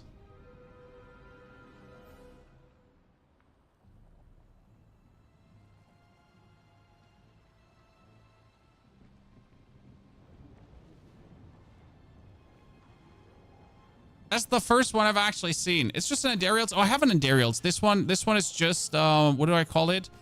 That one is just going to be trashed. There's no world where I'm keeping this. So it is a Harlequin crest. I don't have a Harlequin crest yet. Huh. Who would have guessed, chat? I do actually not have one. And is it one with max life? With armor. So at least we get robbed, chat. Listen. We get robbed. Here's the one with armor. See, we got the Andariel's Visage already. All these Spiritborn weapons that I kept, I can just trash them because I'll just not use them anytime soon. My Spiritborn has like everything it needs.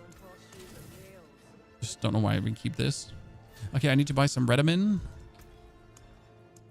Okay, after you've seen the clears here right now, chat, what is your prediction? Do you think we can do a 100 or not?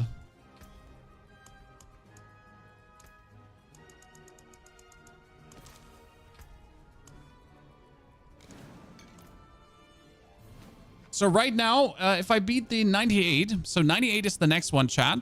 98 would make me the top 4 druid in the world regarding the pit leaderboard.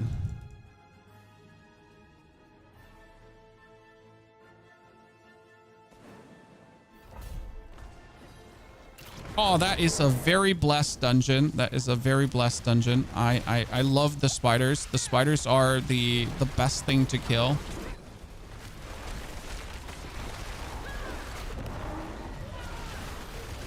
It's like this feels like the easy, I don't know, like getting a spider dungeon feels like you won the lottery because you like kill the spiders, then you kill the tiny spiders, and the progress usually feels like it feels like 20 times faster than with any other enemy combination.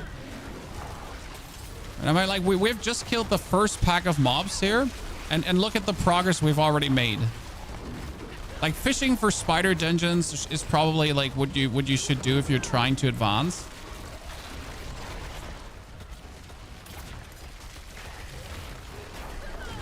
Oh no. Ignore the skeletons there because one is a waller. Let's kill all these beautiful people up here.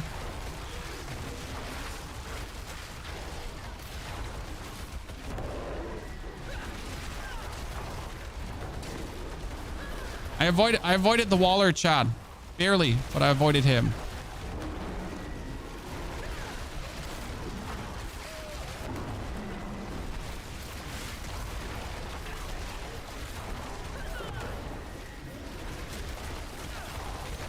I'm gonna kill that one elite, and I'm just gonna leave the vicinity.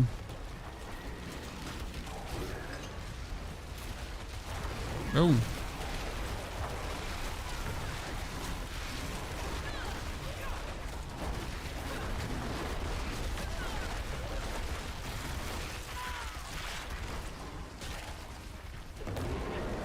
Beautiful.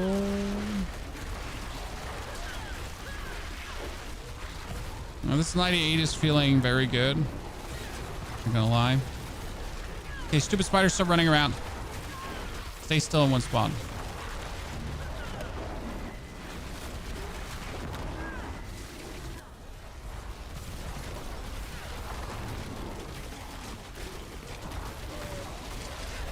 Done. And we're actually getting the elite skeleton on top here. Wasn't expecting to get him killed because he was like has this massive barrier going on that really doesn't go away easily. We might as well just have him down too. How's it going? Very good, honestly. We pushed the character forward nicely. We got a meaningful upgrade on the boots and the pants. We didn't get the masterworks we're looking for, but honestly, at this point, I really don't want to keep on going on with the masterworking. Like, it gets boring at some point. So now we are actually in the stage of trying to advance. So right now we need to beat this 98. 98 would already bring us into the top 4.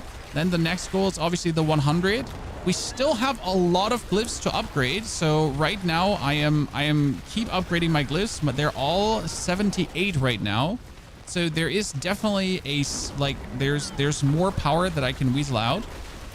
78 is obviously not the max. There is we can all go all the way to 100. Considering that my Necromancer I think has 3 to 100. 3 to 100, the rest to 90. And he beat a 105. Right? So my Necro had 3 to 100 to get to that 105. So might actually have to grind that up with the Druid as well to get there. Because it's the freest power you can gain, right? Like from all the power gain you have essentially available from masterworking, from all the stuff.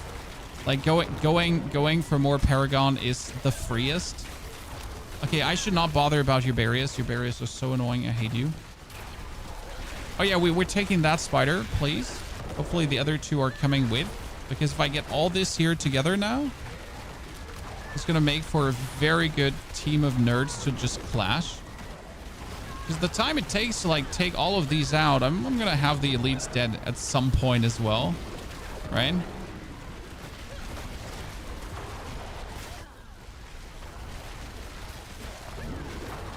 Well, the only thing I would wish for is for a way to pull them all together. The one thing we don't have, Chad. Oh, that was a 9 billion. So 11.4 billion, Chad. We've done it. Finally. I was looking for this for such a long time now.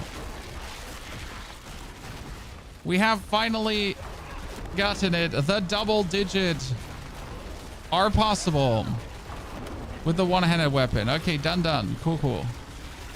That almost makes me more happy than actually getting my respective golds knocked out today. That fancy billion. Dunzo.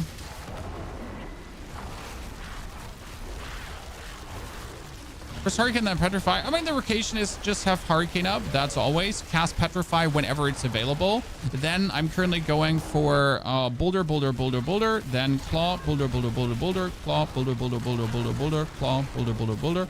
And always use the Creeper when he's available, because the Creeper is going to make your next core skill do more damage.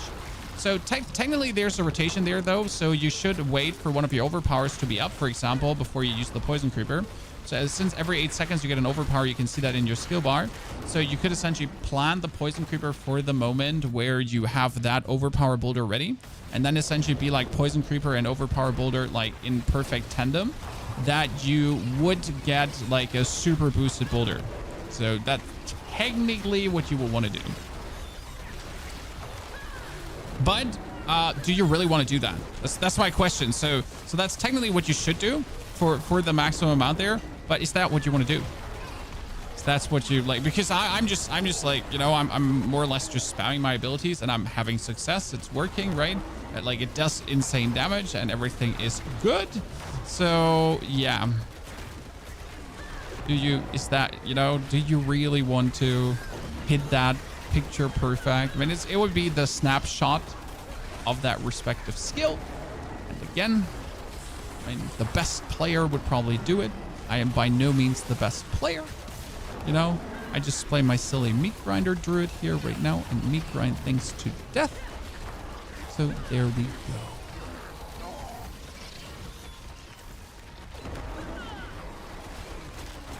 We have so much time to spare still, though. I am very happy about that. That's a waller. That's a waller. That's what I get for saying we have so much time to spare. Bully him harder. Yes. Oh my goodness. We killed him before he could be a problem. Woo! I am so happy that that worked. And the thing is, like, we have like a nice grace period before things happen, because you're essentially just like, it starts with your stones slamming into them and essentially pushing them around, and they can't do anything until then it can finally use their ability.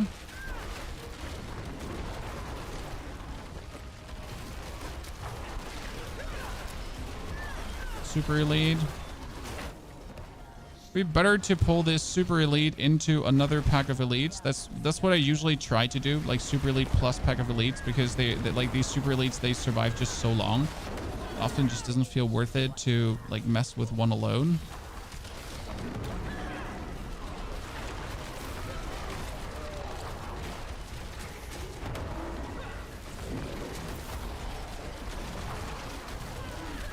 Just killing here like all the things around this super elite. Now we'll leave that one alone. No, nothing gained by like killing her. Like if I can kill this pack here of shitters, that gives me more progress than essentially taking care of her, as I can also kill the pack of shitters and her at the same time. Probably gonna come with me, right? These.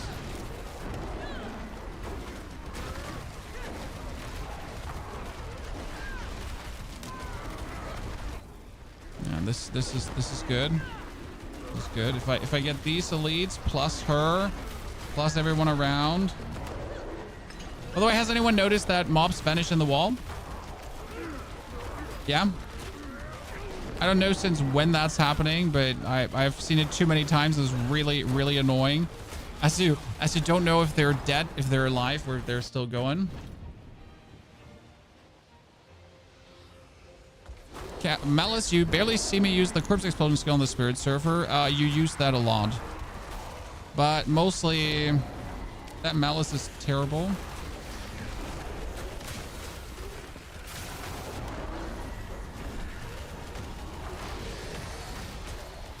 So it's mostly for bossing. It's not for pushing through minions that much. Yeah, see, like she's pushing you back. The other dude is pushing you back. So this is like the opposite to what it was last time, right? So the last time was the what was it called again? It was the Scourge, and the Scourge is like so nice to deal with, as like it essentially does not push me back. Where this dude pushes me back, and then the lady pushes me back as well. So every effect they do is kind of like having me go somewhere where I don't want to go.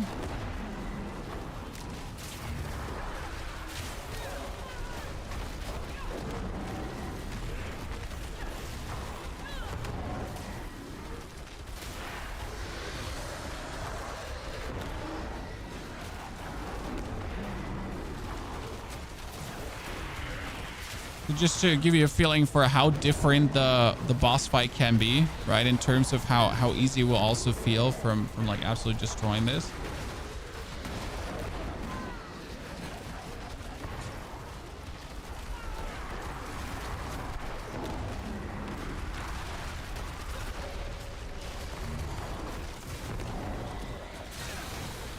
Well, that was a lot of overpowers. Love to see it. That's a good hit.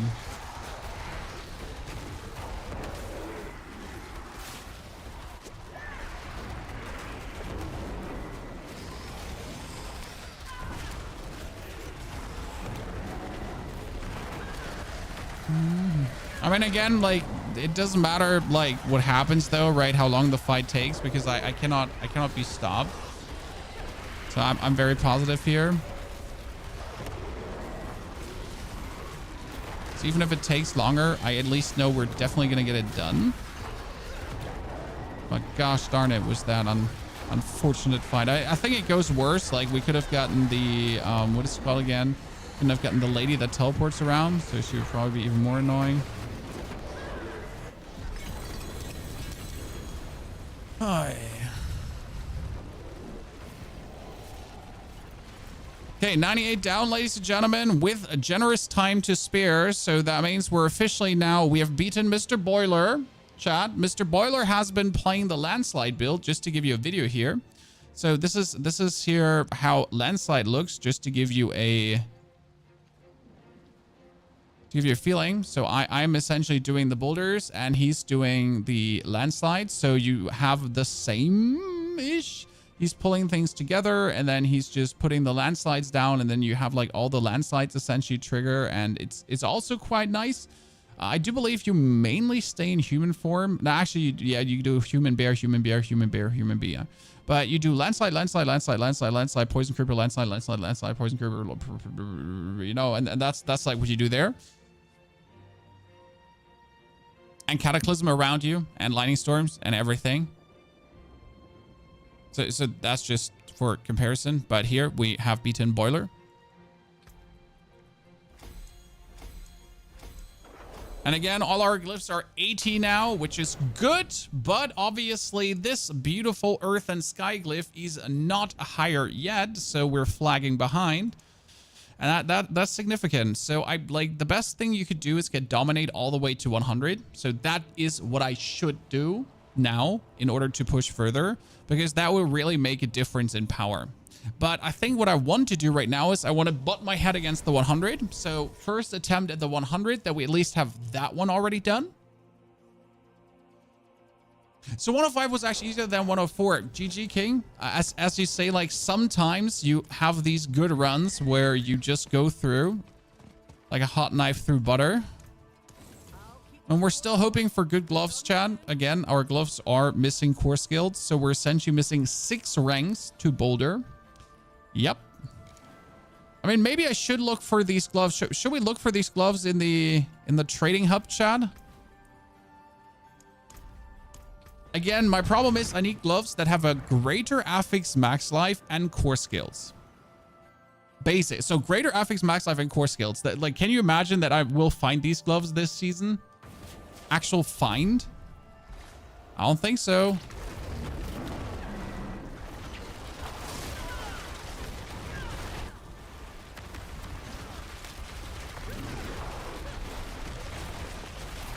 Worst design for a 100 map that this build could face.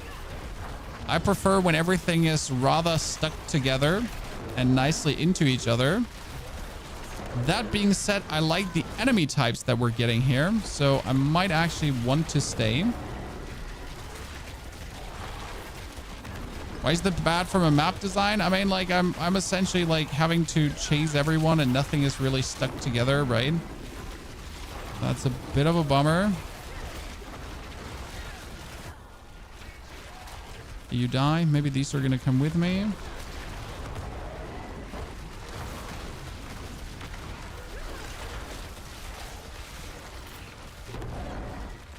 More spiders. Oh, Waller. It's a super elite. Nah. No. This area, super elite Waller. I guess we'll just leave.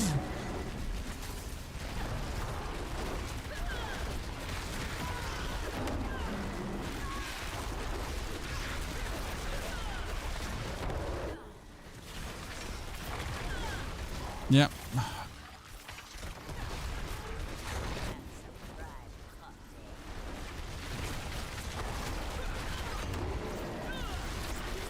Kind of like I want to go away here, but I kind of don't want to leave all these half-killed units behind.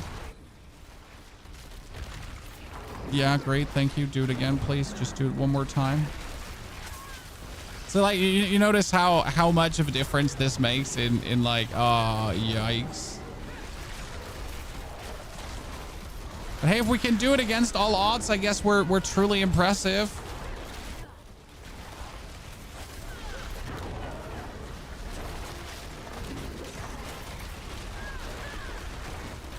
Before you ask, why don't you just kill him really quick? Well, I mean, seriously, I'm trying. Dude's teleporting away.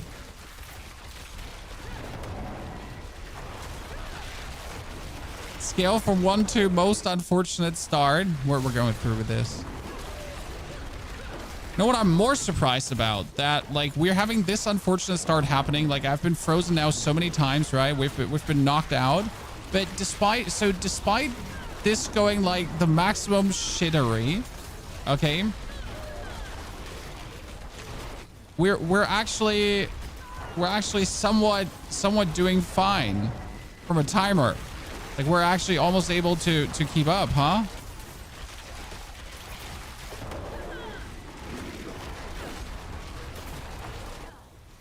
You know what I mean? This was like the worst possible beginning.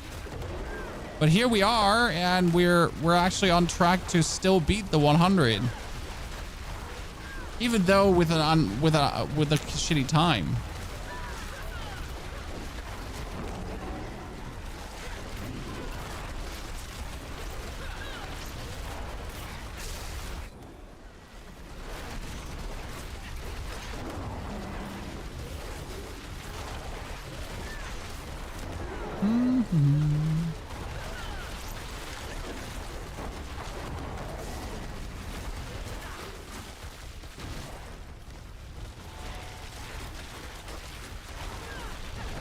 Okay, let's see how we can do this. A bunch of 300 rings and dolmen stones. Am I like, you know, everyone is probably at work, my friend.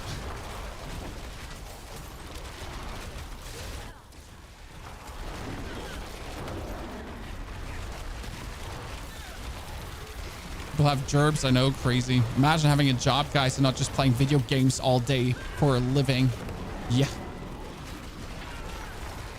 Be a content creator instead and never have financial security again. That sounds like way better than having a job.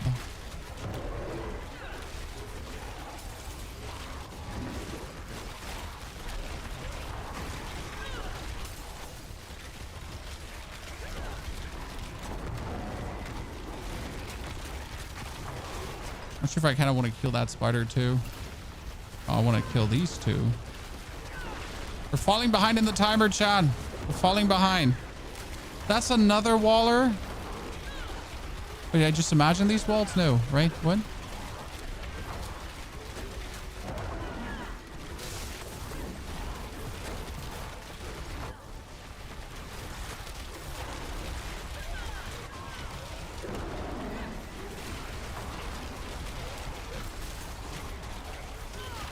I'm retired. Well, that's good. More video games for you.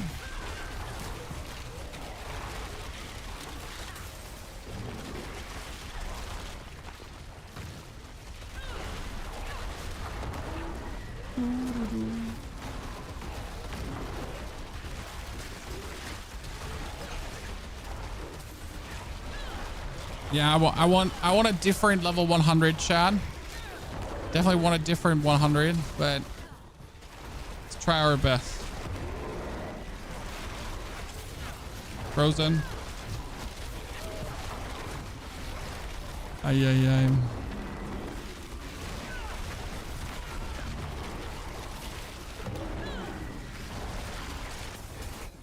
Mana freeze is certainly over 9,000. Oh. Bunch of elites. See, a bunch of normal elites, ladies and gentlemen, with poison and all the other normal things that they can have.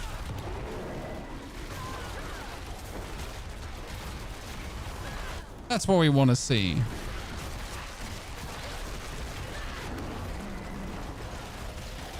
And on all these weird ass elites. They just want to freeze us, shield minions, whatsoever. And that one dude here has been chasing us for quite some time already, and he's just with his barrier been surviving everything. Actually interesting.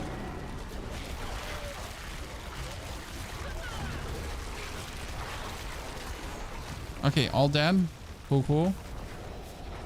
Samco, thank you for the 2nd month of support. Samco, thanks for cheering us along.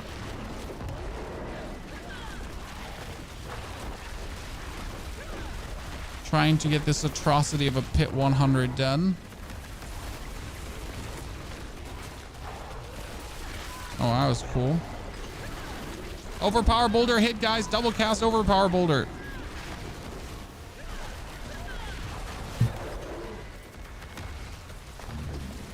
Needed to scratch my head for a second. That was a mistake. Almost got sent to Narnia for scratching my head.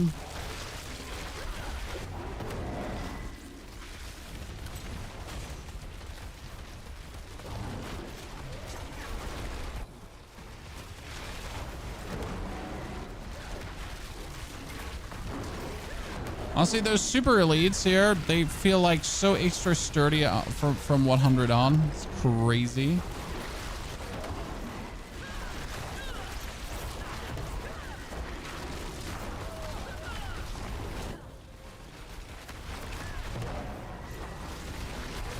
That was Gonzo.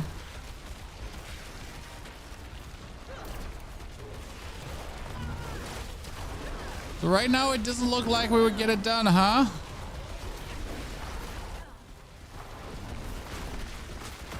I'll be surprised that after that first disaster we're still on a good track, but we'll see.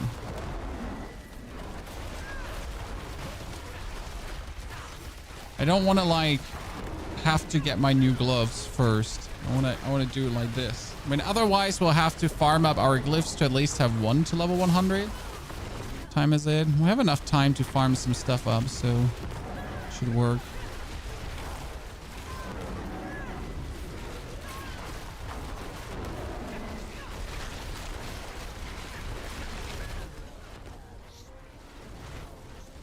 It'd be mighty kind if these two elites would just walk together. Yeah, like this, you know? That's fantastic. Why don't you just walk together?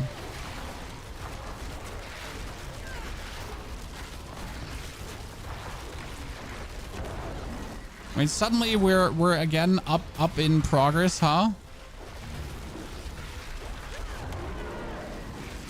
The pit is scaling with world tier. The pit is scaling with world tier, and then after level 65, after you're in the Torment 4 pits, essentially, then every pit level just adds bonus HP.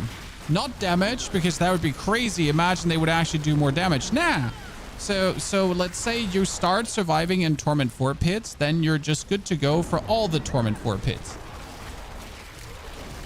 So once you have your survival checked out, you essentially are just going to try to squeeze out more damage. My survival was checked out relatively early with this build, so what I have left right now is just increasing my output. And that's the only thing I can essentially do to progress more.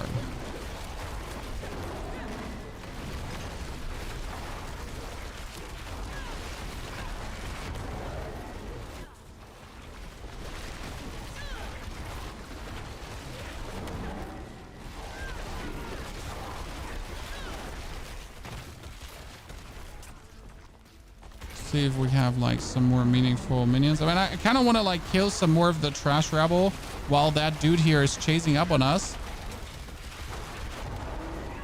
This is like good minions to kill. If we could just hurt him while doing so. Wait, any waller? No, see, this is a perfect. This is the perfect storm, Chan.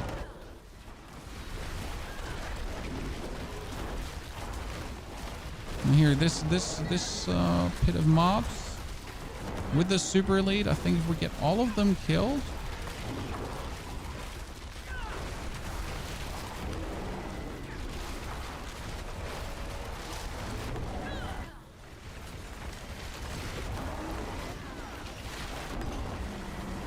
I would have assumed that that would actually catapult us forward to...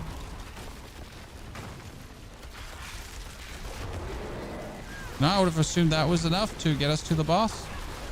I was wrong.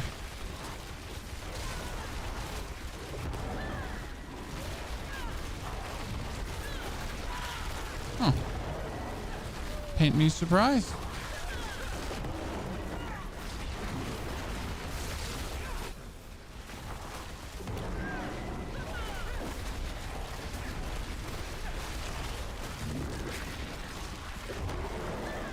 I feel like that bar is just not moving forward despite killing things.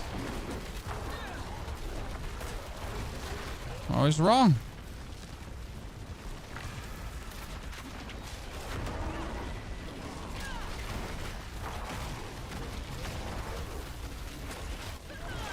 Yeah, let's hope that killing these stragglers here is going to be enough to open the portal. As if I have to like start looking for more stuff, we're just in for a bad time.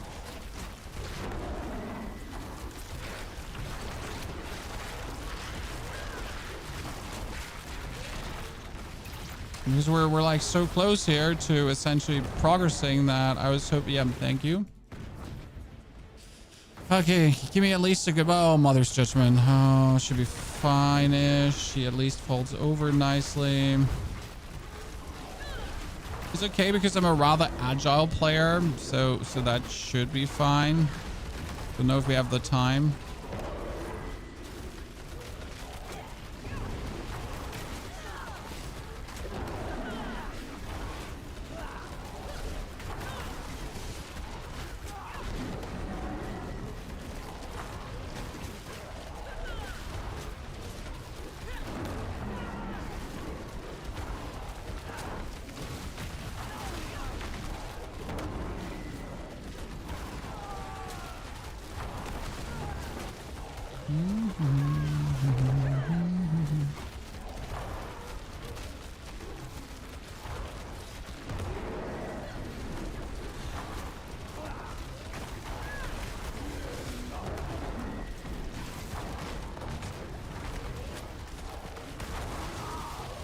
Right now, we're not getting many overpower boulders going, chat, I gotta say. Even the boulder that should have been overpowering is not overpowering. Yep. That gotta be faster, chat. That gotta be faster. Don't have it yet. You definitely want those gloves, I guess.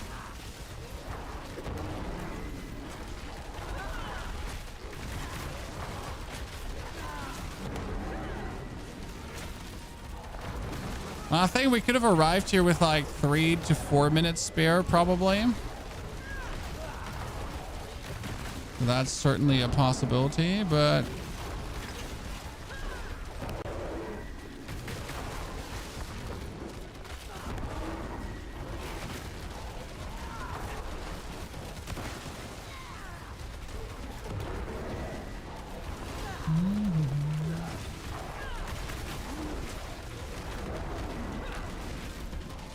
This is like doing more damage.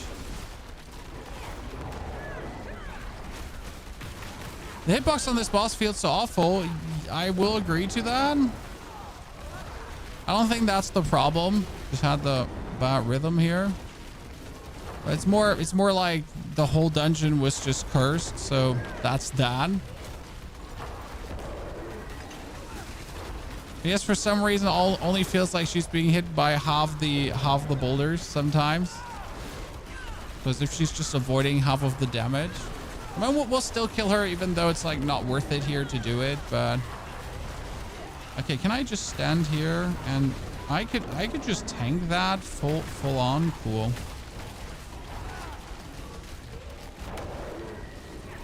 Comes somewhat as a surprise, but a welcome surprise.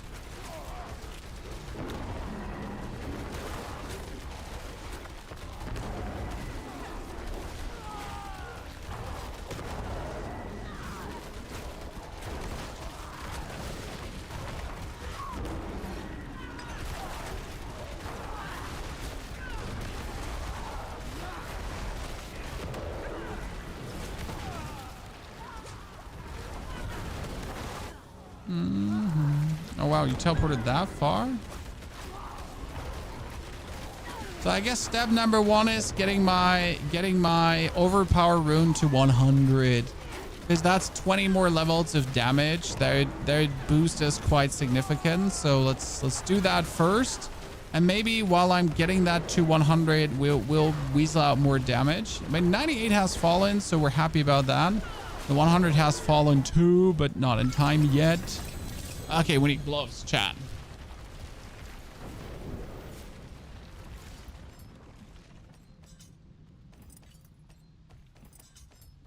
$100 down. Now let's get gloves. Spur would have one shot at that boss. Sir, you're only making yourself unhappy by keeping up the comparison. Only yourself.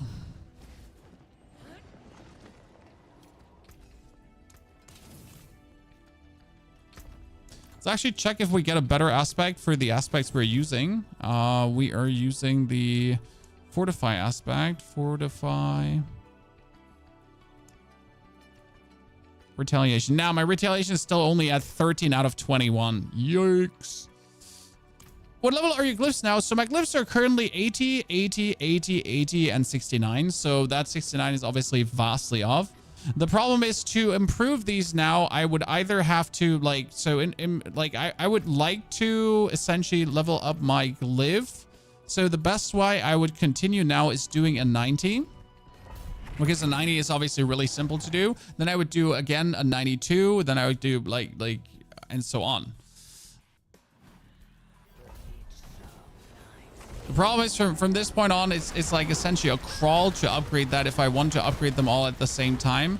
Especially since the one I really want or need upgraded is the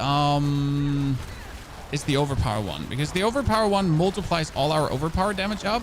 So that's obviously the one we truly want. Everything else is actually like secondary. And the crit one. So there's the Overpower and the crit one. These are the two ones that we truly need up. The others are just like, right? If we get them up, it's good. Because the other ones like multiply up your damage, but the other ones actually multiply up your crit and your Overpower damage. So they actually multiply up the crit and the Overpower damage value, which always makes that go boom, boom, boom, as we have like a lot of Overpower damage and quite some crit damage too. So these are the two ones you always want to 100 first, as that is the biggest increase in damage essentially. I mean, by the way, like if you compare now the 90 to the 100 we just did, seems comical, right? This is a pit 90, Chad. Does it feel like a pit 90? Nah, it doesn't. I mean, not in comparison to what we just did with that pit 100. It's like everything is just made out of paper.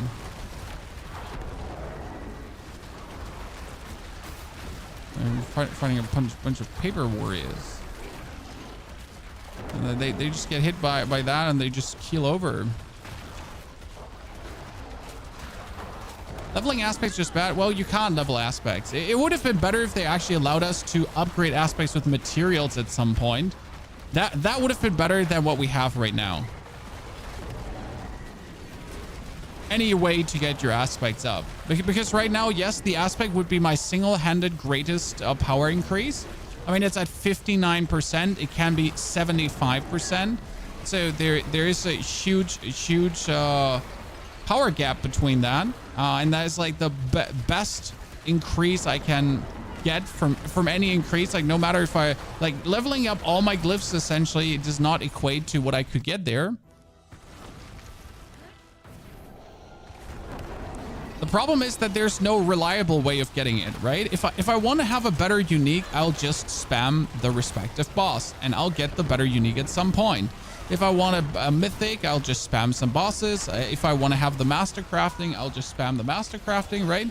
But getting a better aspect might just simply never happen, no matter how hard you try.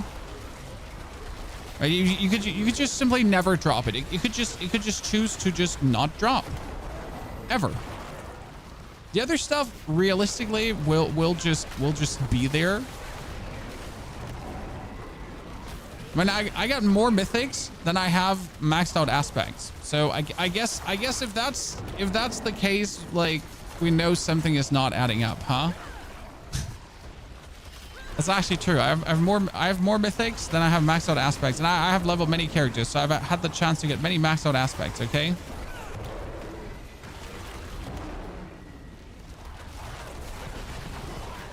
So it's confirmed this season that mythics are more common than maxed out aspects. There you have it.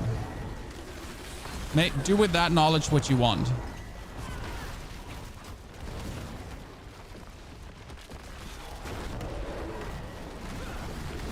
You don't get why we can't upgrade Infernal Compass, because you should be happy with the Infernal Compasses we find. I'm also like, it's crazy that you're only getting the 6ers. I always get like 10ers, so you must be very unlucky.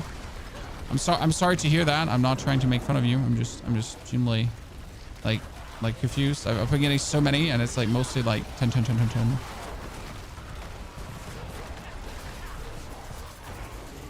Like if you have that Opal of Torment running, you're just prone to get like so many.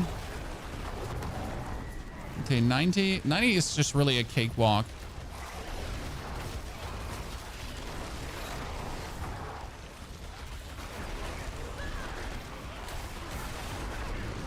It'd be great if I could speed a 100. That would be helpful.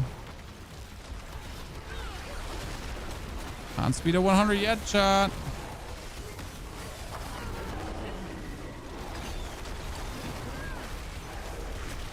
I mean, again, as soon as your glyph is 90, the fun begins, because as soon as your glyph is 90, you're actually going to start upgrade, like your upgrade chance sinks to 70% anyways. Okay, 5 minutes to do a 90 is okay. This one was, by the way, like, compare this run now to that 100 run we had in terms of the bosses too. Like these elites, they have been not one single unlucky elite, right? They have been all just poison, fire, like lightning, whatever. So technically the stuff you just want.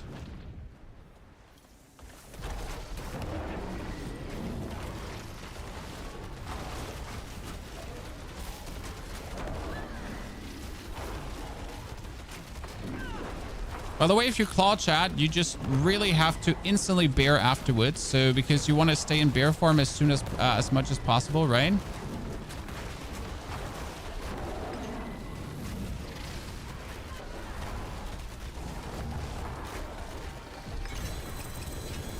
Absolutely cut her into pieces.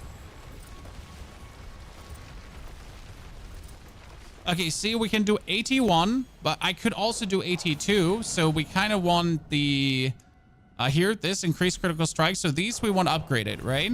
That's increased critical strike damage and increased overpower. But in order to get them further now, it's only a 90% chance. So I would be better off like actually getting +2 over here because it's more ranks, right? So I'd be better just getting the +2 on that side as I can get it, and then just get another +1 on any of these nerdy glyphs.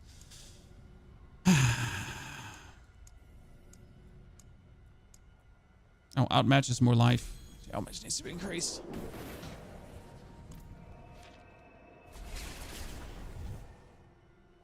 So this would be like a rather slowish process to get things upgraded, right? Because in order to get 2 ranks now, I'd have to do like a 92.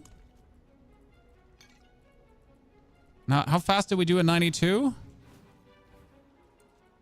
92 would at least allow me to upgrade both by 2.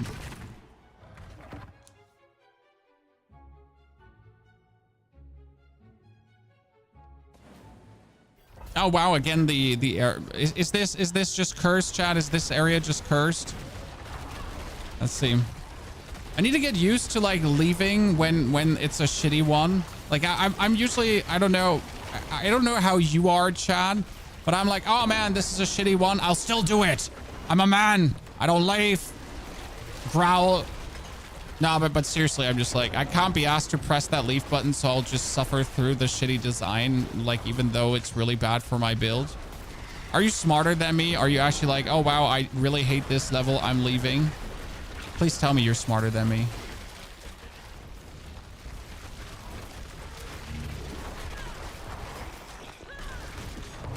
Because I'm unnecessarily suffering. Just like...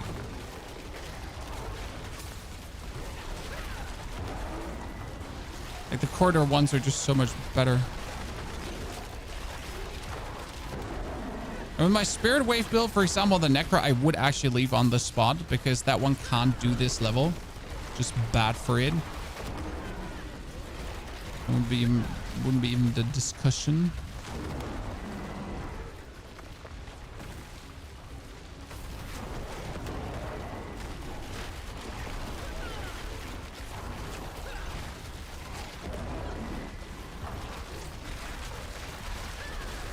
Okay, we need that 100 to fall, chat. I am not happy with the 98. The problem is, though, to jump the next spot to number 3 Druid, right? We need to not only get the 100 fallen, we already need to have the 102. So quite some work to put in there.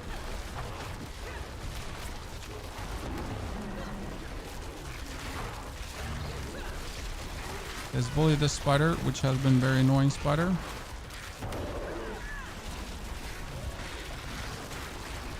Do I now go one deeper? I mean, if I go one deeper and I get like a shitty one, that would be bad.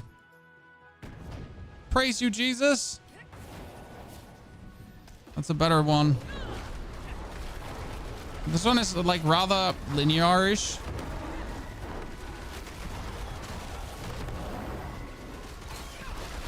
God, it's a joke how... It's just sometimes bamboozling to me how harsh the difference is. Like see, like a 92, everything just literally gets vaporized by your skills. And a 100 is just such a steep increase to this.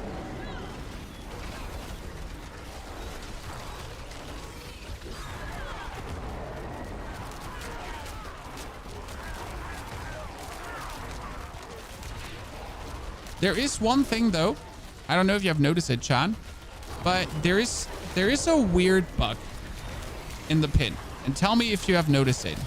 So sometimes you go into a pit and enemies feel like they don't die. Okay, so even the same level of the pit, so I can do an 80 and everything just gets destroyed, and then I do another 80 and it feels like everything has twice the amount of HP. It's an actual thing. Have you noticed?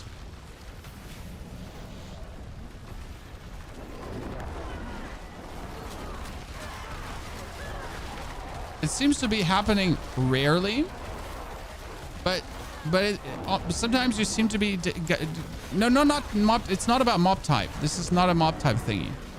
It's an actual type thingy, Neil. It has been mentioned in the partner Discord as well. It's not about, it's like, this is not like mob type or anything related. It's just literally like, it seems like sometimes you just join and everything just has more HP. As if something broke.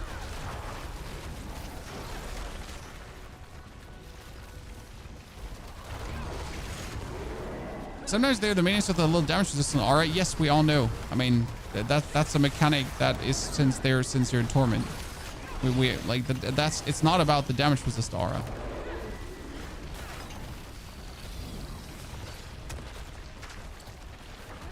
It's a non-spirit-born issue at the moment. Oh, it's definitely a non-spirit-born issue, sir. Like if you're broken, you don't notice any problems. If you can do pit 150 in like 3 minutes. What is it? 256 is currently. I think it's though the bug Chinese builds, right, that are using the exploit. It's like an exploit for masterworking items. Okay, 5 minutes, chat, from for a 92 feels good. I like it.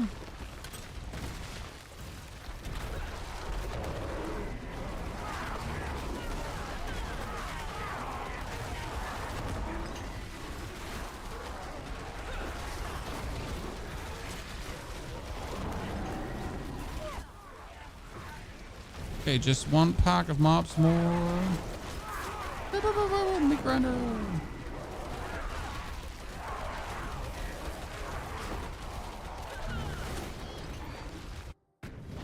Okay, that would bring us our glyphs to 83 now.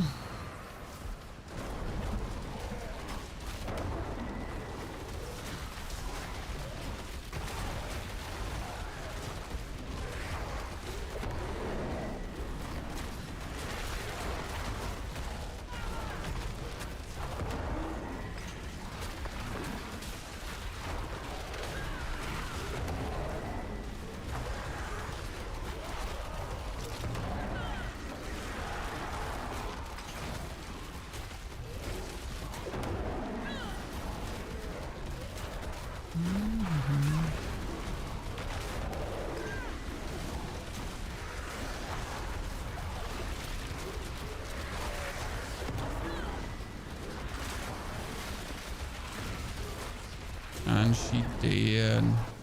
Thank you very much. There's also an exploit for multiple gems in a socket. We heard about it. We're not using it. I swear on me, mom. We don't have 300 aspects. So that's dominate 1 and then dominate 2. And then I can also go for the spirit 1 and the spirit 2. Okay, so cool. More damage. I mean, probably now we should do a... I mean, we should try to find our gloves in the trade chat, ladies and gentlemen.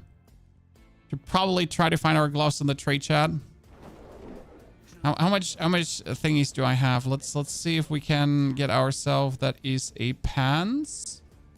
It has a greater affix on life, Chad. That's actually better than what I have there right now. So greater affix on life is technically better than the greater affix there. So we would have to take the pants. Have to temper it defense. It's a minimal difference, but here we're fighting for our life, chat. Okay, we're fighting for. Oh my lord. Okay, seriously, why do you hate me? Okay, good. I didn't want. Oh god, the lowest total armor percentage chance. Okay. Oh, hurricane duration. Also not good.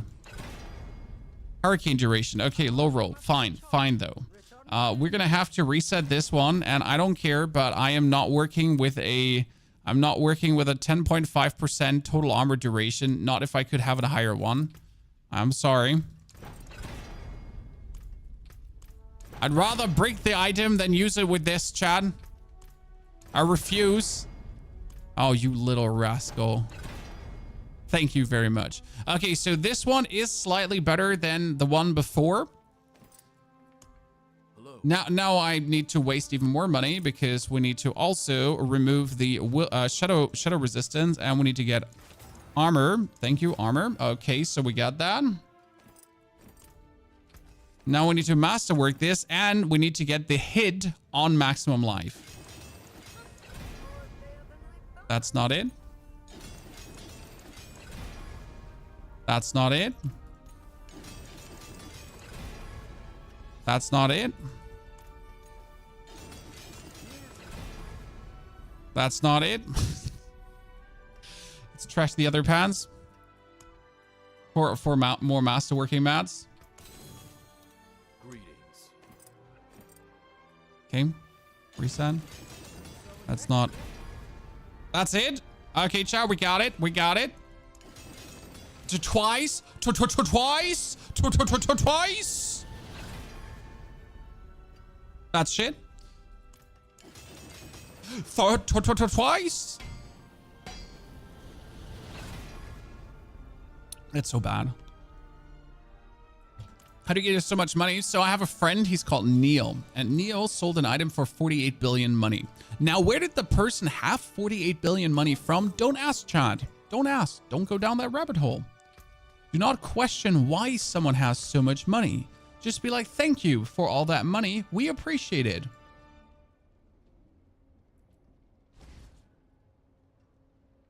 So kind of you.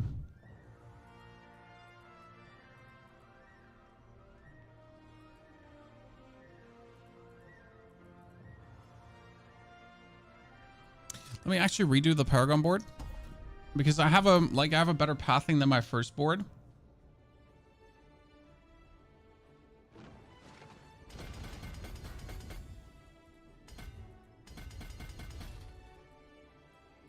We're trying to squeeze out the last 2% here, Chad. Might as well go all the way. Okay.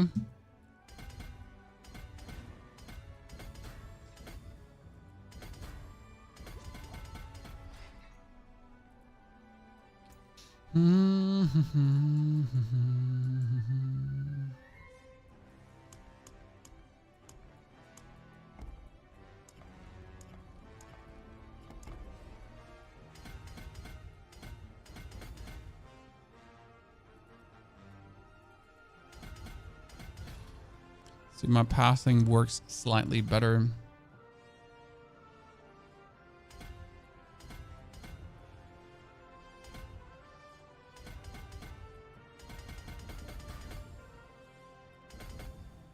Okay.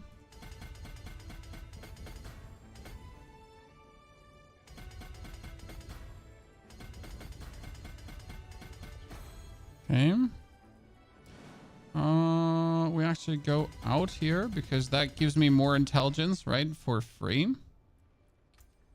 Okay, then we're going for the Earthen Devastation board.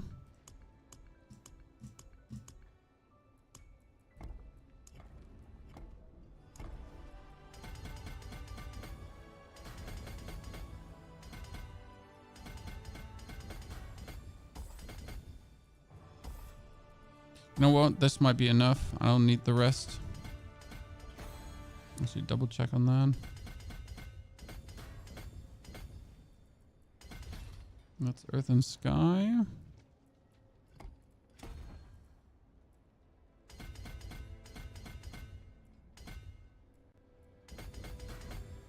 Yep.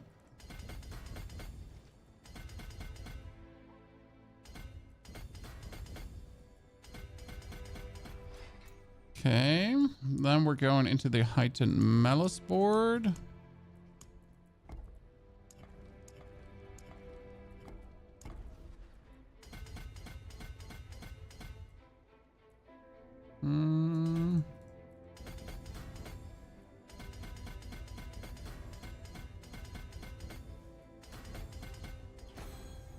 Okay, good. And we're gonna go for 1, 2, 3, 4, 5. That is the Spurglyph.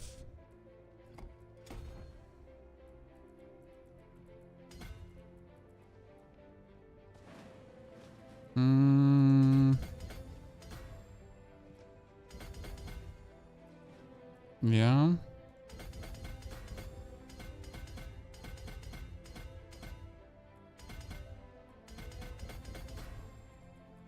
Might should be slight better point spending than before. You need all the points for this because it's just maximum dam. And then we're moving into the survival instincts. Let's see if I have enough points to pull this through.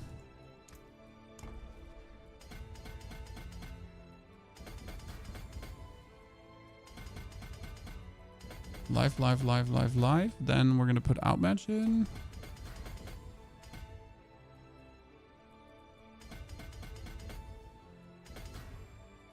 Okay. Damage reduction. We might not need it. Okay, I need 1, 2, 3, 4 more points. 1. 2,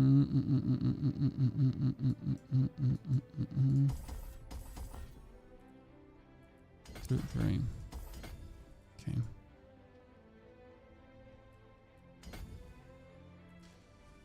So, a bit better spending of my things, like cutting out some things that are unnecessary, adding some more things that could work. With the last points, we're gonna get like the core damage and stuff like that. I mostly just wanted to have the overpower happening. Okay.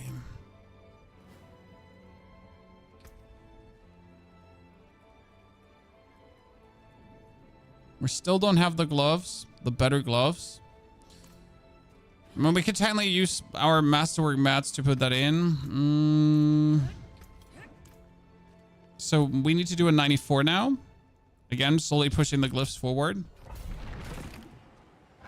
94. And this is like a slight increase in power because what you will notice now is we were at 77,000 life before. And if I go in now and use all my cooldowns, 79,000. I might have to change the trigger on that one, actually. It's not up long enough. It's because I'm... No, it's actually up long enough. It's because I'm swapping out of the form the whole time. Just asking myself what's actually causing that, like, swap up. It's because whenever I leave bear form.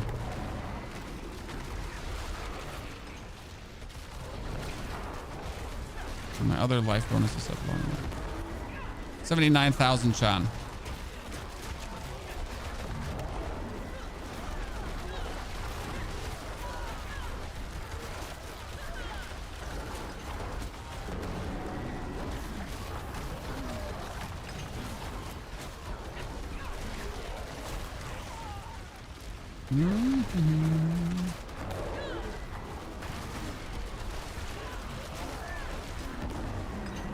Is this feeling good enough?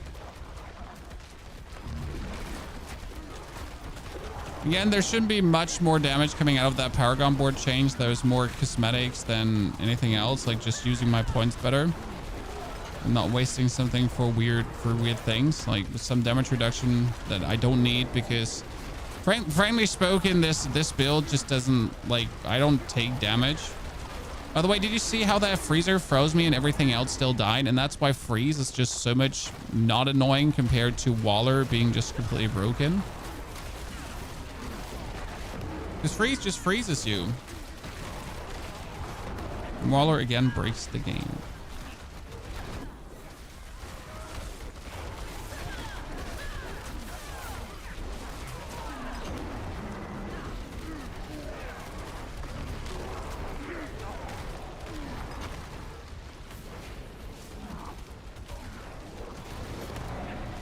Oh no, we gotta pull you all together down here. Come. We want you all here.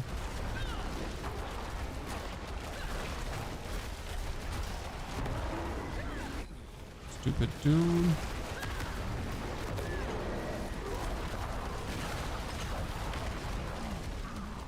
Still surprised how quick we're clearing these 94s and 92s and everything. What's the back of drops from Uber bosses? Just random stuff? What do you mean? Uber bosses have all drop tables? They drop certain items only? No, they don't drop all the uniques. They, like, each Uber boss drops certain uniques. It's actually about time that Blizzard brought out some updated tables to, like, they like when Uber bosses were new, they actually had like this very useful table that they posted, which boss actually drops wood. But since there have been so many changes, oh god, that's a Waller. That's a Waller, chat. I'm trying to interrupt him. He's gonna wall me. I'm gonna get a walled in a second. I didn't. So yeah, like they had this very cool table that was actually telling you what drops everywhere. And when someone was asking, you could always just link it to that. And these tables are somewhat still accurate, but since then, some of the drops have swapped around and other drops have been added. So I kind of feel like they should keep that up to date. It's like bad to not have like one official source up to date.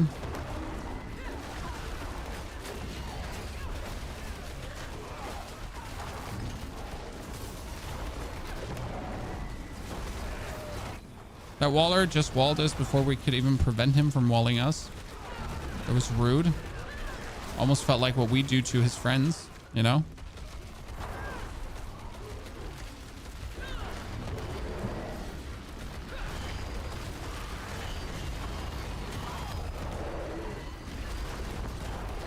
Fansites have accurate tables, yeah, but, you know, sometimes you would wish for the actual company to keep things up to date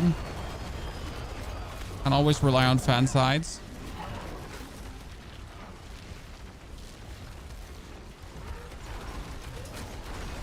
Okay, so like, bear with me, chat, but is there like a single opponent that's not a Waller in this dungeon? Because right now I'm just facing like one Waller after the other, so I'm just running. You know, that elite there, that big elite, that super elite, I was like, now we're not gonna fight him. Just run away from him. That's fine. And then, you know, we'll just.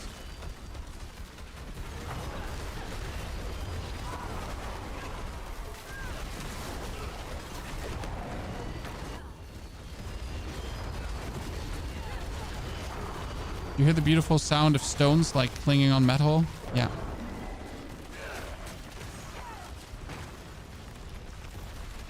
It's my boulders. Just being mean to the lads.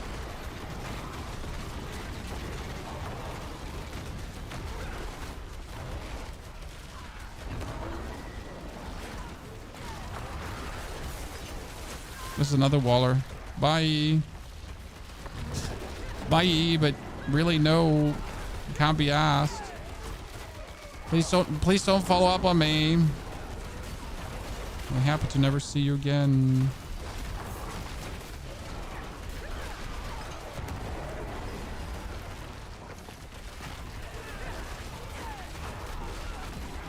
Okay, with this 94, we're gonna have everything up to 95, 85 on my glyphs.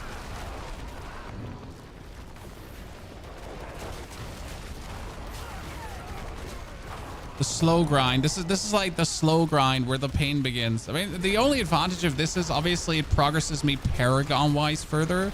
So every point you're getting is still giving you more Paragon points as well. So yay.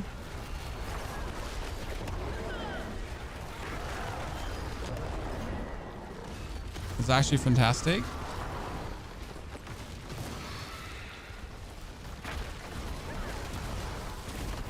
But I would really have that pair of gloves, ladies and gentlemen. Don't even have to be greater affix core skill gloves. Just a normal core skill affix with the maximum life. I don't want much, just that.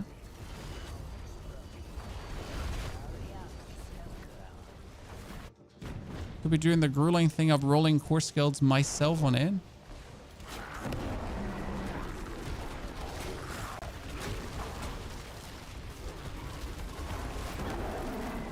I have master's grade.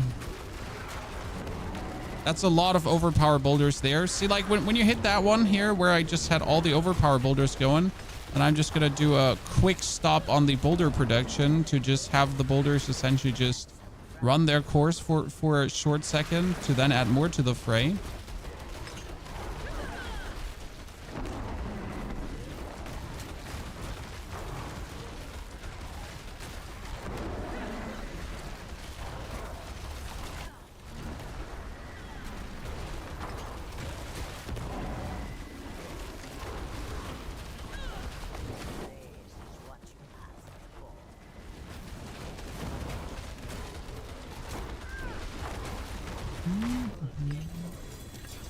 Pants, chest armor, no gloves. Okay, that is 83, 85, 83, 85. Yay. Should we do one more to 87 before we do the 100, chat? What do you think? What do you think?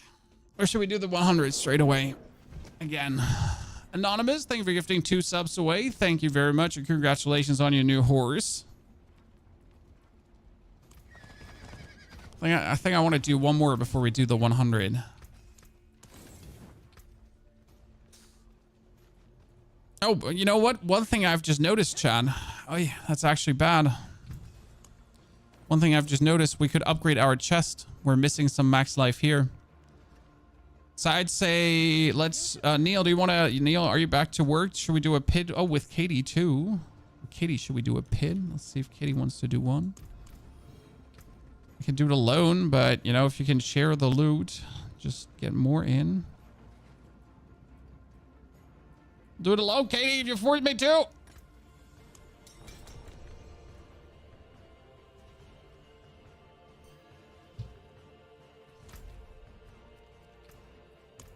Okay, ladies and gentlemen.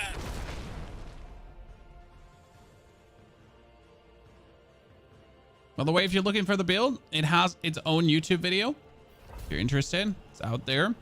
We'll probably have to redo the thumbnail on that YouTube video because the video itself is not doing so good. So that's going to be my evening today after essentially having set up everything. I need to make another good looking picture.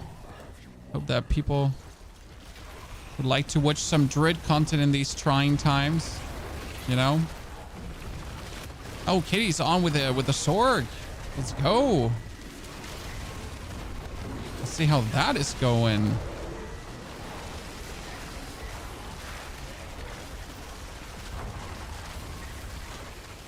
The sword Druid combo, chat. That we didn't know that we needed.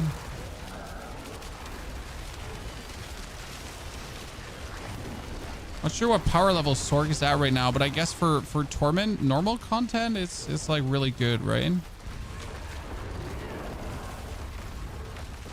Like Sorg should be popping.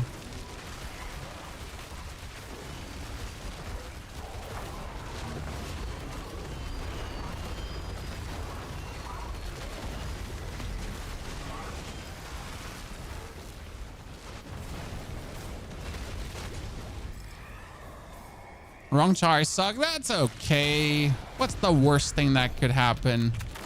Where can you see the highest pits done by class? The website is called helltides.com, and that's where people send in their pit runs. Now, there might be people that just haven't sent in their pit runs there, but most people that actually do care about pushing the pits have sent them in. So that is mostly the accurate leaderboards there. Accurate unofficial leaderboards.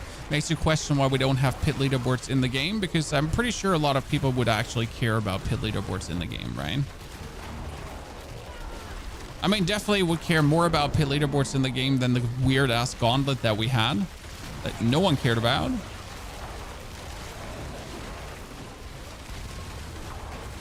Because you just knew you had these like I mean, in the leaderboard you had like all these Chinese players with like just perfectly rolled items. Does anyone remember? Private profile Chinese player. Oh no, what might he have?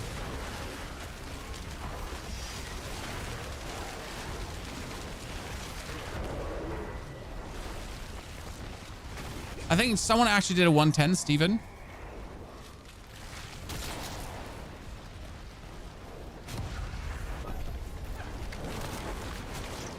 I mean, that private profile was the cheesiest thing in the world. Anyways, and not only private profiles, so there were these people that finished the run and then they swapped out an item. So if someone would actually look at their build, that they wouldn't see what they have. So they would literally keep their profile not private, but what they would do is they would like unequip an item or equip like an item that makes no sense, to then be like, you know, like I totally did it with this. Wink, wink. Oh, it was so dumb. I'm really happy they sunset that. In case you missed it, chat, it's sunset. The gauntlet doesn't exist anymore.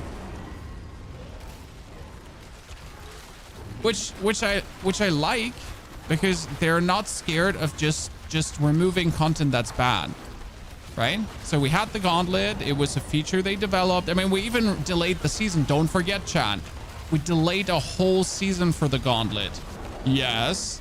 Yes, the big May season disaster of having to play. Which season was it that we had to play so long? Was it season 3?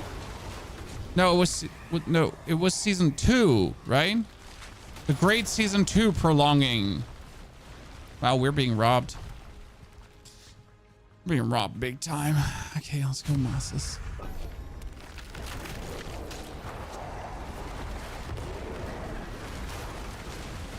Yeah, they removed the gauntlet because, well, frankly spoken, it's bad content.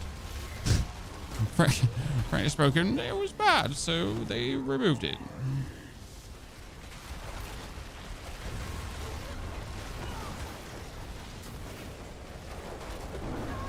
And they'll hopefully re-envision it or think about something better. I don't know. I mean, at least they had the numbers that probably no one was playing it anymore. So they might try to make something better now. One can hope.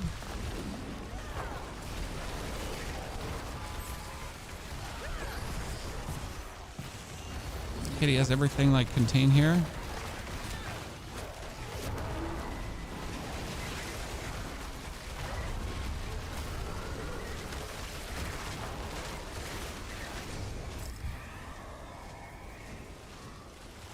Teaming masses for lords. Let's go, lords.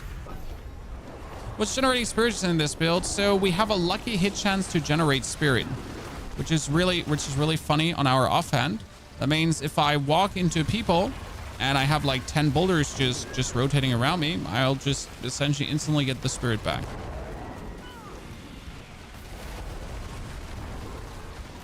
So that's the whole trick. It's actually something I've been using on almost every single build right now that I'm using. because they really buff the lucky hit chance to get spirit back, as they should, because it was useless before. And now so many techs are actually able to use that lucky hit chance, especially high lucky hit chance builds in general. So that has me actually very happy. I wish the masterwork on that lucky hit chance would actually improve the lucky hit chance instead of the amount of resource it restores. I feel like then the aspect would be even better. Maybe too good as well. So can't say, like, you know, can't say for real what we're looking here at.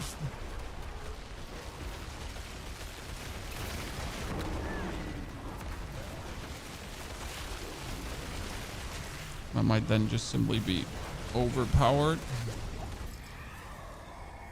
Okay, this was definitely not what we were hoping for, but let's go lords. 6L lords, chat. 6L lords can be good, especially with a guaranteed like lord ether spawn. So that one is actually nice, because now we kill the lords, and if we're lucky on the lords, then we might at least get a good run out of this. He just got spawned and he just died. Yeah, poor lords are just getting absolutely desecrated. Remember, we kill them so fast with our boulders. We don't like this. We don't like this. There's the next lord. Hello. Oh shit, I think I just let my boulders run out. I'm sorry, chat. I just let my boulders run out. I'm a failure. Doesn't happen often.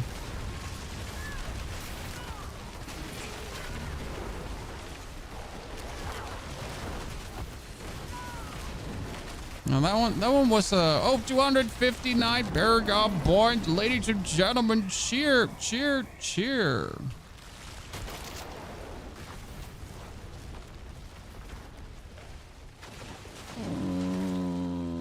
Is there an easy in for me to reach? No. Oh wow, finally summoned Hellborn. I think that's bad, but hey, we'll see.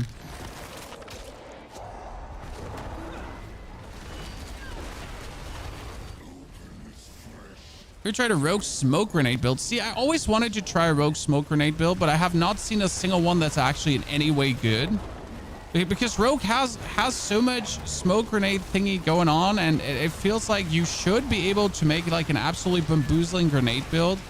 But I feel like grenades are like corpse explosion builds right now. They have a lot of things that could technically make them good, but when you put everything together, it just literally doesn't compute and go crazy, which is sad, because you want to, like, these are like literally cool builds that you would like to see go crazy, and it just turns out that they're one hell sadness though. That makes me sad. So you want these builds to be really cool and super rad. Yeah, this is one terrible Infernal Horde. But we really get like bad boons. That's a stinker.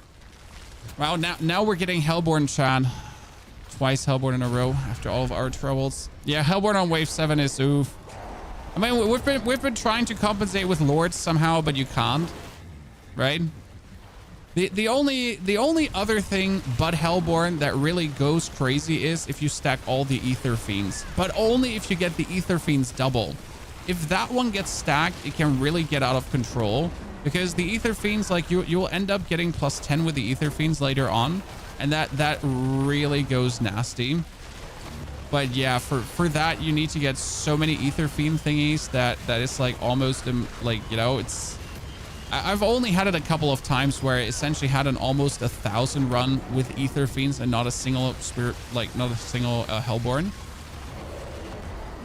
But it's exceedingly rare that it goes in that direction.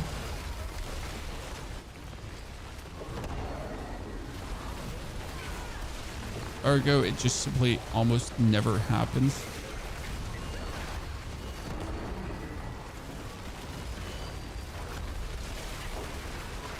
Well, at least a 300. I'll take it, Chan. I'll take it. Yeah, Ether Fiend ran to 1-3, but it can go so good. What are the best boons here? Like for this, you get a website, helltides.com again. They have the pit leaderboard, but they have the infernals too with the tier list. And the tier list is actually a good tier list. So this is not like a tier list that someone put together. It's like, oh, wow, you did this for clicks. No, they actually did it for clicks, but it's good. So they did it for clicks, but it's good.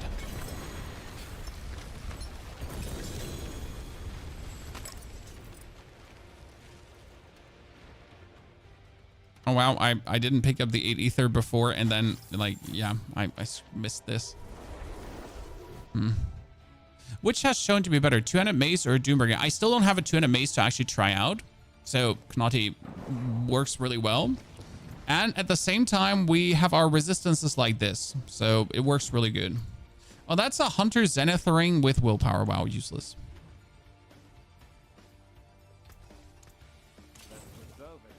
Useless. Okay, ladies and gentlemen, we got some. We need one more run. We need one more run for more life. Did we do Sorcerer this season? Katie, you want to do one more or Spiritborn? Or not? Or yes? Decide. I'm toilet. Be right back, guys. I need to pee.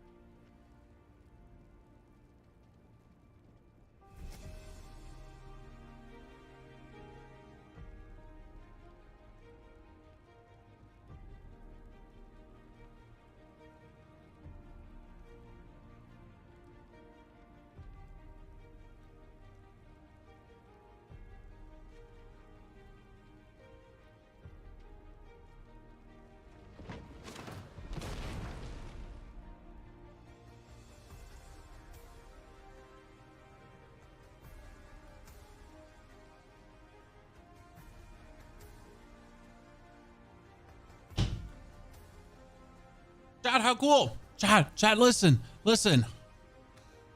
I got new in-ears from SteelSeries. So my sponsor, SteelSeries, by the way, Pony of 12 to save yourself 12% on any SteelSeries gear, just sent me new in-ears because they finally have their very own gaming in-ears. Oh, baby. Oh, baby. I mean, I've been using literally $15 in-ears from Amazon because I don't care about sound quality. I'm a terrible person. So I'm like, hey, what's the cheapest in-ear I can possibly buy? There you go. And now the Game Buds. Yeah, I got the Game Buds, Skipzor. It's like I can tell you tomorrow more because I'm literally going to use them today. Neil, I'll try to weasel out a pair for you too. Neil, I might have to send Neil something, guys. So Neil is a long-term supporter, and he's done so much for us. This is an Arctis Nova wireless, World of Warcraft edition. It's beautiful. I don't need it. I have it. I don't need it. Might have to send that to Neil because he's been doing so much for the channel. He's been a very good friend since he's here with us. We might actually need that. So that's my tiny gaming in-ears. Let's see, do they fit? Oh, they fit very good. Luckily, I have decent sized ears because my wife, I don't know. I don't know if your partner has this problem, Chad. My wife has tiny ears. Actually, not tiny ears. I don't know. Her ears are weird. Because, like, I don't know. Have you ever seen someone that can't wear in-ears? I don't understand it. It's like her insides are not working. Like it doesn't work.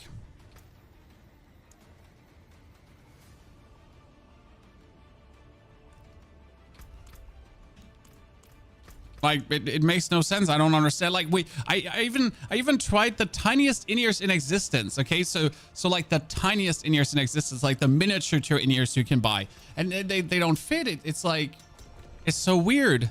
So thank you Gnizzle for confirming that. So I'm not weird. Lord Overflow, yes, we played Zero Severed a few years ago, so that one we did. But yeah, I'm actually really, I'm really happy. They sent me even this very cool box, Chad. Like I got this box. This is the box. This is the in-ears. Very cool. That comes as a pleasant surprise, you know? I really get happy about things sent to me, because I'm like, it's often like, you know, it's like nice to have, but I don't necessarily need it. You know what I mean? It's like, oh cool, another headset. But but it's like I actually have a really like shitty pair of in-ears right now, like a really shitty pair. But my wife actually complains because she tried to use them, and they're like, the sound of them is horrible, like it's atrocious, really. But I don't care, right? I just need in-ears that work. I'm not an audiophile, you know, like I'm just happy. Like obviously when I'm gaming, right, I have very good speakers from SteelSeries. I have my headset. Like when I'm gaming, I want something, but when I listen to a movie, I just need to hear them talk. And like I mostly watch, like when I clean the house, I watch anime. And if like I don't need to hear the Oni-chan in maximum sound quality. The Oni-chan can also be in very hollow metally sound, you know?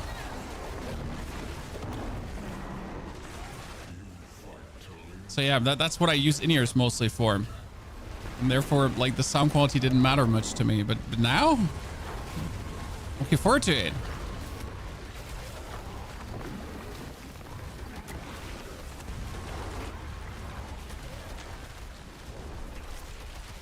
I'm a total hi-fi geek. Honestly, I respect people, but I just have no ear for this. Like, I guess it makes my life easier because I can just use these shitty products without freaking out, you know? Because, like, I have a friend too. Like, I have a friend who works in sound engineering. Like, he has very fancy headphones, and I'm pretty sure he couldn't just use any run-of-the-mill headphone because it would bother him. But I'm just like, you know, I'm not audiophile. I don't hear the difference. It's like I'm fine. You know, I can use the shittiest pair of headphones you would ever imagine. I'm like, yeah, this sounds great. This is perfect.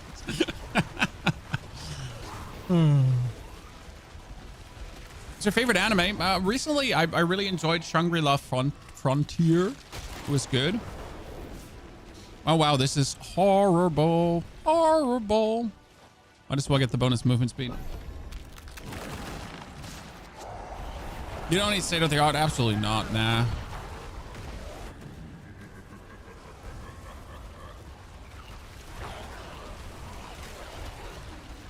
So, like, I'm too German for that, Lind. I'm sorry. Just give me cheap on discount. I'm gonna be happy. You know, I'm gonna have these cheap in-ears in my ears, and I'm just gonna know how cheap they were, and I'm gonna be happy about it. Like, no, I'm wearing quality. This is so good. It's like, no, these in-ears were so cheap. I feel so good because I know I didn't spend anything on them. I guess I'm just a very cheap person. What can I say? You keep Hurricane up all the time. Yes, if Hurricane is not up, then you're lost. So I have currently 2 Hurricane duration tempers. Technically, you only need 1 Hurricane duration temper. I have 2 for the simple reason that that I forget to press my Hurricane button, and I need at least like 5 seconds between my Hurricane running up and me having to press the button again. So yeah. Wow, we're being like, this is bad. Okay, like Soul Spires it is, boys. Neil, Katie, I know you don't want this. I know we don't want soul spires. That's like the last thing you want to see there, but there you go. We got soul spires now. They drain life. It's not good. We don't like, we really hate everything about it, but if they keep giving us soul spire shit, then might as well use our Spiritborns for something they're good at, because Spiritborn have the vortex skill, right, to pull everything in. So I guess soul spires and Spiritborn might actually work out. Just take like the another 2 times bonus next time, and then we're good about it. What's the best place to farm glyphs for a new char? Hell Tides and the Seething Realms. So you do the Realm Walkers because the Realm Walkers drop an increasingly high amount of glyphs. You might not want to trust me on that one, but I'll say trust me on that one because it's actually really good. You'll be surprised. You're like, wow, where are all these glyphs coming from? Like, I told you so. You're like, wow, that's amazing. And temper recipes, by the way. So every Realm Walker is at least 2 temper recipes, which is kind of good. Wow, we're being robbed. Okay, if this turns out to be somewhat like a 500 run or so, I'm gonna be amazed. Kneeling Kitty is saying that. This is next level not so good.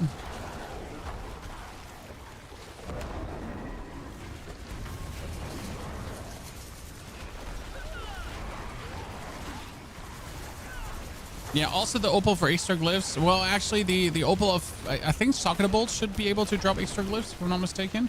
It's technically for runes, but I think it also should be dropping glyphs.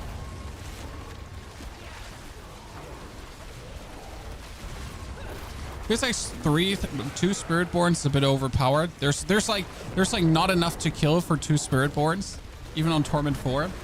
I mean, imagine with 4 Spiritborns, must feel like like everyone just sits in a corner of the base and that's it.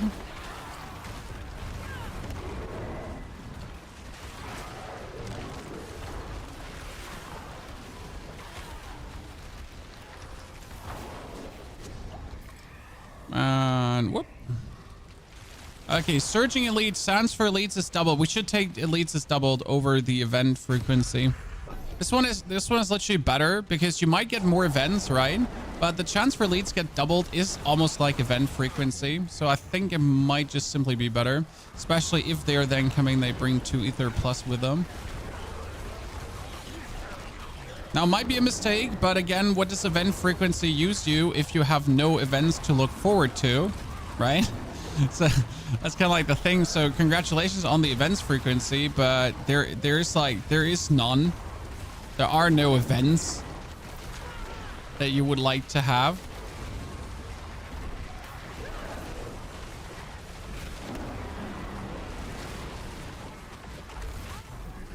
I also get my glyphs at every pit run. Yeah, so pit run is not 100% though. So that's a bit of a problem because you would think it's 100%, which it should be in my humble opinion. I mean, if you don't have every single glyph, then you should essentially do 15 pit runs and you have everything in glyph. I just don't see why not. Like this is one of the things where like I don't understand the decision of that because like a new character should be fast-tracked to at least have the basics to then be able to exist. Oh, Jesus Christ, we're mixing everything. Let's go teaming masses too. Okay, so we have a Soul Spire upgrade, guys. We have an Ether Fiend upgrade. We have a Ether Lords are coming out of Etheric Masses upgrade. Oy, oy, oy, oy, oy. I don't know what to say at this point.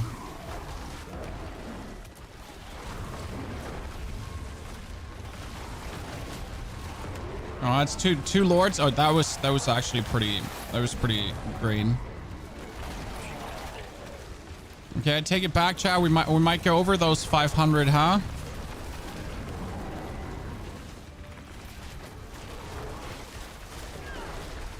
Actually, looking good at this point. Well, I assume like this is only looking good because we just have so many players playing. Like if you were doing this solo, it would turn out to be like a 10 wave 200 ether run. Imagine a 10 wave 200 ether run, chat. Just saying.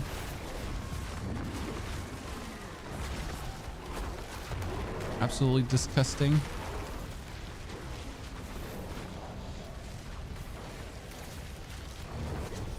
Okay, after this, we can finally push the pit so we can knock out the 100 today. Wow. Okay, 2 times ether. Let's go. On the spires, that would be 8 ether per spire. That's the worst thing you could possibly pick. I mean, this is only good if you manage to have the spires so pumped up that they would essentially provide you with like 16 ether plus per run. Then only then it somehow is considered decent. But even then, only if you're playing with others together, because the last thing that is allowed is that you're being stuck somewhere for that amount of time. Oh wow, we get 3 spires up at the same time. Fantastic.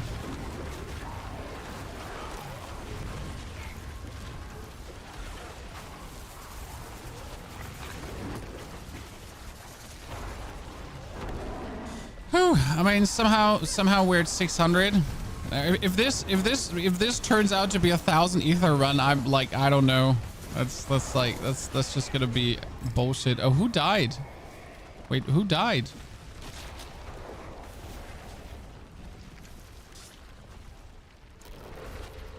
Okay, 50% event. Let's go.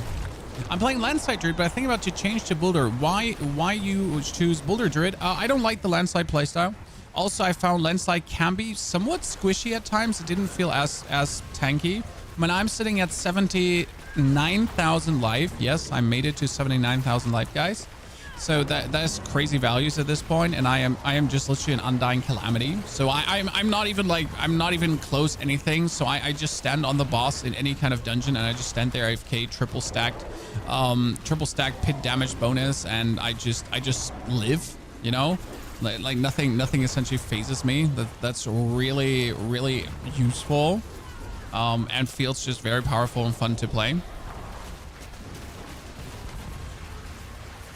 And in all honesty, what's cooler, putting Landslide on the ground or just having like ginormous boulders hover around you that are crushing your enemies into pieces? I mean, that was my decision based on like what's cooler. So this is cooler. So there we are.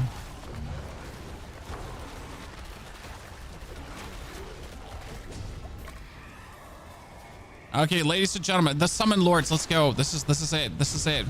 Double on the lords now. Okay, let's go for crazy events. Let's get like 10 lords, because 10 lords is 60 ether. I need a lords counter in the chat, ladies and gentlemen.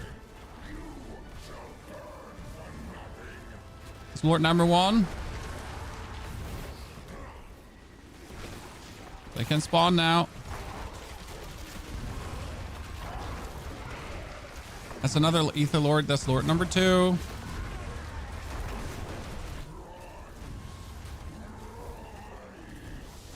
Number 3.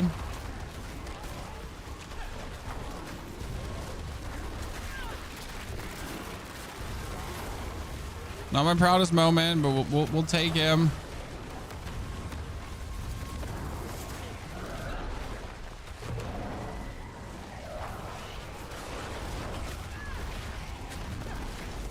It's like the oh shit, I forgot to keep my thingy up again. So like I consistently forget to keep my whirlwind up because I'm getting old. And the last lord. Yeah, you know what? It almost turned out to be 1,000 run. Come on now. 9 lords. 9 lords is good. Look at that. Almost 1,000er. For like all the shit we have just gotten there. Are you anticipating having the complete Paragon board for the build on the build guide? No, never.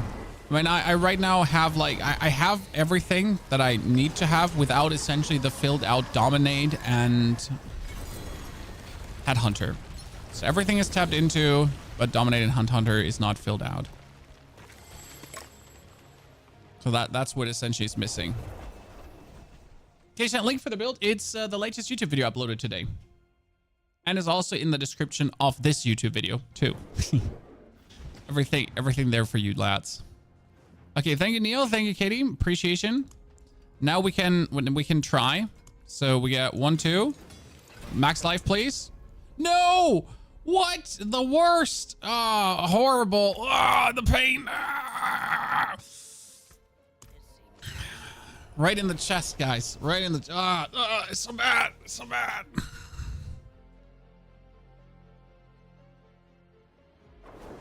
Reset? Nah. So we get them at 85. That means I need to do a 96. So we're going to do a 96 and then we're going to do the 100, okay? Anyone know why some guides recommend having more than 1,000 armor? That is if you watch a Spiritborn that is using the armor increases weapon damage aspect. So there's an aspect that essentially makes you more powerful and increases your weapon damage. So that's what you're going for.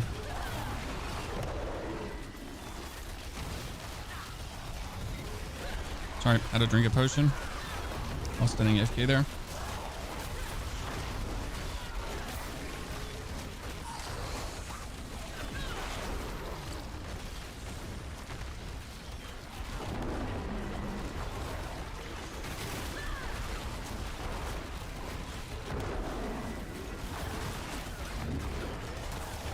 Okay, we're sitting at 80,000 life chat. We actually got it. We got it. That was an unofficial goal today to get to the 80,000.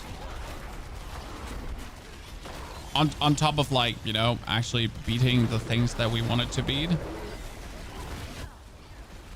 So I do believe in order to get past 100, I think 100 should be possible with the current equipment. But I think in order to get past 100, I might have to get the new gloves to finish the build. So right now we're essentially playing absolutely C tier gloves. Again, could still improve things with the master working, but that's probably the more mattering. And would have to upgrade my glyphs. Oh, do we need another Druid day tomorrow to really max this out, chat? To become the #1 Druid? Or are we just happy with, you know, the 100 clear?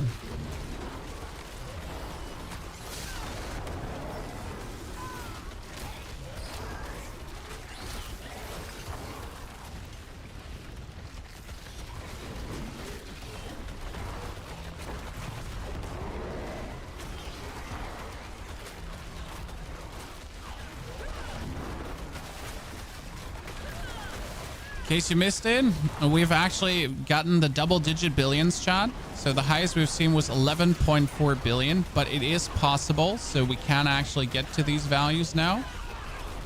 Kind of nice.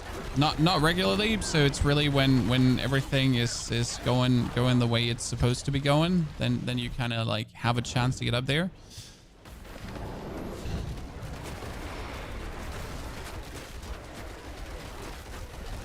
Which is nice to see, essentially, that it is you're saying there's a chance, essentially. Oh, they just got absolutely turned into minced beef.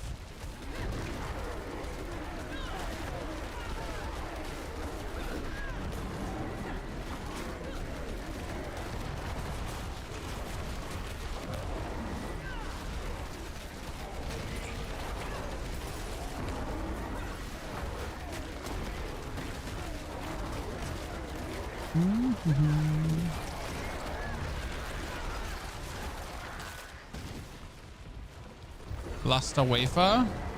Probably my favorite shrine to take on top of like lethal, because it's like you just exist. So there you go. You just add Blast Wave to what we're doing here.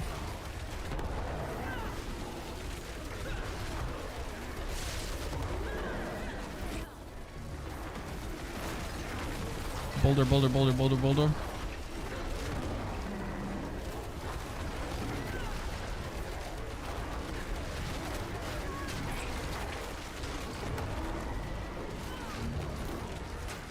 Surprise on the timing. I like it. You know, we're gonna just kill all of these too, and you too.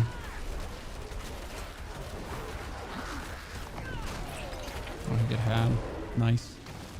So the best way to farm gold, is to get runes and then sell them in the trade. I'm sorry, it is the best and fastest way. You essentially just have to do like 2 Undercity runs, and if you're lucky, you're a billion richer.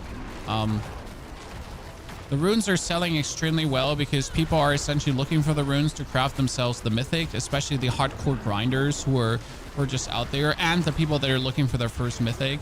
So you can just turn like a very neat profit like this. It is literally the fastest way. I mean, you could be spending 2 days doing nothing but Infernal Hordes and funneling all your money into the Infernal Hordes, and it would be not as efficient as doing 2 simple Undercity runs with a thingy of runes, with a tribute of runes, and then just selling them. Yeah. So I'm sorry, like I hate that that's my suggestion. I am really not happy with telling you this, but the reality is that that is just the unchallenged best way to make money right now. Before you ask where do you sell, I mostly go on Diablo.trade. I am not affiliated with that website. I don't own the website. I don't have any stakes in the website. 2024, I feel like the need to say that. It's just the website I use myself because it has it's the least scummy one. What does the least scummy one mean? Well, there's a lot of these trading websites who essentially always want you to spend real money, and on top of like selling items, they're also selling items then for real money as well. These websites exist too.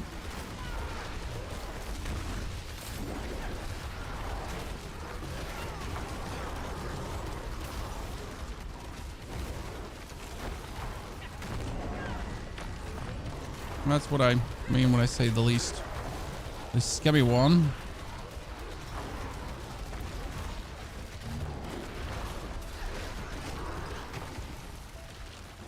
Thank you, Balo, for your 5 gifted. Appreciation. Congratulations on the horse and armor. Howdy, everyone. Hope you're doing great.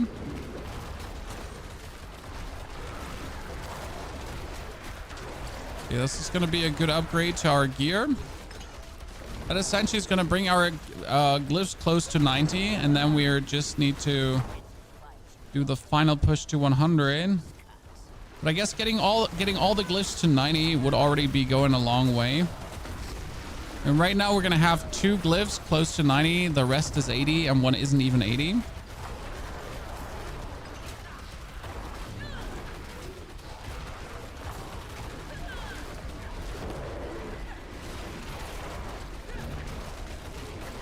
I know you don't have any lead you're looking up to. I'm still gonna kill. Oh shit! I forgot to keep my thingy up, chat.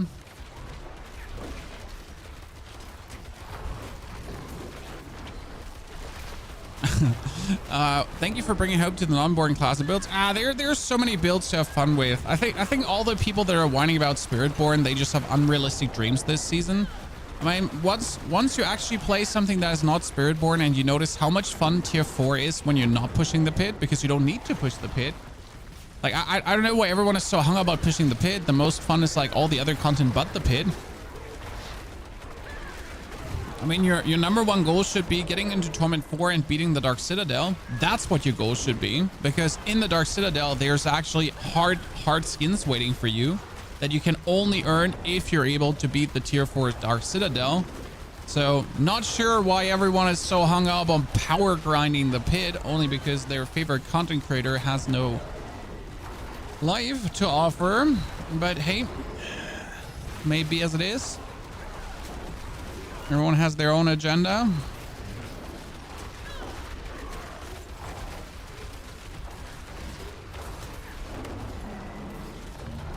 I thought mythic items are always max stats. So if you have a Shaco with 19.9 CDR, that's a bug. There's currently a bug that just rounds down things for no reason. So for example, Necromancer has a Paragon node that gives 69% overpower damage. Actually 70% overpower damage, but it's shown as 69 overpower damage right now. So don't worry, it's not you, it's the game. You're not doing anything wrong. You're doing everything as intended. You're just being screwed by the game.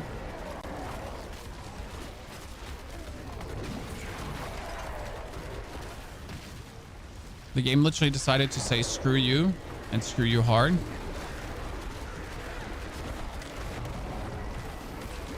I wonder if these here are going to be enough to open the gateway. No, they're not. Are these enough to open the gateway?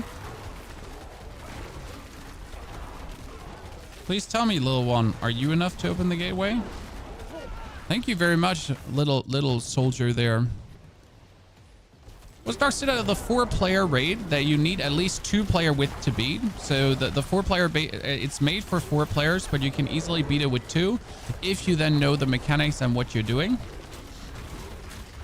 And that's where the problem comes in. If you don't know the mechanics and don't know what you're doing, you might like not be able to beat it with 4 players.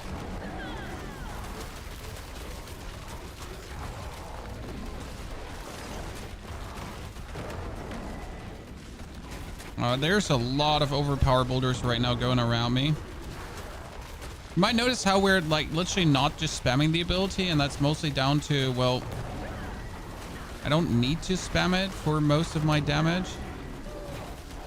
We're better off like keeping some boulders essentially alive.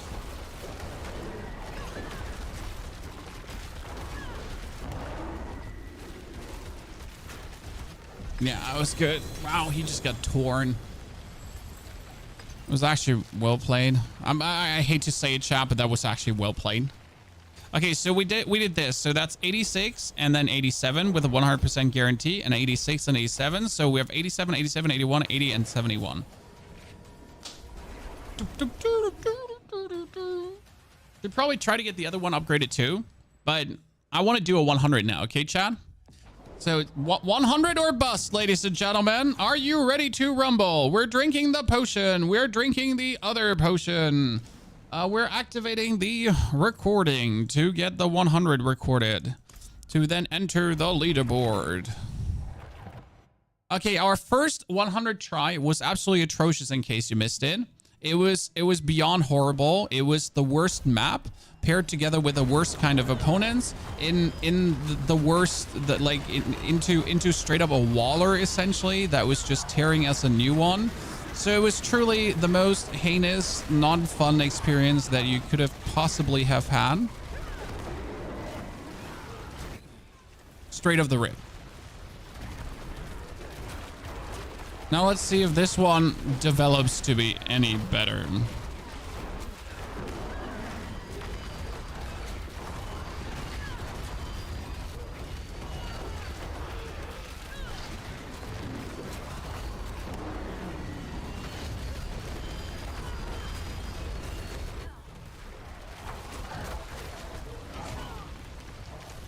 Yeah, it's a super elite that has nothing else to offer but being a super elite. It would be nice if you would all just walk with me for a second. Oh, that's a waller. That's a waller. That's a waller. Oh, let's do this.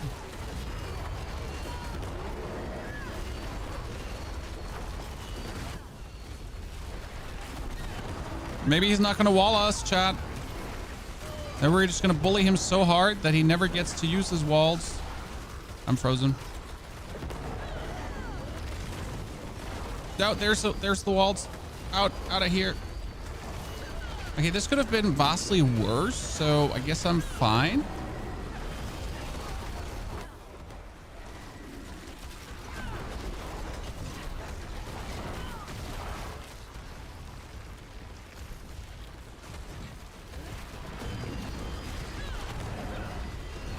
Well, that's the next super elite, who is conveniently a waller too. With conveniently, I mean run.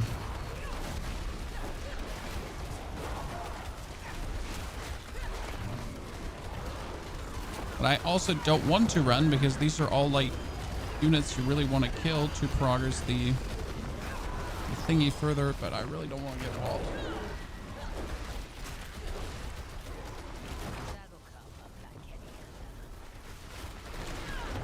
He's just following me. He's not stopping. Mr. Waller, please go away, sir. We don't want to mingle and jingle.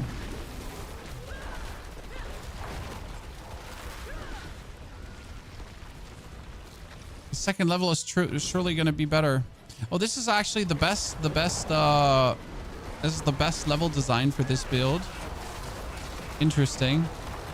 Because like this is like a corridor with very narrow walls, so like I'm just gonna hit everything There's like no world where I'm just not hitting every single opponent essentially in the vicinity. You know, the previous room is like, oh no, maybe I'm hitting them. Maybe they're like too far away. He's like, nah, I'm just gonna hit everything. Like you're stuck in here with me. I'm not stuck in here with you, kind of thingy. Yeah, this is like beyond amazing when you just hit that. Coincidentally, it's also the best map layout for the Spirit Wave build.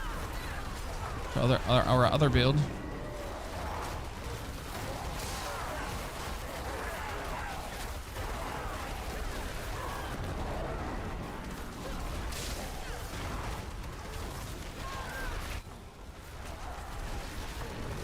Come on, hit him with the big boulder. 10.2 billion, ladies and gentlemen. That was a big boulder.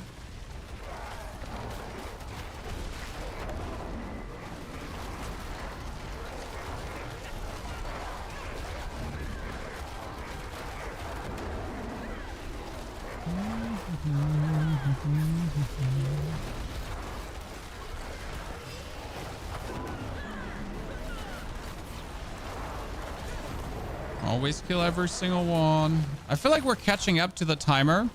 After the first room was just atrocious, we're actually catching up to the timer, ladies and gentlemen. Who would have guessed? I mean, I already gave this run actually a loss, so I was like, this is not going to work. That was just a horrendous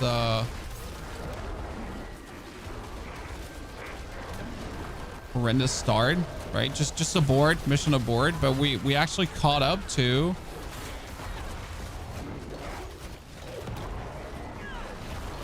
what just happened there.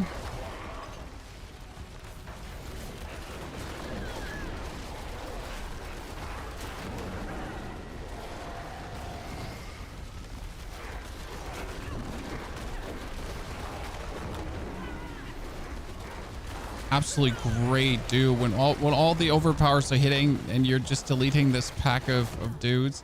Oh, a Waller. Okay, let's see it positive because he's locked in here with us. I got this. The overpowers are overpowering. More, harder, better, faster, donger. Yes. We did not get walled, chat. I repeat, we did not get walled. Still going? I'm in standard stream length, my friend. Actually, we're overtime right now. So we should timely end the stream right this very moment. But we're so close to like at least getting the first step of the goal done. And that would be clearing pit 100. And then we gotta like obviously push it further to go beyond that. Because pit 100 is merely top 4 Druid. Which is already nice. I mean, like considering the work I've put in and how many other people are essentially have done that. Does not feel bad, I'll tell you that.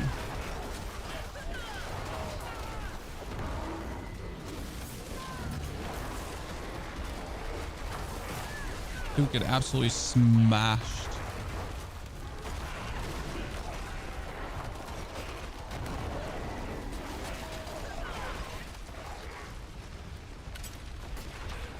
I'm still not sure if this is gonna work time-wise. What do you think, Chad? I feel like we're currently running into a dead end, and then we're gonna have to backtrack around and run through like half the dungeon again to get back where we were before, only to find like 3 opponents that we've been missing until now. Really the vibe I'm having.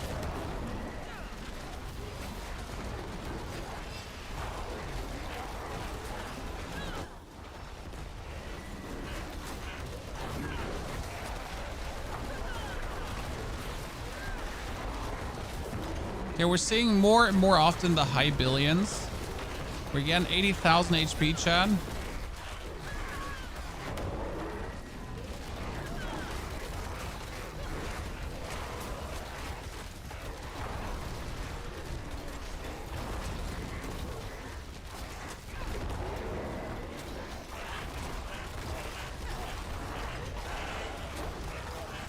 It's like spending time on that elite might be counterproductive.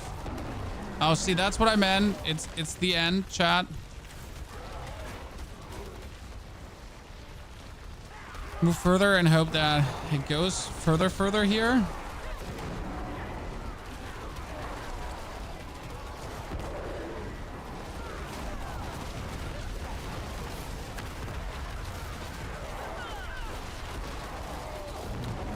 No. Okay, could you please trigger like a very good overpower here? Thank you very much. Dude, the dude has lived long enough. Oh, there was the 10 billion again, Chad. Just happened so randomly that I couldn't even tell you why suddenly one of these is just so much higher powered. I mean, it's essentially all the possible multipliers multiplying, all the possible overpowers overpowering, all the stars aligning, right? Probably it's when the Zenith hits the dolmen like perfectly on the 300% with a 60%, and then you probably got that going on. The only way how I could imagine that to actually then pull off. And then you also have the petrify going for the bonus.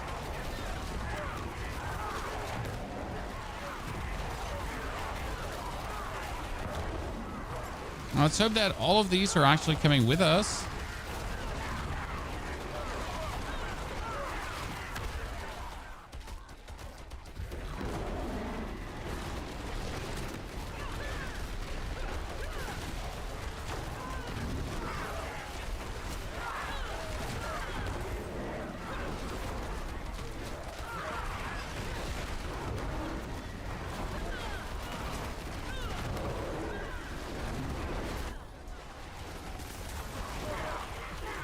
Come with us so we can get these elites with us too. You know, more elites the merrier. And get them all together, why wouldn't I? That's frozen. I don't like it.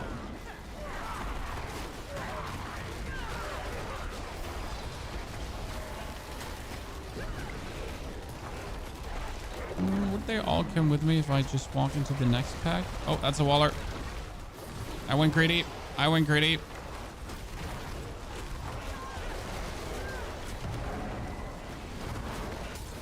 I'm sorry, chat. I made a mistake.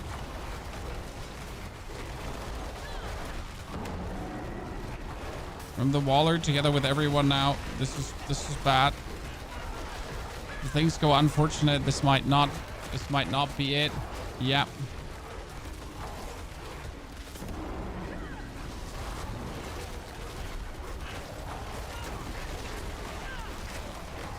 That was a very greedy decision.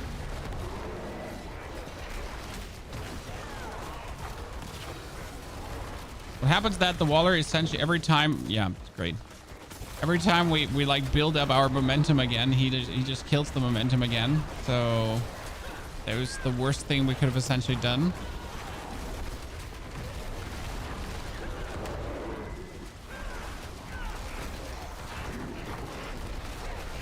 So essentially two guys who steal this build's momentum away.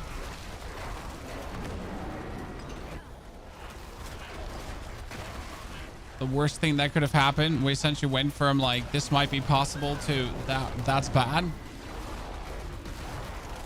Your bullets go through walls, but not theirs. Nope. Not theirs, my friend. So the first start of the dungeon really said not today, Satan, right? I mean, we already assumed that the first half would ruin this for the whole run, but it clearly did, ladies and gentlemen. There was no way were we going to pull that through. I mean, I was hoping it might have not been that bad, but it was that bad. Now, the interesting thing is if I get all of these killed, right, it should actually bring me straight away to the boss. So it is bugged like this, and it's actually really stupid. So there's this last dude left, right, and there's nothing. But since no one else is around, if you actually kill this one guy who's now here alone, which is taking a while, you take that guy.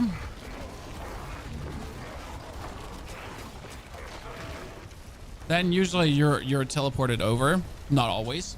Not always.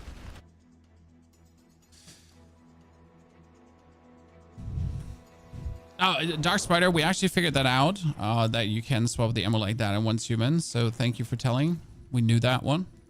Okay, let's hope that the second one, this is better now. We're not giving up on this. Pierre, good to see you there. Howdy. That was bad. And by the way, all of this just to clear 100. Yes, chat. All of this just to clear 100.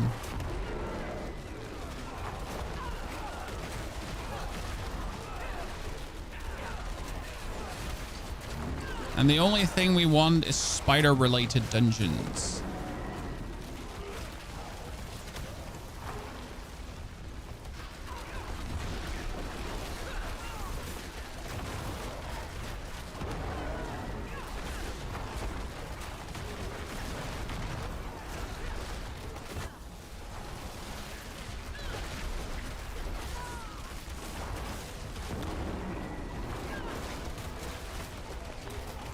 It's great that you're teleporting away. It would be better if you all just stuck together so I can just beat you up with my stones. Yep. Oh, great. This is even the dead end. So this is not where we have to actually go.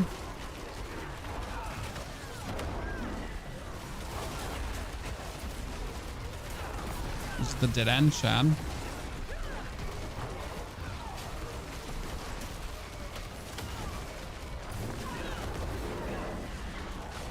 She's gonna die now. That's good.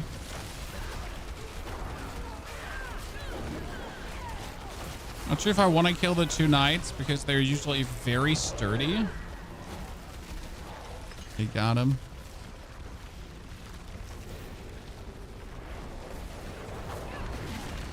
That's a waller. It's a waller.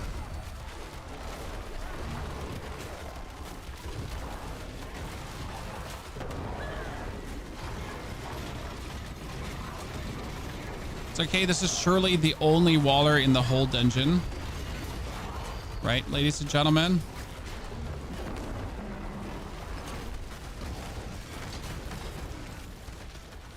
Surely this is going to be the only waller we have to contend with.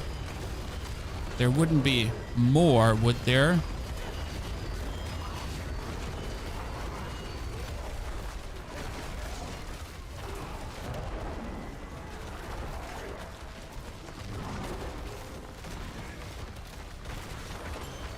See, this is like a lightning dude and just general rabble. A Frozen Orb Lightning Spear build. Well, not for season 6, so I haven't messed with Sork at all. I can't give you any intel there into any build. I'm very sorry. Sork was fun in season 5, but only because it was super OP. Right, so I enjoyed it as the absolute OP mania it was. And that was about it.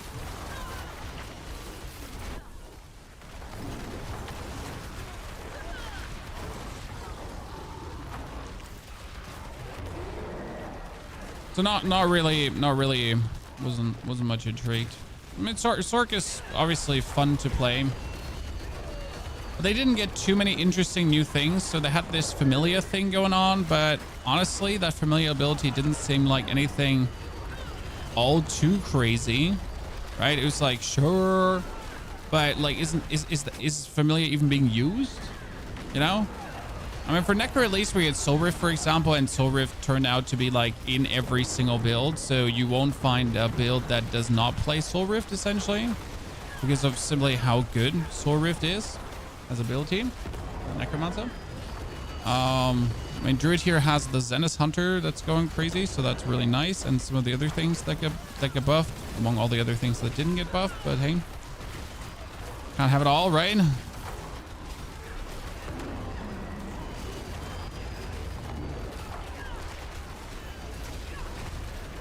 Can't have it all.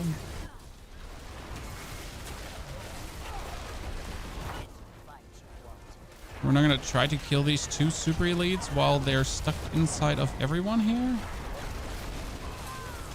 It seems like really a futile endeavor, I'm gonna say. And killing all the rabble around, like the high HP minions. Even though I never figured out if, like, I always assumed that these high HP minions, they would give like more they would give like more progression, but I actually never checked if they do really give more progression.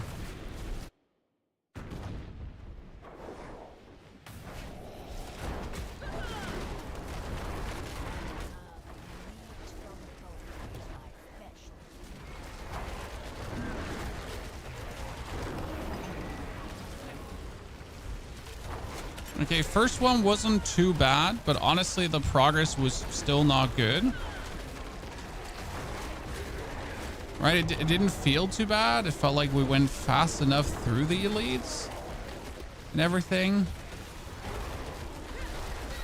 But turns out like our time is not moving, so I'd say this one is also a dud. We really get like a good start for the 100. I'm gonna be content with the 98, I guess, so far.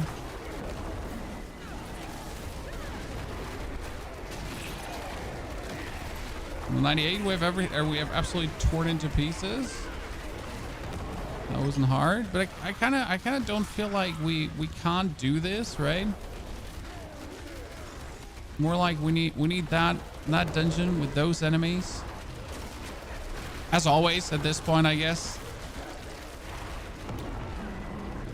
It's funny because we beat like 105 with a Necro, and I've tried to beat 105 with a Necro again, and I've actually like tried 2 times just to see, and it turns out that, like, you know, it seems like that one time I beat 105, I had a very good run, and now I just get like very unfortunate 105s.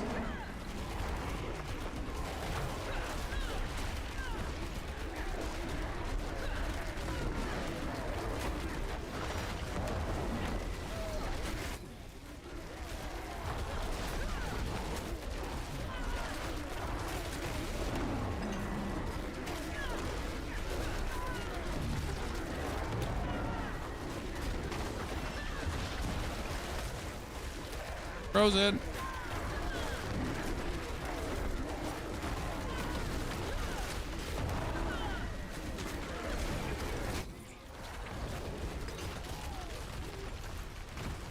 Surprised how quick the corpse dudes are actually dying, because usually they can be so annoying to take care of. Now, on the other hand, sometimes they just explode. Truly makes no sense.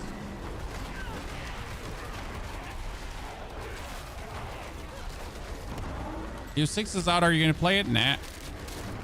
What gave me away all the times that I did not play Call of Duty in the past year and played everything but Call of Duty? I've been just waiting. Blackout 6 was the only thing that I've been waiting for, obviously. No, I mean, seriously. No. Are we not overpowering anymore? Everything okay?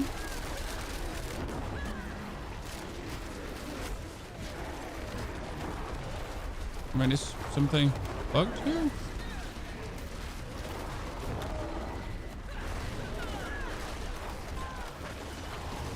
Because we're seem to not be getting any overpowers with our usual frequency. Is it the design of the map there? What was that now? That just had me genuinely confused. What was that?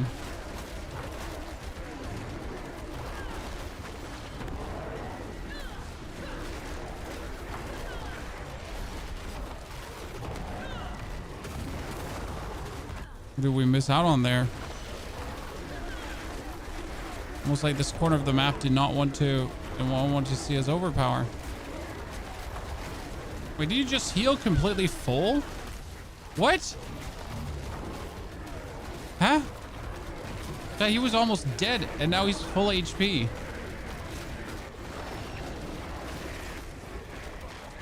Okay, that's semi-fortunate. I feel like here's a blind spot where they don't take damage. Huh?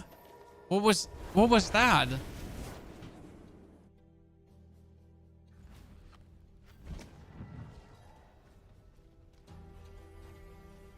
What's the ability that reduces the cooldown? The ability that reduces the cooldown is just your spirit boon.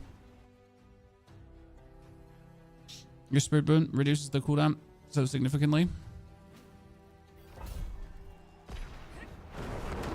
Okay, let me do that. One more. That was just so strange. I don't even have words for that.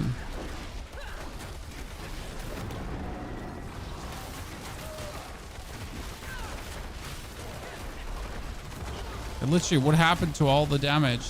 Oh, that's a triple wind wall. That's a triple wind wall.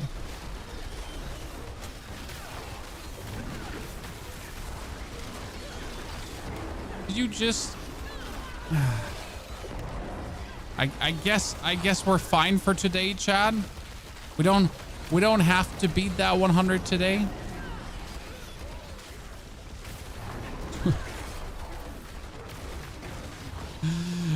No, let me out of here. I mean, seriously, a triple wind wall is like the most atrocious one on top. Just kill me at this point because I really don't want to fight you. Like, look what happens to the boulders. So the boulders are still there, but they're usually happening with like a great frequency around you. So even if I'm trying to like die,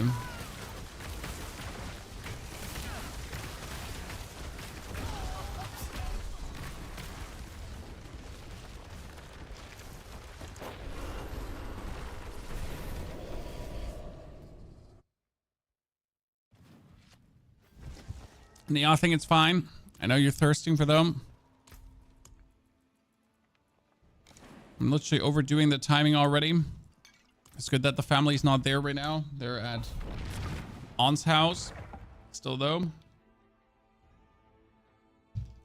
Druid needs improvement. I think Druid is really strong. In its own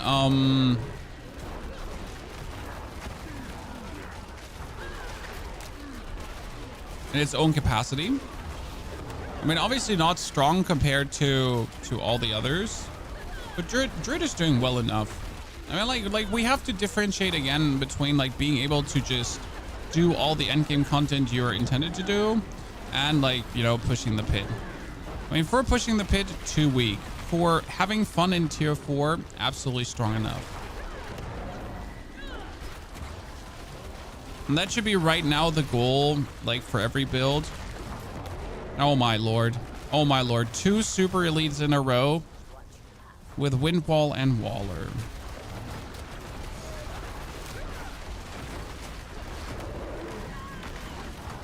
Well, well, well, chat. Look how the cookie crumbles.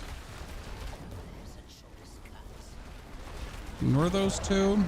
I mean, seriously, let's just really ignore those 2. That's not even a joke. Like they're like, if I try to beat them, I'm just gonna make myself unhappy. I'll get them down at some point. Oh my, like, yeah, okay, so no one is following me. Perfect. But so like, for example, these here, I can just exist in the middle and I can just destroy all of them without a single thing happening to me.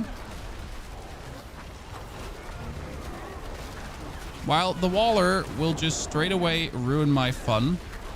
Why is he following me? Why does the Waller guy keep following me? Get away.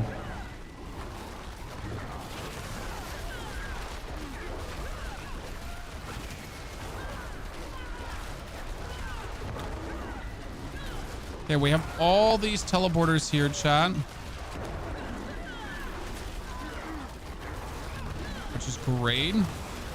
All these elites too. Everyone together.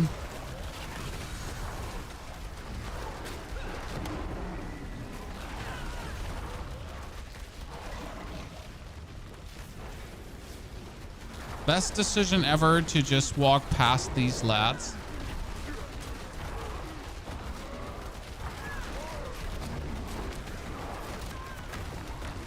Zero mistakes were made.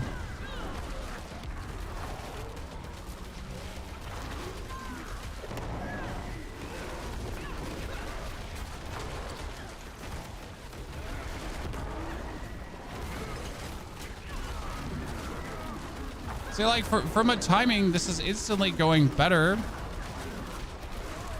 with this enemy type.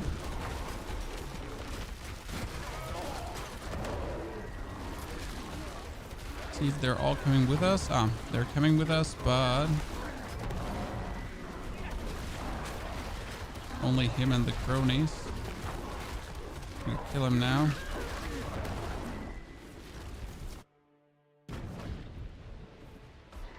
Oh, goat people. Goat people, goat people. Do we like that or do we not like that?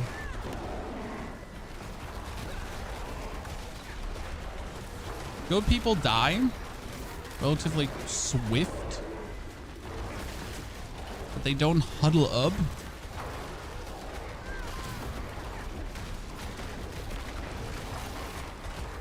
See, like that priest, he's like jumping around. Doesn't help that he's teleporter on top. Okay, goat people, and what the others? Ghouls. Goat people, ghouls, and vampires. I guess it could be worse.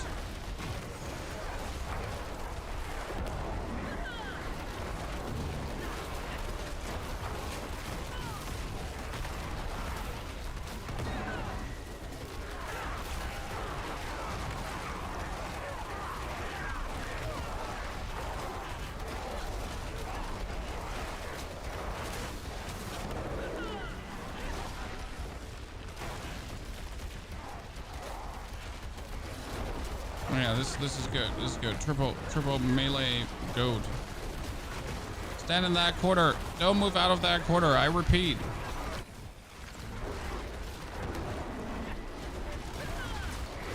Yeah, this is what you want to have. Everyone just in there. See, like that, he died so fast. This was fantastic. That's what we just wanted to see. Come on now. Perfection, ladies and gentlemen.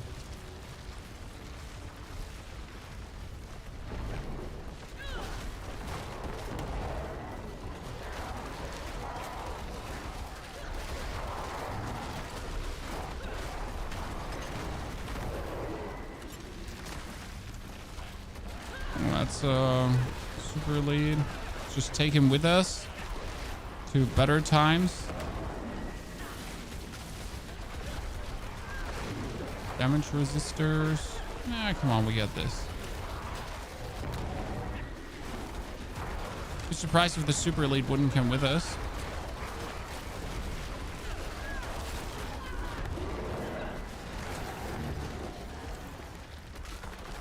I'm not sure if this is now looking better, worse, or equal to the run we've had before, where the first level was like absolutely atrocious times 10.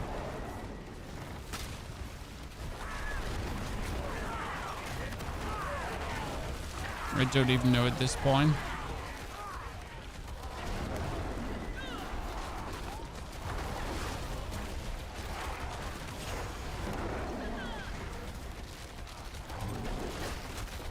Damage reducers, a wind wall, and a...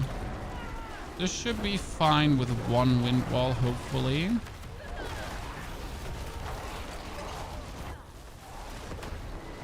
Couldn't do too much bad stuff to us, could it? Again, why is wind wall bad? Because wind wall just slow down stones, slow stones, no more pop, pop, pop, pop, pop, pop damage. So that's kind of like a stinker where you want to see like your damage just go like slam, slam, slam, slam, slam. But as soon as it touches the wind wall, the projectiles get like giga slowed. It's somewhat bad.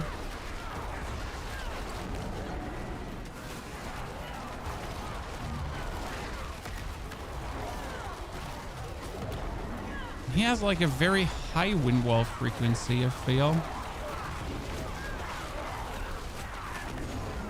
And this one is certainly slowing me more down than I ever anticipated. I mean, like, wind wall ain't so bad, is what I'm saying in my head, but honestly, I might be just wrong about that. It's very bad.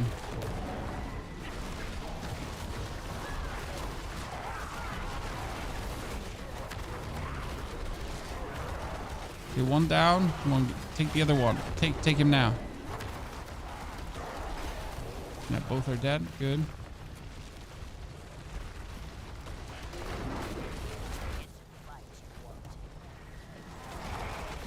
Felt like that slowed me more down than I had any right to.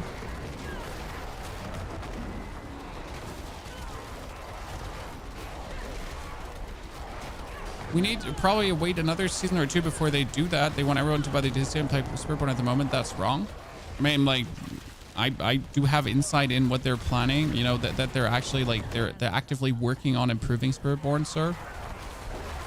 I know it's the favorite pet theory of everyone that like the class is intentionally OP, but it's literally like all the things that currently make the class OP will be easily adapted in a mid-season patch. If they then want to ruin it this season, they will definitely do it next season though, because Spiritborn, like the bugs cannot stay because they are bugs, you know? It's not that the Spiritborn is OP by design. It is just that it's bugged in case you missed that. You know, like this might be, you might have just let you miss this, but they're actual bugs. You know, so some things is just overscaling as it shouldn't be, and so on. Not like, you know, we're like, hey, let's make these mechanics bugged by design.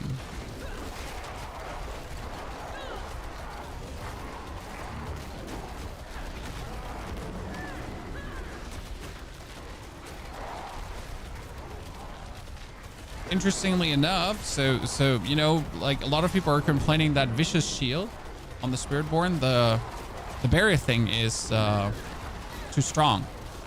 Well, it used to be 4 times as strong. What? Yeah. Early playtests had the Vicious Shield that is right now a problem actually at 4 times the strength that it is right now. So, interestingly enough, to the theory of intentionally broken, you know, it was already nerfed because, you know, it was already in design stage too powerful. Turned out that the Vicious Shield kind of trivialized a lot of things to the point where, you know, it was heavily broken. Turns out it is still that way.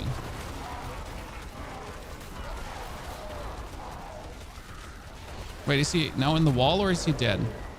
I don't know that. Did the dude just go into the wall or did he die? Both things are possible.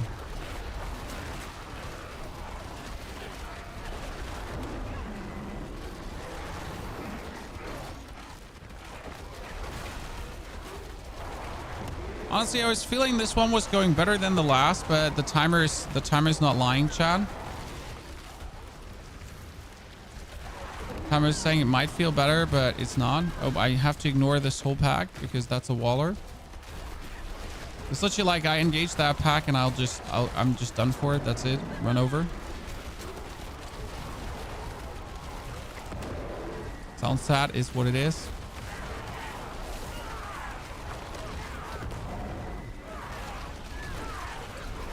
The dude would literally just ruin it.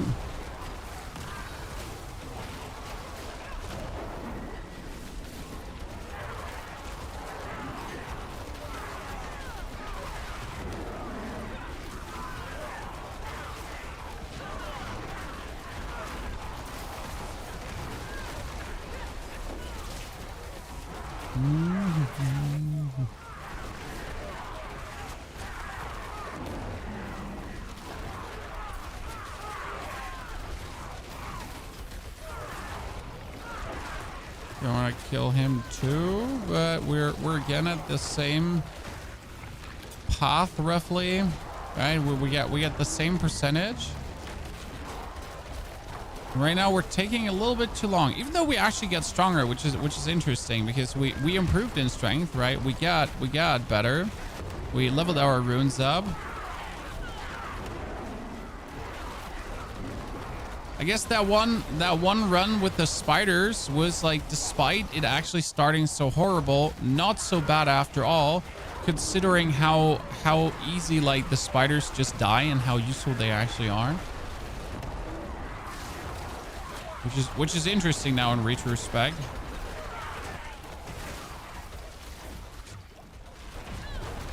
spiders were certainly something.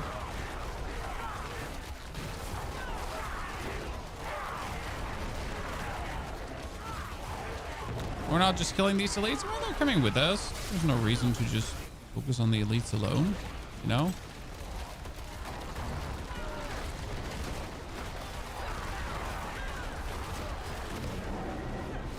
Oh, it's a waller grade. We're gonna have a minute left.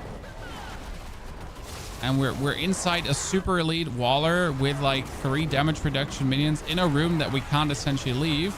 But we have to now kill the last minions to essentially get into the boss room, while we gotta look out that we don't get hit by the waller, because the waller is instantly going to deny us any damage dealt. So yay.